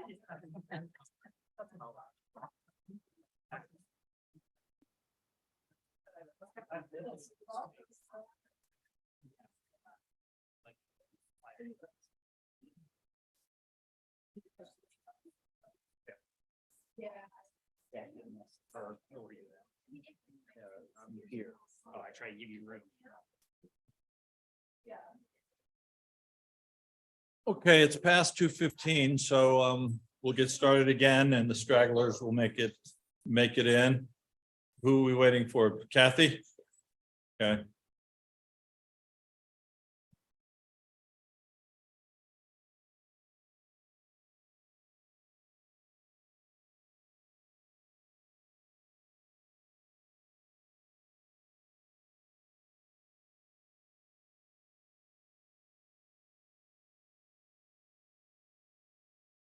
No.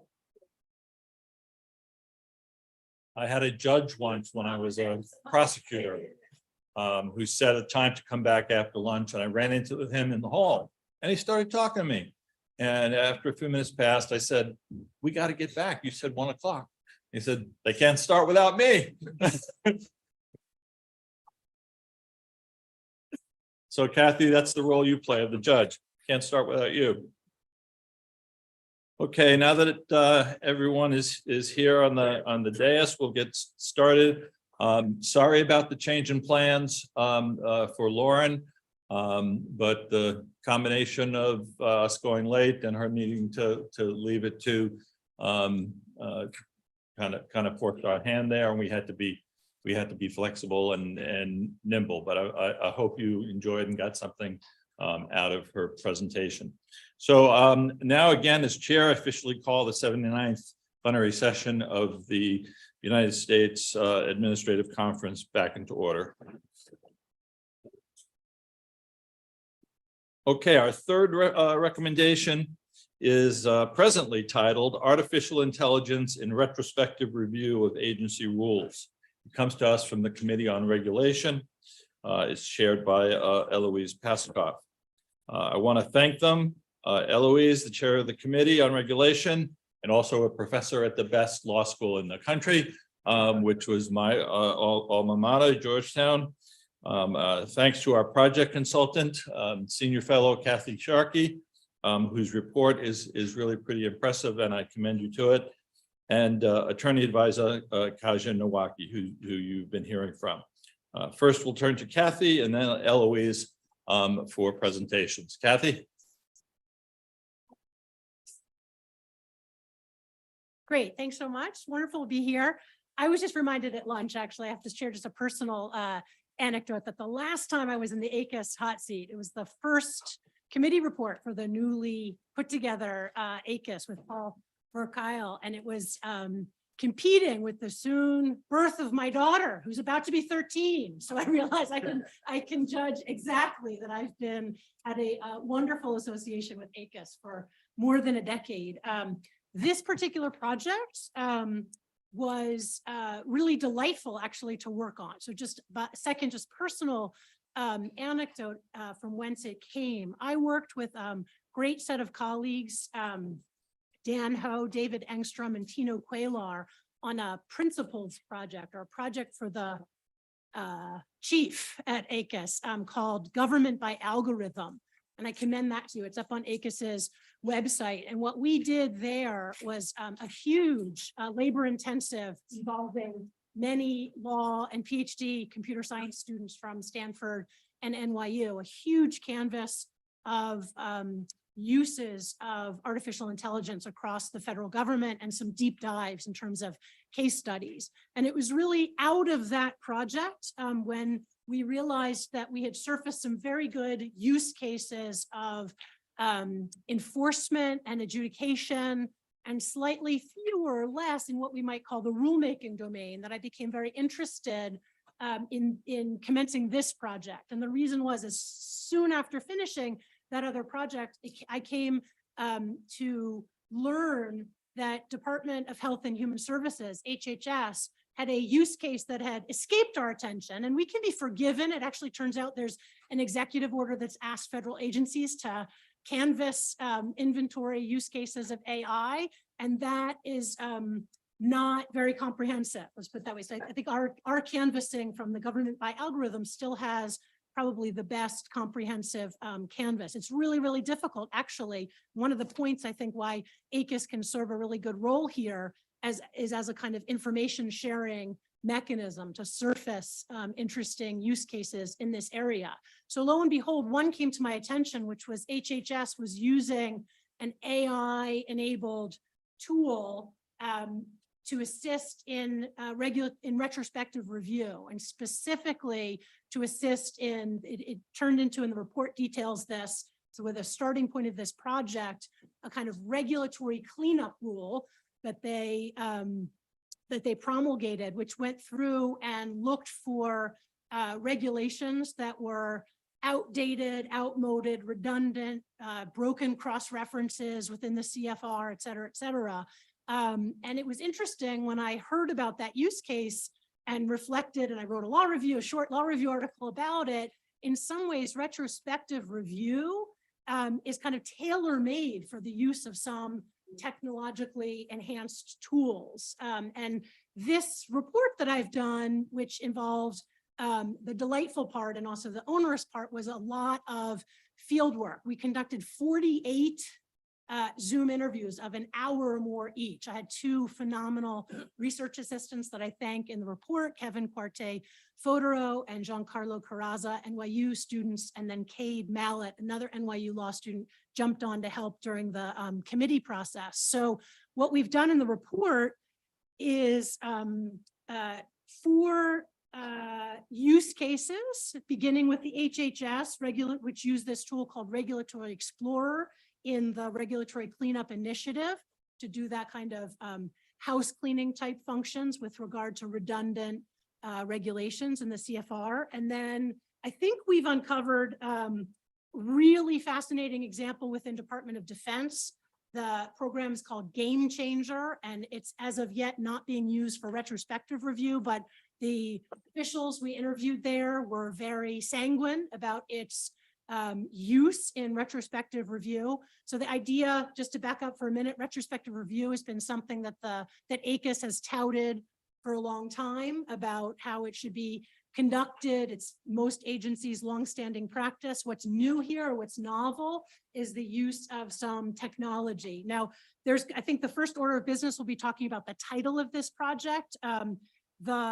It's moved from artificial intelligence to algorithmic tools in retrospective review. And just a quick word about that. It turns out, so the HHS was using an AI-enabled tool called Regulatory Explorer.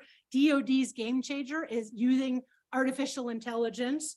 The GSA CMS pilot, that's one of the case studies, is using artificial intelligence. Department of Transportation is using something called Reg Data Dashboard, where they have actually borrowed from a tool that used artificial intelligence, but they didn't find it necessary to use the AI-enabled part. So it's part of this report, and it's using algorithmic tools that are not using actually artificial intelligence. So the title was changed to increase sort of the breadth of what's being discussed in the report.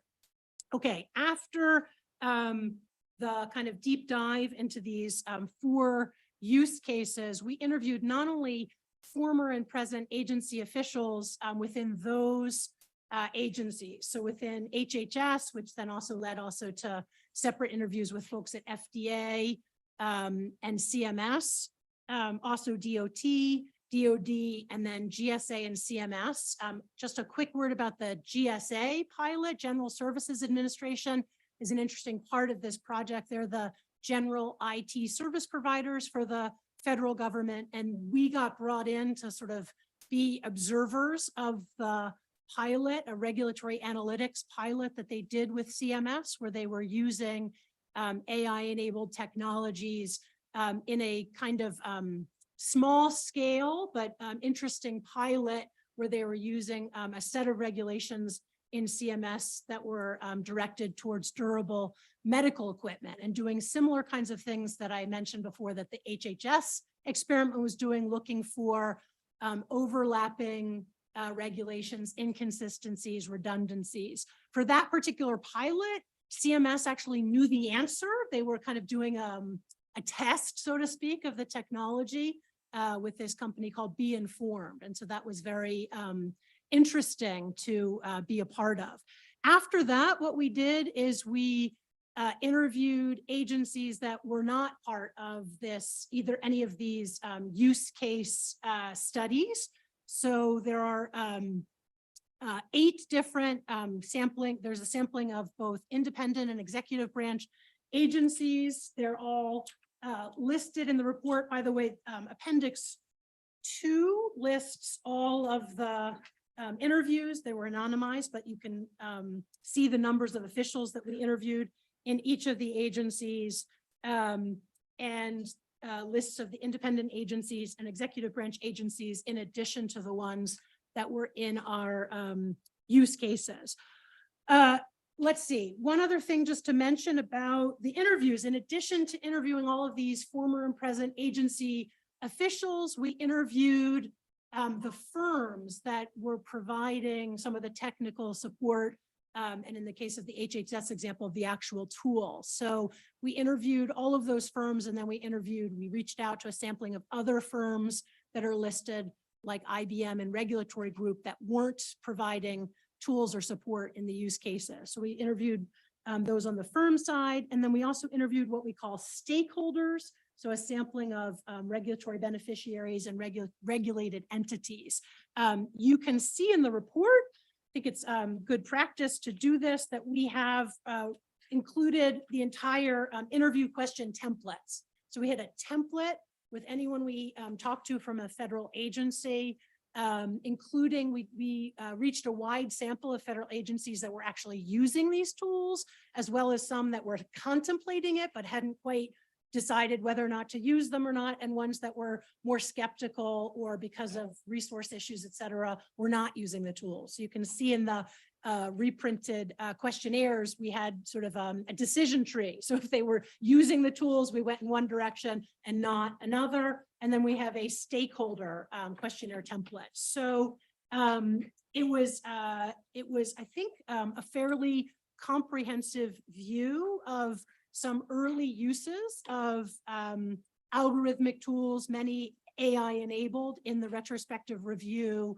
process. And from there, Eloise took over with a fabulous committee to fashion some recommendations. Eloise, please let us know about the committee deliberations. Great, thanks. So we had two spirited discussions. One of them was very wide-ranging, covering all sorts of topics.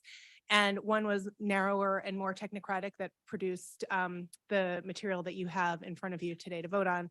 In light of that first large and free-ranging conversation, I'd like to emphasize what this project is not about. So this project is not about all AI in the government, much less in all rulemaking. It's not even really only about AI. It's about this broader set of algorithmic tools. And it's also not about using these tools in all retrospective review. So I want to call your attention to lines 36 to 42 of the preamble, which say that we're really talking about using these tools on more technical things like outmoded or redundant that can be picked up with structured language processing, typos, inaccurate cross-references, or sort of narrower things like that. It's not about broader things about better meeting statutory goals. So clarifying that. Last thing I'll say is that when talking about these new tools that everybody's talking about these days, transparency and explainability are sort of buzzwords. And so I will say that we tried hard to think about that concept as it applies to our work. So one of the goals of these recommendations is to make the use of these tools transparent and to explain how agencies use those tools. And on the explainability point, I will also say, in light of that first very, very large conversation we had, that we tried to think about the audience of these recommendations as being not people with PhDs in tech and sort of deep layers of knowledge of what the tools should look like. And we tried to really make them understandable for the folks in this room and the audience of people who would be implementing them. So that's all I'll say before we begin. Okay, thank you, Eloise. All right, the first order of business is to consider and adopt the manager's amendment. Again, technical and stylistic changes from the staff and others. Is there any objection to adopting the manager's amendment? Okay, hearing none, they are adopted. And now is our time for general discussion before we get to the amendments. Is there any general discussion or debate?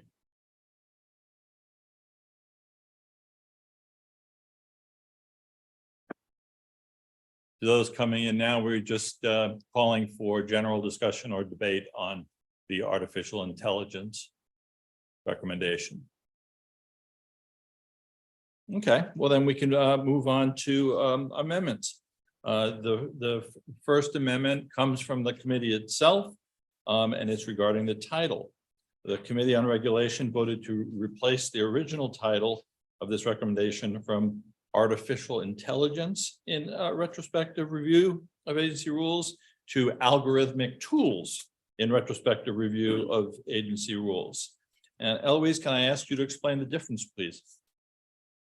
I'm actually going to turn it over to Kathy to go one level deeper, but I'll just say, as she said in her opening remarks, the general concept is that not all the use cases involved what we would really think of as specifically artificial intelligence. And instead were some of them in any event. I think the last one she described more general sort of not as intelligent tools.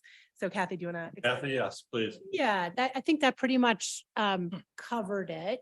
There's a lot of debate in the literature about what is artificial intelligence. I wrote down because it's in the National AI Initiative Act and also taken up on OMB's most recent notice about a summer guidance they're going to be soliciting comment on for AI. They call it a quote, machine-based system that can, for a given set of human-defined objectives, make predictions, recommendations, or decisions influencing real or virtual environments.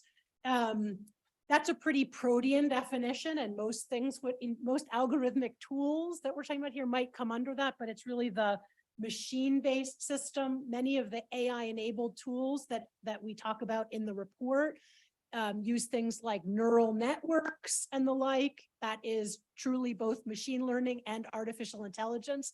The DOT example that's using Reg Dashboard, because DOT already had very structured rules. They didn't use the AI-enabled tools like clustering and neural networks to organize the topics of their regulations. It might not technically fall under artificial intelligence. So we're calling that algorithmic tools. On a personal note, I'll say, I think maybe for ACUS purposes and in government, keeping the temperature down, algorithmic tools is good. For the law review, audience, artificial intelligence will be in the title. Thank you, Eloise, and thank you, Kathy. Does anyone have any discussion or debate on this committee amendment? Yes, Roxanne, Mike, please. Hi, Roxanne Rothschild, government member. I just have a question. Did you consider changing the title to artificial intelligence and algorithmic tools in retrospective review, just to keep that temperature up a little bit in terms of catching people's attention? Because personally, I would read out algorithmic tools and I would say, what's that? But I would never for a second think that 3 of your 4 examples would be using AI. So Yeah, I would say either one of you, please. procedurally, we didn't. My recollection of the way this developed in the committee is that it followed Kathy's evolution of the language in the report. So when the report came to us, it was already heavily using algorithmic tools. And then so we saw a mismatch. And because in fact, it was broader, and algorithmic tools I take to be the general category of which artificial intelligence is a subset. That's how we ended up procedurally. I don't know if anybody has a different procedural memory or if Kathy wants to comment more substantively. Jeremy, do you want to comment? Jeremy made the helpful suggestion to me in my report, and I was happy. Sure. Yeah, How do you absolutely. feel about this amendment? I mean, that's sort of not up to me, but in terms of what the procedure, what happened here is the original draft was entitled Artificial Intelligence and Retrospective Review. That was what the project was initiated as. After Kathy's research and reading the report, we had a discussion about whether everything here is AI, or even whether agencies would even need to use AI to accomplish many of the tasks described in this recommendation. Kathy took that back, thought about it, and that's how the title of the report evolved over time. And that's what ended up as the recommended title of the recommendation. Okay. What do you make of that?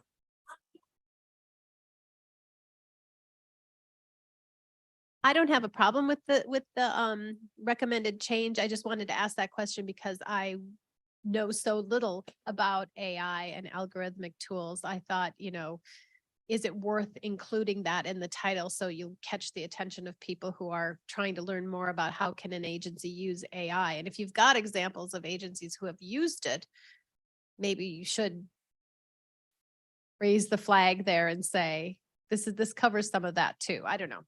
But I don't feel strongly either way.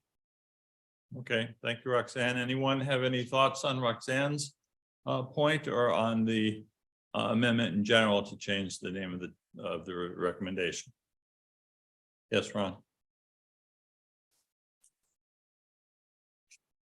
Is it wrong, Ron Cass, council member, is it wrong to assume that if one of the terms is correct, that the report will just correct itself?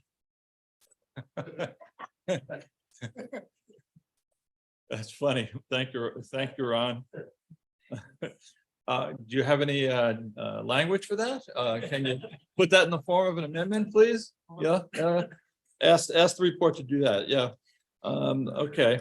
Anybody else want to talk about the amendment? If not, we'll seek unanimous consent. Does anyone have any objection to adopting the committee amendment to change the first few words?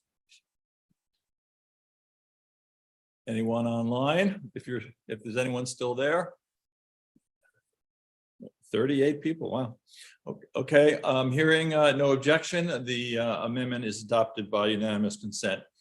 And so while we're on the topic of the title, special counsel or special senior fellow, Alan Morrison has an amendment as well for the, or a suggestion that may turn into an amendment to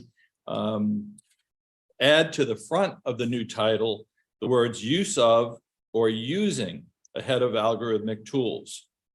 So let me turn first to Alan for any explanation he has. Alan Morrison, senior fellow. When I read the recommendation, I thought it was kind of supposed to be a taxonomy, a list of all the uses for it. And then I realized that it actually was talking about how it was going to be used. And since both Kathy and everybody else has talked about the use of, seemed to me to be more accurate to put use of or using in the title. Okay, Kathy and Eloise, any reaction? I don't object, although just thinking stylistically, I'm not sure that most of the time, I think in ACUS titles, there's just the noun, right? And it's understood that the agency is going to be doing something. The agencies will be doing something with that noun, but I don't object to the word here. Kathy? Yeah, I'm gonna, I don't have a strong view about the title for the ACUS recommendation, but Jeremy, do you want, Jeremy, I'd love to hear your views if you have any thoughts. No, I don't have a particular view. I think it's up to the assembly. Okay, does anyone move Alan's suggestion as an amendment? Ron Cass will move, gentleman that he is. Okay, do we have anyone who would object to unanimous consent on this title change? Seeing no one, the title now becomes, do we like use or using? Use of or using? Using. Using? Okay, using it will be adopted by unanimous consent. Council Amendment number 2, at the very end of the preamble, is intended to clarify that in addition to identifying best practices for agencies, this recommendation also makes recommendations directed specifically to GSA and OMB. The proposed language mirrors what appears in paragraph 7 and 8 of the committee proposed recommendation. So who had this in Council, Ron? Okay, thank you. Could you explain it? The reporter is unable to hear the speaker. This is Ron Cass, council member, and let me just say what he said. Okay, thank you. Council Amendment number 1 was proposed by, I don't know, doesn't say. Who proposed Council Amendment number 1? You did, Ron did? Okay, so sounds like this is yours too. This is simply, council member number 1 is simply to add the development and use of agency-specific algorithmic tools to be more descriptive of what the report and recommendations are actually dealing with. And I think this should be relatively uncontroversial because I think everything that we recommend should be uncontroversial. Okay, my apologies. I turned 2 pages to Council Amendment 2 and skipped over Council Amendment 1 of the 5 council amendments offered by Ron as he suggests. The first council proposed amendment adds to line 28 in the red line version the phrase the development and use of agency specific, so that the sentence will now begin. There are also practical challenges associated with the development and use of agency-specific algorithmic tools intended only to clarify the meaning. Any discussion on this? Okay, any objection to unanimous consent? Does anyone object? Okay, seeing no objection, the amendment is adopted by unanimous consent, and thank you, Ron. Okay, now to Council Amendment number 2, proposing that at the very end of the preamble, language be added to clarify that in addition to identifying best practices for agencies, this recommendation also makes recommendations directed specifically to GSA and OMB, and the language mirrors what appears in paragraph 7 and 8. Okay, now that we're on the right page, or at least I am, Eloise, anything? No objection, just Kathy points out that the Committee on Style should make the spelling out, just the acronym, because it's defined above. But the only reason why it's there is to, previously without those sentences, the report, the recommendation, the preamble made it sound that the recommendation was only directed at all agencies, when instead the last 2 recommendations do deal with OMB and GSA. So we wanted the preamble to note that as well. Okay, we'll be happy to take that up on the Committee on Style. Steph Tatham has a comment though. Steph, you're recognized. Yes, thank you very much. And I'm happy to defer substance to our proposed amendment later, but I just wanted to make a note that if our subsequent amendment passes, a conforming edit might be needed here. Thank you. Okay. Anyone else want to be heard on this? So is there any objection to Committee on Style drafting this change? No objection, then that's how we'll proceed. Council Amendment number 3, the third council proposed amendment replaces some language at the end of paragraph 3 intended for clarity. For further consideration, which is there now, is replaced by before relying on it. Eloise, is that consistent with the committee's intent? Not only is it consistent, but it's also much better. And we thank the council for clarifying what we actually meant. Okay, great. So let's go to unanimous consent on that. Anyone have any objection in light of that that agreement? Seeing none, that amendment will be adopted by unanimous consent. The fourth council proposed amendment is in paragraph 4. It would replace the phrase, quote, ensure that the source code for the tool is publicly available and interoperable with other government systems, with the less categorical phrase, quote, consider open source options and those that would maximize interoperability with other government systems. The council felt this better reflects the reality of government IT procurement and implementation. This was offered by our vice chairman, Nitin Shah, who, as you all know, his main responsibility is to check daily on my health. So I can report that so far I'm hanging in there. But he's not able to be with us. So I'll turn to Kathy for a response on this proposal.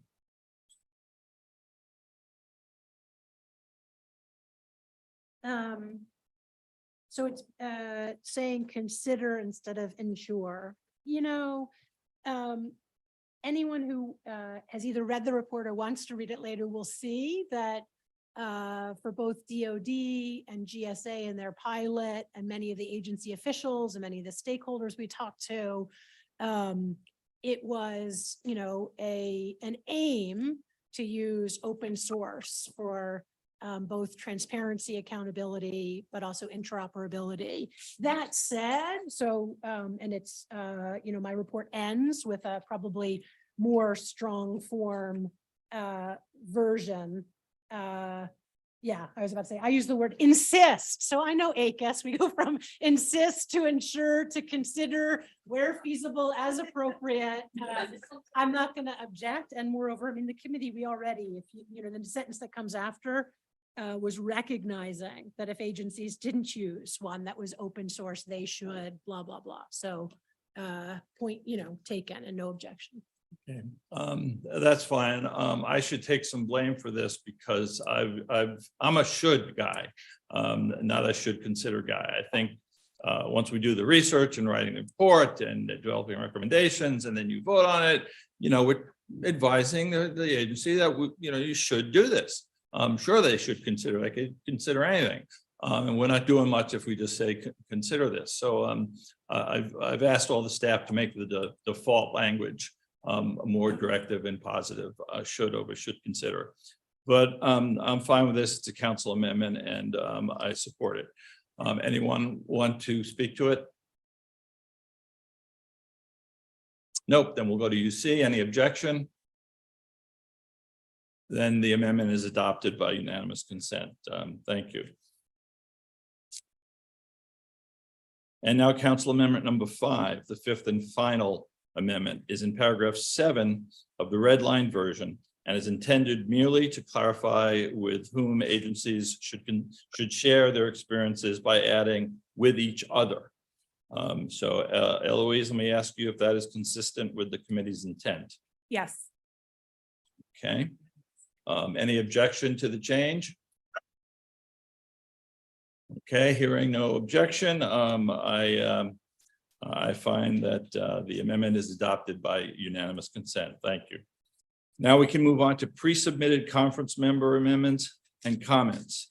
We have a single amendment from government member Steph Tatham. Stephanie has been with us before, from the Office of Management and Budget. As currently written, paragraph 9 recommends that OMB provide guidance on the use of algorithmic tools to support retrospective review. Steph proposes that should provide should become should consider providing. So there we are. There's the there's the issue again. Steph, you want to speak to this?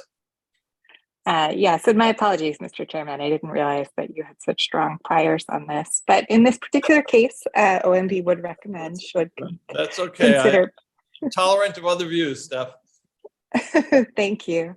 And let me explain my reasoning, which is first, actually, let me start by thanking Professor Sharkey and the committee for such a clear, well-researched and well-explained report. We found it very informative and helpful. I really learned a lot while reading it, and I appreciate all of the hard work that went into it.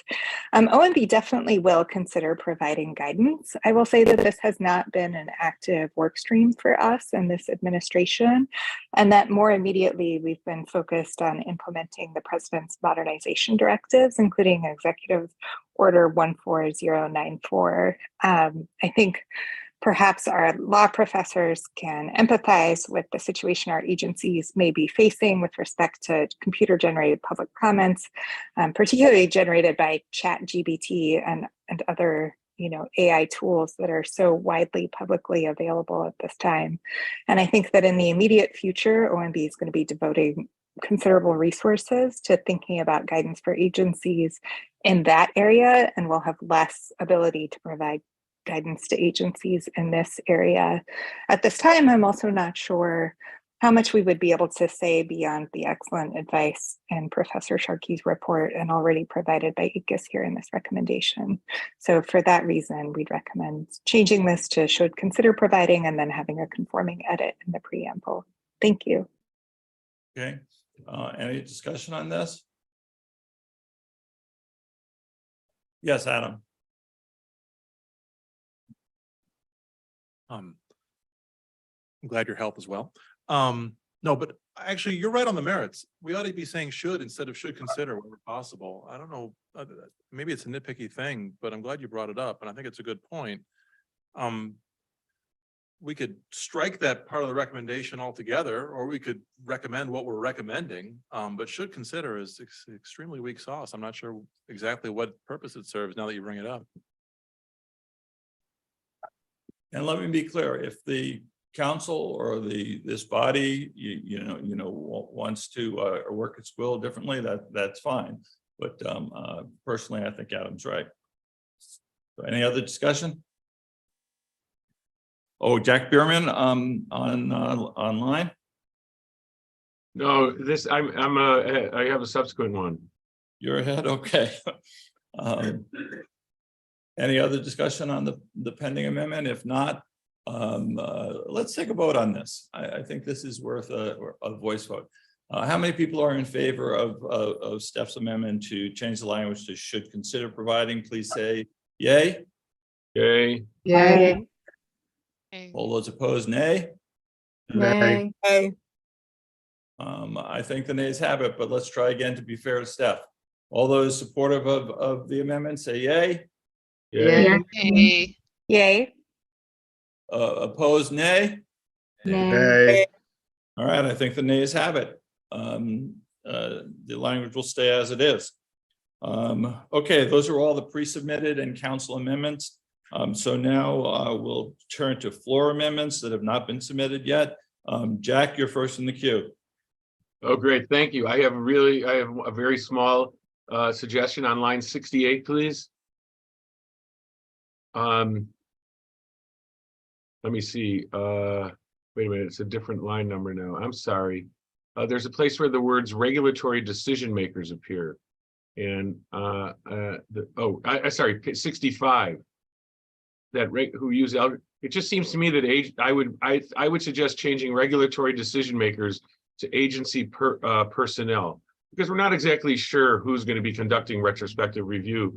You might have non-decision makers formulating proposals and such, and whereas the decision makers may not actually understand anything about the algorithmic tools or the artificial intelligence, sort of like where I am, and not understanding how it all works. Okay, thank you, Jack. Eloise, Kathy, any response? Well, I like it. My only slight hesitation is that subsection B really is directed to the decision maker. In other words, that the decision maker should sort of think about, understand what the tool has done and think about it carefully before actually making the decision. I wonder if it wouldn't be more accurate to use Jack's phrase as an addition, regulatory decision makers and other agency personnel. That's fine with me. Emily Bremer? Emily Bremer, public member. I think I would leave it as it is. I mean, I don't think it, like, presumably only the decision makers are the ones who are in a position to carefully assess the output before relying on it. And if they're making a decision to rely on it, I think they should have adequate training and understanding the capabilities and risks. So if there are decision makers who are, in a position to decide whether an agency is going to use these kinds of tools, I think it's important that those people have the training necessary to understand it. And so as written, I think the recommendation serves that purpose. Okay, thank you. Roxanne? This Roxanne Rothschild, government member. I'd kind of go a different direction than Emily was suggesting, in that, at least in my experience, when we get new complex tools that maybe aren't AI, but they are more complex than what we've used in the past, it's rare that the decision makers actually have training in how to use it. It's other people who use it. So I appreciate what Jack is saying, but maybe we split this out and not do an A and B. What we do instead is say agencies should ensure that regulatory, go back kind of what Jack was saying and say agencies should ensure that agency personnel who use algorithmic tools to support retrospective review have adequate training on the capabilities and risks of those tools, comma, and decision makers carefully assess the output before relying on it. Because then you break it out by who needs what knowledge. Yeah, absolutely. Eloise, what do you think of that? That would address the slight hesitation I had about leaning into Jack's suggestion. Jack, what do you think of the combination of Eloise and Roxanne's suggestions? Much better than what I came up with. Ah, very good. Okay, anyone else want to be heard on this? Yeah, Jim Tozy. It's a song now, unfortunately. I have a question. When you say the questions y'all been asking about regulatory decision makers, when I read the report, I didn't look at the front of it. It said whether it was algorithmic or anything else. It was retrospective review.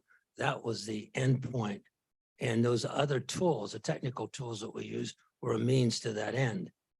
And so the question I have, apart from what the particular tool we're going to use, is that the whole idea of retrospective review has been around 3 or 4 or 5 administrations. It's entered into law.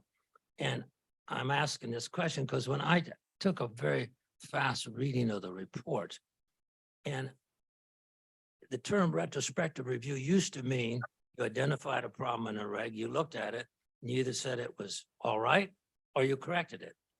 And when I glanced, and I'm asking you because maybe you can do it, before we look at that title, whatever the title is, I didn't gather on a sort of fast reading of it that anything happened as a result of those recommendations. I couldn't do a track from the contents of one of them particularly to the end where I saw anything change. So I'm not, I do some of this technical stuff, okay? But before we get into that, we ought to look at, did any of this change? And so we're debating these technical tools, but it wasn't clear to me that any of the technical tools, I didn't all read 4 of them in detail, okay, a couple of them, that it changed any regulation. So the question you all looked at this a lot detailed. I have more detail than I have. Did those 4 studies, apart whether you call them AI or whatever you call them, actually result in a change in a regulation? Yeah, so HHS, the regulatory.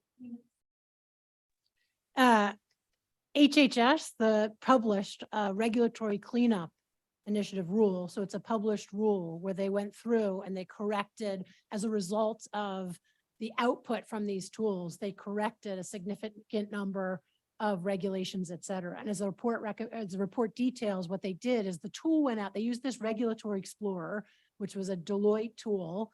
It flagged a whole host of regulations, which they then farmed out, like to FDA, to CMS. So we talked to the individuals to whom they were farmed out, who did a kind of human error check. They noticed there were some false positives, et cetera. And then as a result of that, regulations were changed. Yeah, no, and here's where I didn't go into the detail.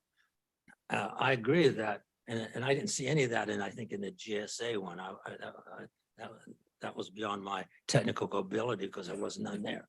But anyway, so the question is, on the one that you made the changes, I agreed when I read it real fast, there were a lot of changes. And some of those programs I know, and most of them I don't know. The question is, were those cosmetic changes or were they really changes that changed the regulatory domain? And I'm not saying there wasn't, but I think that's the test that we look at all this before we say the decision makers need an AI or econometrics or anything else. Right. So I think this gets back to what Eloise mentioned was the kind of limited domain of the recommendations flowing from the report. So as she qualified it, the more limited domain is not to look at all of retrospective review, but to look at things like outdated, outmoded, redundancy, broken cross references, et cetera. And what it's hyphening off, and I think you're getting at, are more, shall we say, controversial issues like overly burdensome. But as the report details, HHS itself and numerous of the other agency officials that we spoke to as a part of this were thinking about metrics and use of these tools in that area. None of the recommendations are focused there. Yeah, no, and I think that's an important, I would appreciate if all lawyers would like econometrics and all this, and we get you all out of this room and on our territory and we can debate. But before we get enamored with all those fancy names, and what you said there, it was my reading of it. It did make changes and they were more than cosmetic. But if you look at how generally the term retroactive review, it's on those other end, those controversial issues and I didn't see them very addressed. No, I'm not suggesting that these tools shouldn't be looked at in that way, but they're not quite as fancy and as effective as some might believe, at least in retrospective review. Thank you. Okay, Jim, thank you for the benefit of your experience and thoughts. So let me direct people to the pending amendment on the screen as a couple of edits to paragraph 3. Jack supports what Eloise and Roxanne have proposed, so we'll call this the Bierman amendment as amended. Does anyone have any objection to unanimous consent adoption of it? Okay, seeing no one, the amendment as amended is adopted. Any other floor amendments? Yeah, back there. Hi, John Duffy, a public member. I want to propose an amendment to paragraph 4, which deals with, which we've already talked about with respect to downgrading the suggestion for open source options, which I strongly support because I think people often think open source means something different than what it actually means. It means a very limited thing. And it's often not the best option. That's why I think probably every PC in this room is running a non-Linux based operating system, including the most proprietary operating system is Apple. But it's very easy. Oftentimes the trade-off with open source is it's free. And it's kind of transparent if you have the time to read through the code, but it's not so user-friendly. And that's how IBM makes an enormous amount of money out of supporting Linux. Linux is free, but IBM supports it. So I would like to make a suggestion, a very targeted suggestion in sentence, I think it's 2, it's the last sentence in paragraph 4. It begins, if agencies do not use an algorithmic tool that is open source, they should, etc. The suggestions they should make key information available. A lot of that information may not be available for open source.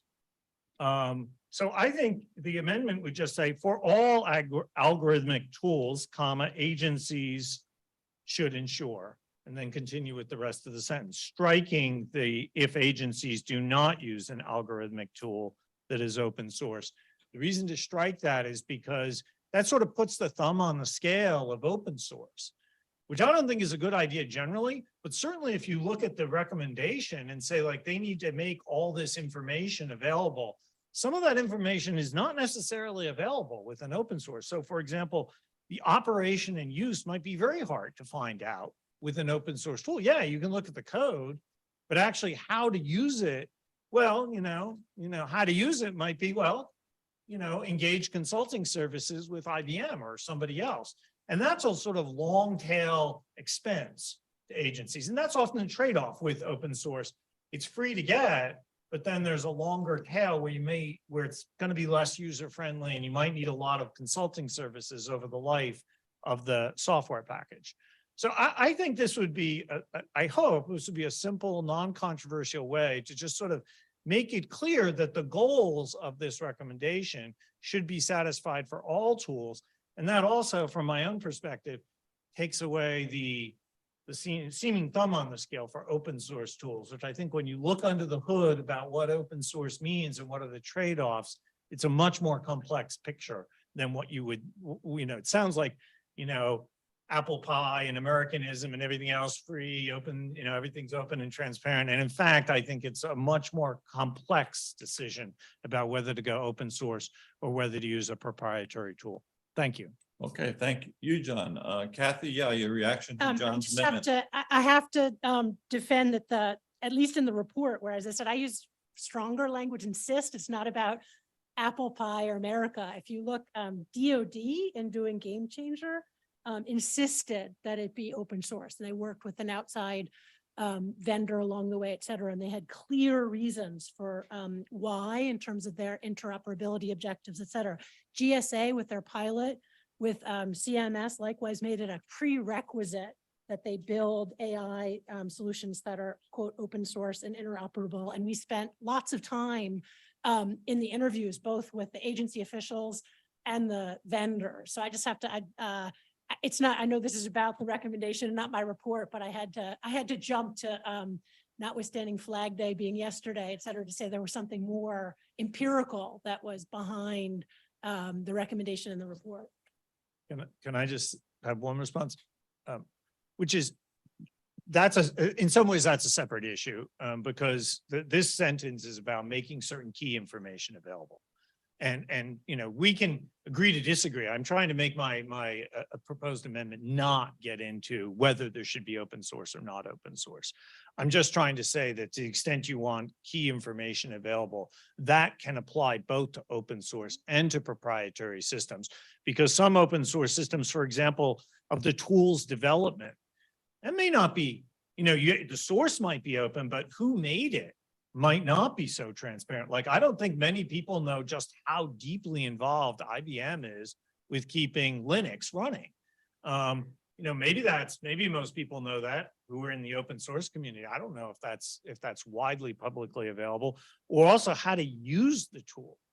That too is information that may or may not be available. You could just say, well, there's the code, you know, go read it. You can figure out how to use it. You know, I just think we can step aside out of this open source versus proprietary thing. And, you know, you and I can have I suspect, a really interesting discussion about that. But this amendment would not have to step into that. It would just say, look, to the extent you think key information is a good idea and in these things, which I agree with, it should apply to all tools.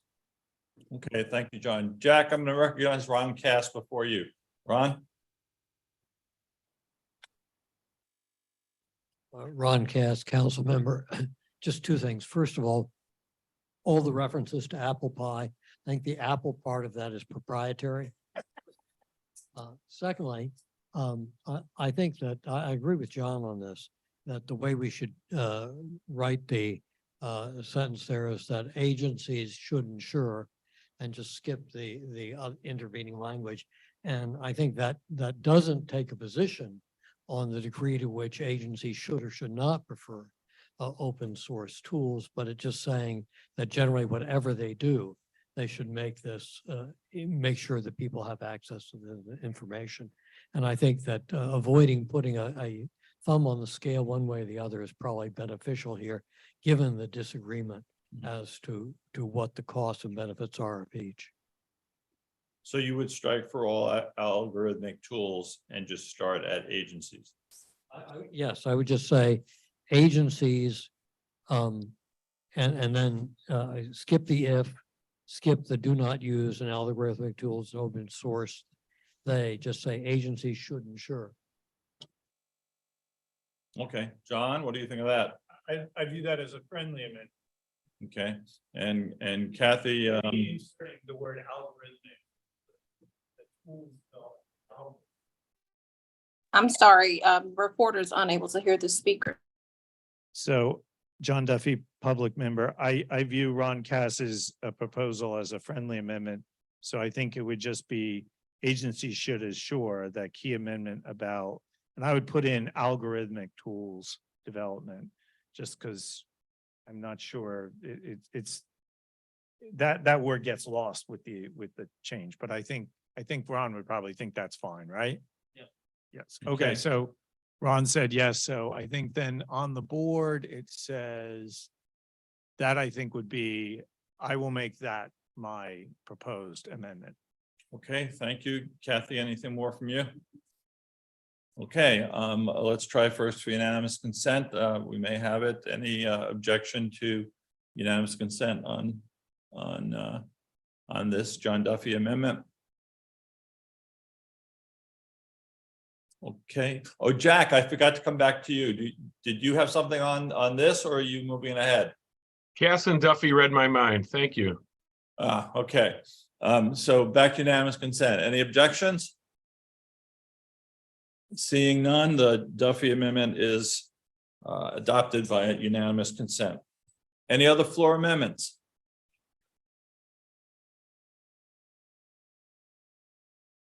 Seeing none, we're ready for a final vote. Is there a motion to adopt the recommendation coming from John Cass, Ron Cass? Any second? Second, I see seconds. Okay, voice vote. Everyone in favor of adopting the recommendation, please say yay. Yay. Opposed, no. Okay, the yeas have it. The recommendation is adopted. Thank you, Eloise. Thank you, Kathy. Thank you, Kaja. Okay. The fourth and final recommendation is called Online Processes and Agency Adjudication. We need a change of the guard here.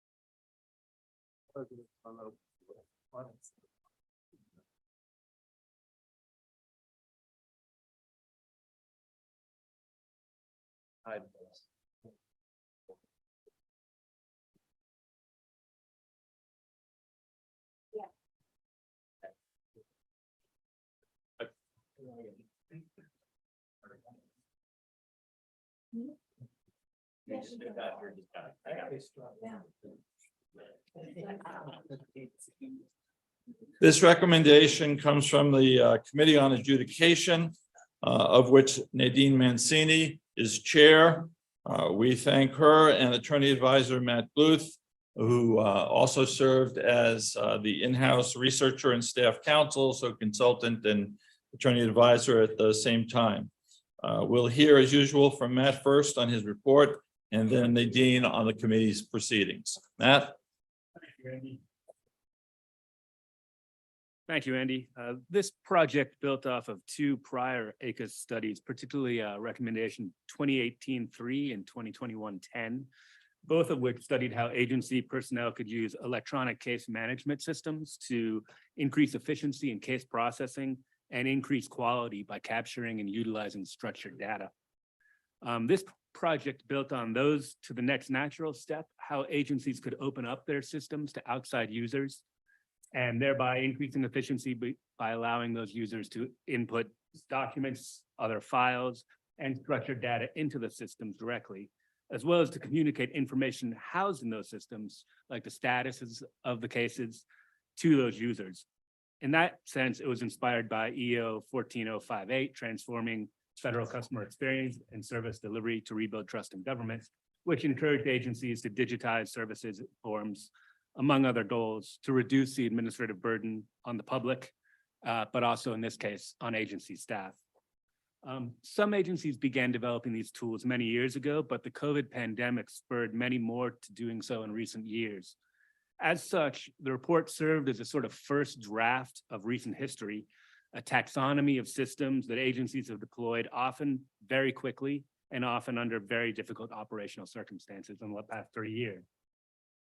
In researching the report, I spoke to nearly 24 agency staffers from a dozen agencies, from adjudicators to prosecuting attorneys to legal assistants. And I was heartened to hear from all of them how enthusiastic they were about the systems that their agencies had built, and how they had improved, how those systems had improved efficiency and quality for the agency.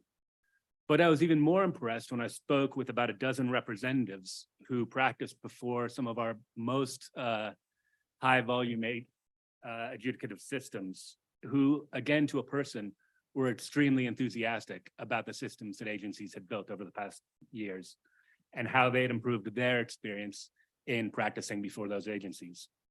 That said, everyone agreed that there was still work to be done, and identified many improvements that could be made.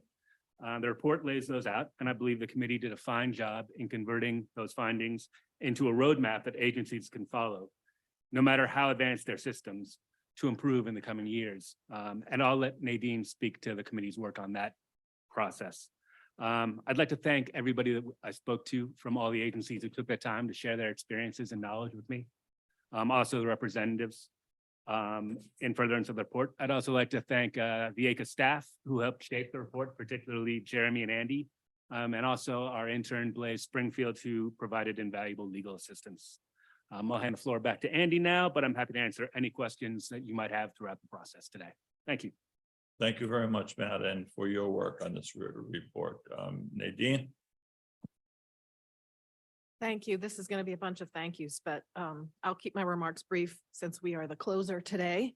I want to thank Matt for an excellent report and great guidance throughout the committee process, and obviously the support of the ACUS staff, including Andy and Jeremy, for their leadership. I can't say enough about the members of the Adjudication Committee. They brought clear eyes and a consensus-driven enthusiasm to this project. So thank you to each of you for participating. The committee completed its work on this recommendation in less than 2 meetings. Yeah, that's a record, I think. The recommendation is essentially a nuts and bolts roadmap for agencies to follow in adapting their adjudication processes to this online world we live in.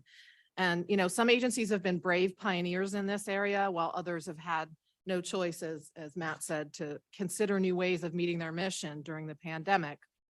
In the end, you know, online public engagement with the federal government is here to stay. So this recommendation can serve as a valuable tool for those adjudicatory agencies who are navigating how best to make that work for everyone involved. So our deliberations, in the preamble, we included the importance of making online systems and resources compliant with accessibility requirements, including making them available in multiple languages. And then in the recommendation itself, we included that agency authentication or security measures should be implemented in a way that does not impact the public availability of case-related documents. We were also cognizant of the need for stakeholder feedback from design to implementation of this process, as well as the need for training and outreach for all users, including agency personnel. And in the end, I think we found a lot to agree about, and our path to this point was smooth. So I look forward to hearing from each of you, and I'll turn things back to Andy. Thank you, Nadine. The first order of business is the manager's amendment. Again, stylistic and technical updates, changes. Any objection to the manager's report, or can we otherwise adopt it by unanimous consent? Seeing no objections, the manager's amendment is adopted by unanimous consent. Any general discussion, debate on this recommendation? Yeah. Mike, please. Thank you.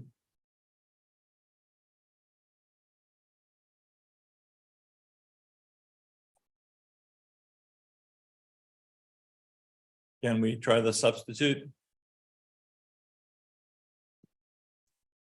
Thank you. David Lewis, public member. Thanks for this terrific report. I just actually have a point of clarification in the report, given all the interviews and work that's gone into it. The work on administrative burden suggests that sometimes the sort of ease of access to benefit systems, whether they're original or in the appeals process, they tend to be designed differently depending on the demand, the capacity of the agency, and the stigma associated with the people applying for benefits.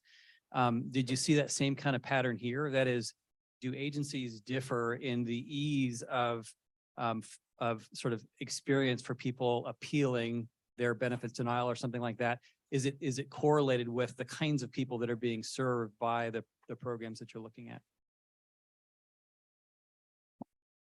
Matt? That's an excellent question. I would say that yes, the agencies that have a more paternalistic relationship with their clients tend to create much more robust user engagement systems, such as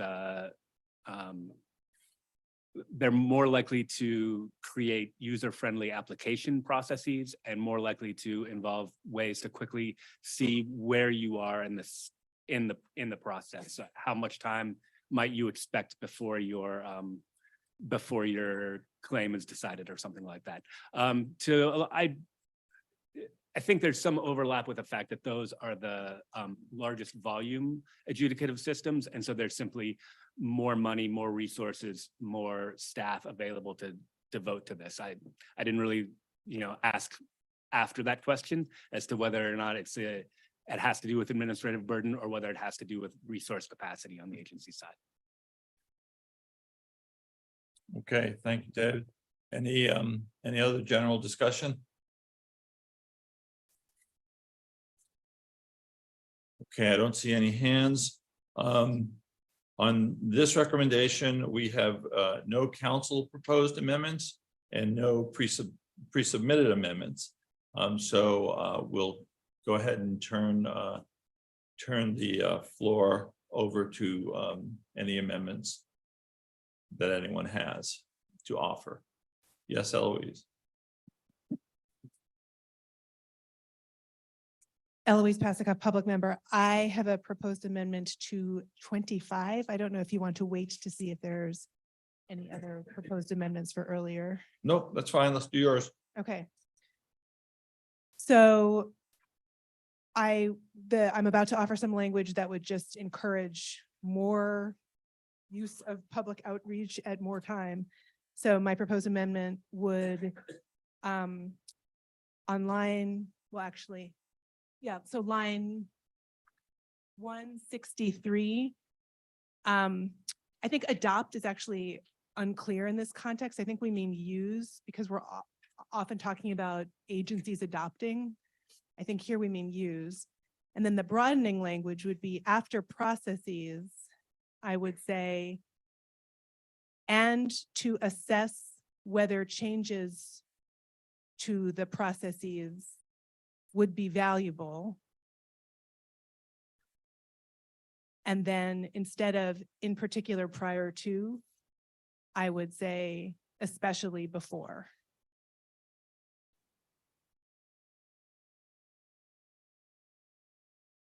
Okay.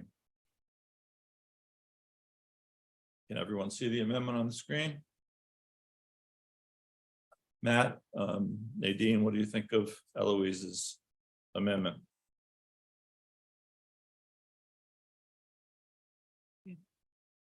I particularly like the change from adopt to use. I think that makes that much clearer. I was trying to remember whether the committee had a separate section on changing and improving processes as we went in the future. Possibly number 24. 24. 20. Oh, sorry. No, you passed it. 20. Right, so the last sentence in 20 suggests acquiring feedback from users and other interested parties prior to in continually developing these systems. So thanks for pointing that out. Then I wonder about the, in particular, prior to making an online process mandatory here, maybe that language then goes better at the end of recommendation 20.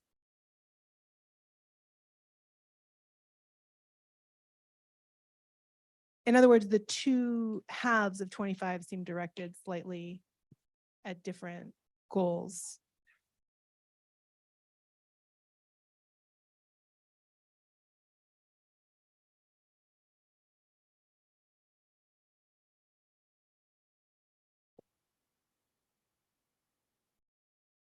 Okay, we're working this out. Yeah, I'll just add, I think all of this sounds consistent with how we considered the recommendation. I'm just trying to figure out where best to put your point. I do think that we felt it was important that agencies speak to their stakeholders before they make these processes mandatory. Jeremy has a thought. The point of clarification, do you want it perhaps on line 144 after the first comma? So when designing and implementing online processes, especially before making them mandatory, agencies should. And then we would strike that language from 25.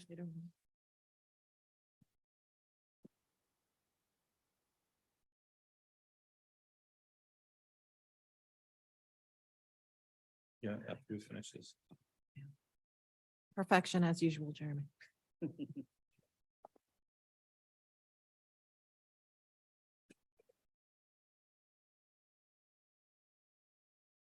Okay, does everybody see the amendment? Seems to be agreement between Eloise and Nadine and Matt. Anything last from you guys, Matt, Nadine? Are you good with this?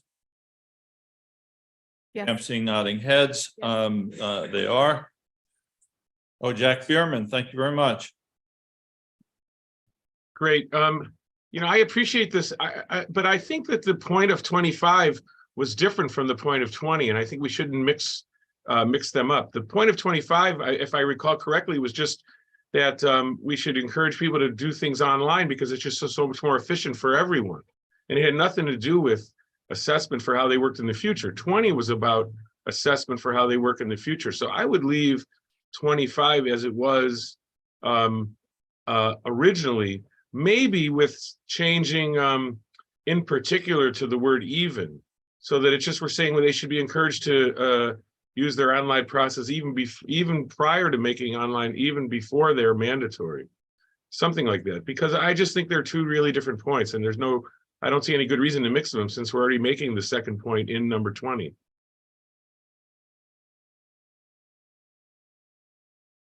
Matt? I think Jack has a good point there. 25 was supposed to capture the circumstance where certain agencies make online processes something that you might opt into or that you might have to opt out of, and then others have them fully mandatory. And so the idea under 25 was that agencies that introduce new processes should communicate them to the public as clearly as possible. And then especially if they're going to require users to use them. And yeah, he's also correct that 20 was primarily about continually engaging with all potential users as you develop and improve these processes moving forward. Yeah, I'll just add, I think Jack has an excellent point as well. And I guess we're talking about different timeframes. So 25 assumes you already have a process in place, and 20 is the first steps in developing that process. Okay, does anyone else wish to be heard on this? Yeah, Eloise, again. So I actually like this now too. And the fact that I now understand better what seemed to me the disconnection 25 suggests to me even more that it's helpful to have the prior outreach that we just added, or that we're talking about adding up in 20 there. What I felt uncomfortable about 25 was it sounded like we were telling agencies to conduct public outreach to get people to use an online portal without knowing why weren't the people wanting to use the online portal. And maybe it was because they wasn't good and the agencies were just, telling them use the online portal without asking. So I like the way this has developed, and I'm happy now if we keep the language in 25. Although I actually also like what Jack has added, or Okay, well then let's in 25 take use and Jack's language. And do we stay with especially before making them mandatory in 20? Yes? Okay, so we'll make the amendment be both of those. Does anyone have any thoughts on that amendment now as it's played out and is proposed by Eloise? Okay, if not, can we go to unanimous consent on it? Anybody object? Hearing none, that's what we'll do. Thank you very much. The amendment passes. Anyone else? Any amendments from the floor? Do we have anyone here? Nope, I don't see anyone. Question here. Oh, yeah, Fernando. Fernando LaGuardia, council member.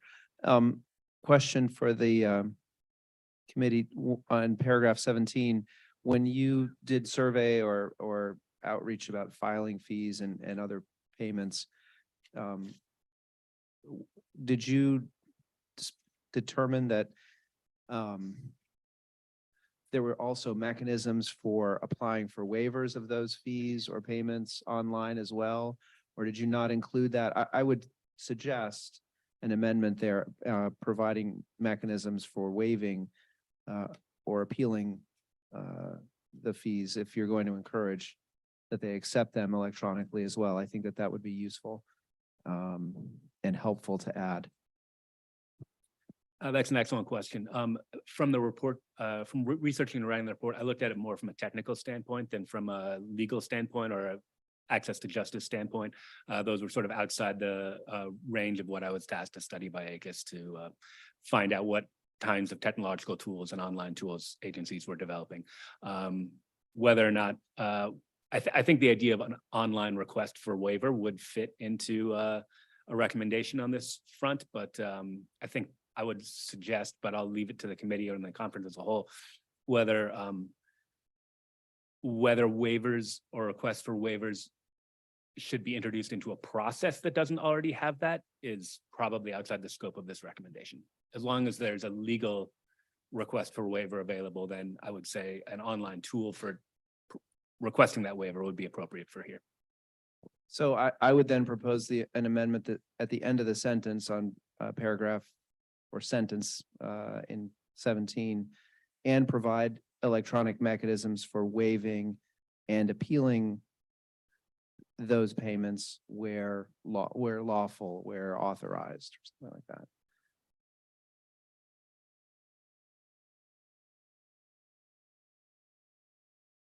Okay. Nadine, Matt, what do you think of that? And then I'll go to Jack Bierman.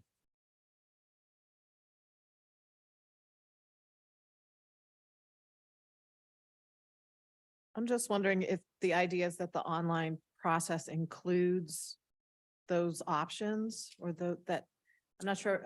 I defer to Matt on the language of electronic mechanisms, if that's consistent with how we've phrased. Or is it more the online process includes? We tended to use online tool, but I noticed we have electronic and this. Yeah, I just tried to use the same word there. I don't know what it would be. To accept electronic payments and provide an online tool for waiving and appealing. We could probably conference committee on style that. Yeah. Right. Yeah. Right.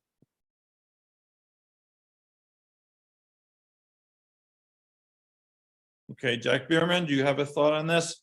And then I'll come. Yes, I actually feel very queasy about concluding anything about waiver of fees because it wasn't studied.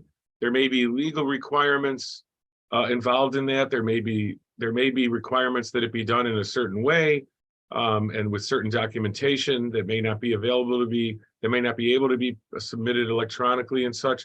So I would just leave this whole subject out and perhaps at some point ACUS could study fees required to engage in adjudication with agencies and whether waivers ought to be allowed. I just would leave it out, even though I totally agree that if they have electronic systems, they ought to accept those applications that way. I just don't feel like that I have the knowledge to vote on this.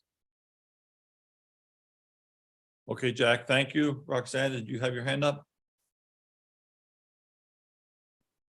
Sure, Roxanne Rothschild, government member. I don't know if this helps, but my first thing I was going to say is I think it needs to be an or between waiving and appealing. So it'd be waiving or appealing those payments. But what if, I don't know if this would help with Jack's concern, but what if it said and, comma, where authorized, comma, provide an online process for waiving or appealing those payments? Because I don't know that there'll always be the option to do that, but if an agency does allow it, you wouldn't want someone to just be clicking through and thinking, oh, I have to pay this, I have to pay this, and not get an option to say, well, I want to appeal or I want to seek a waiver or whatever. If Fernando has that sound, thumbs up. Was there another hand over here? Yes.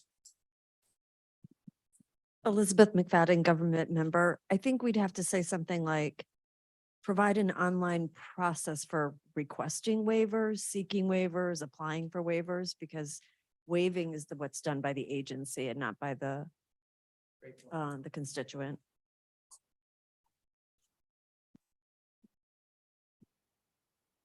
Okay, we updated on that? Yes. Okay, I've got a line of folks here, starting with Eloise.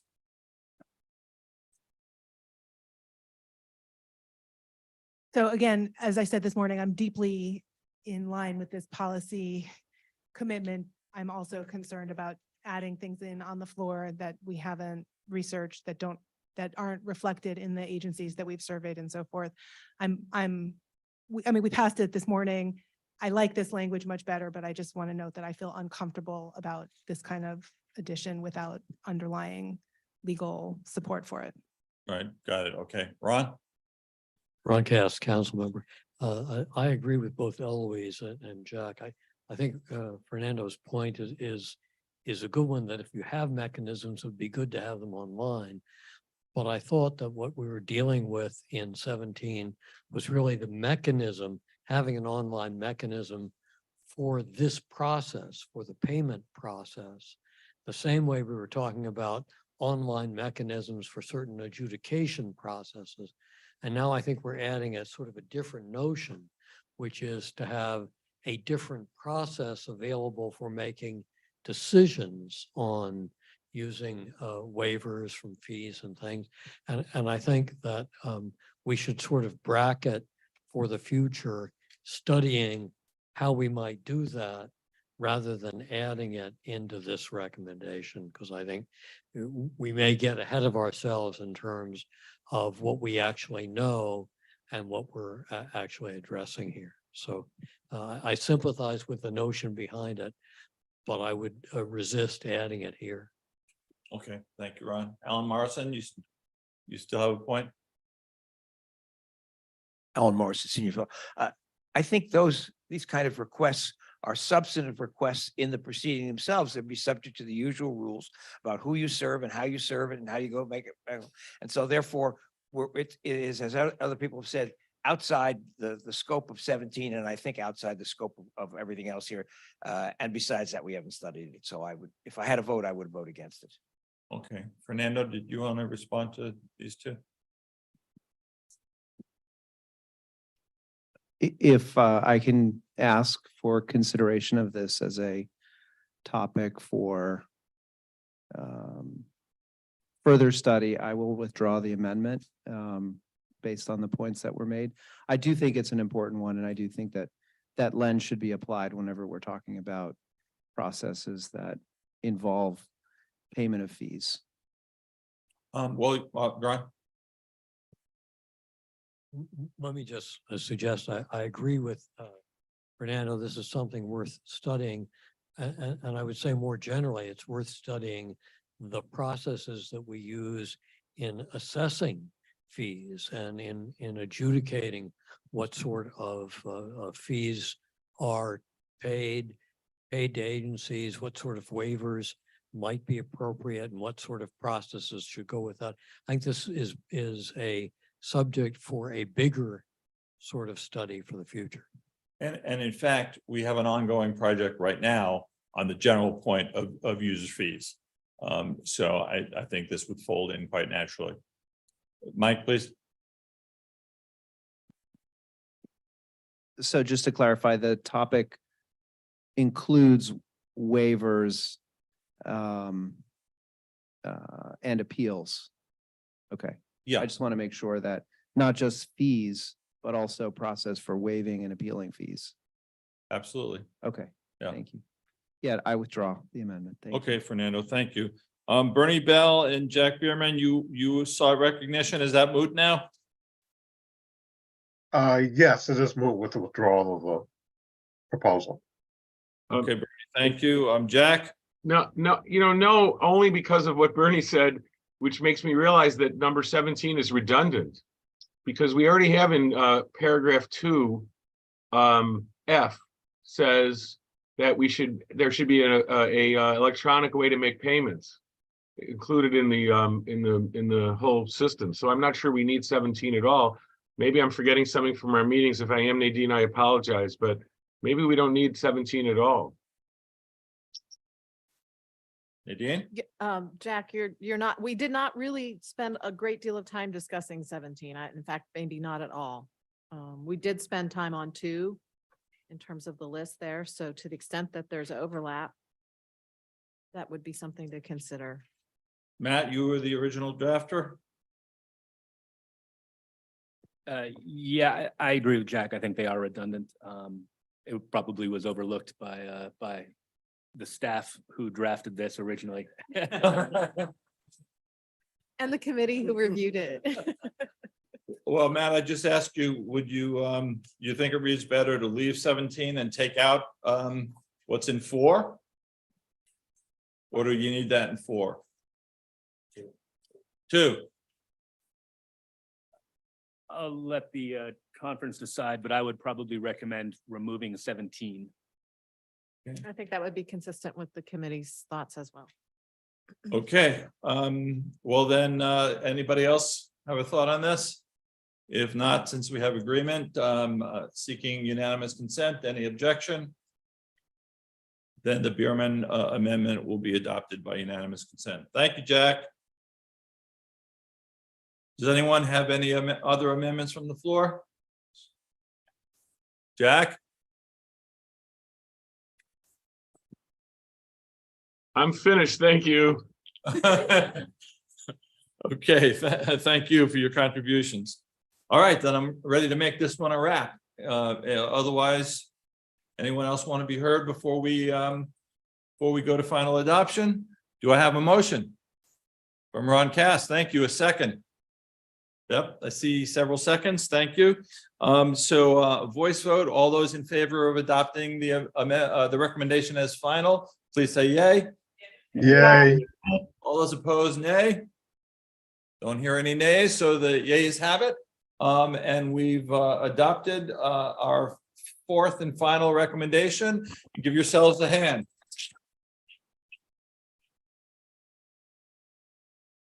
Okay, just to close things out, our business has concluded.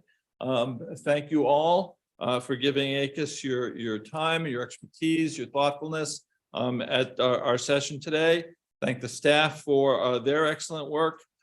The next plenary has been tentatively scheduled for December 14th, which is also a Thursday at almost 6 months to the day. I wish you all a very happy and relaxing summer.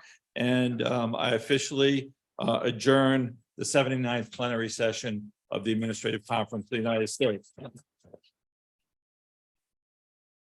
We're much better with the gap now. Isn't it? Please take your trash with you. I noticed there was a lot of trash. So if you can, please take your trash and put it in the trash can. Thank you. Does that apply to my office also? Yeah. Thank you. Very supportive. Look, not Mike. That's bad.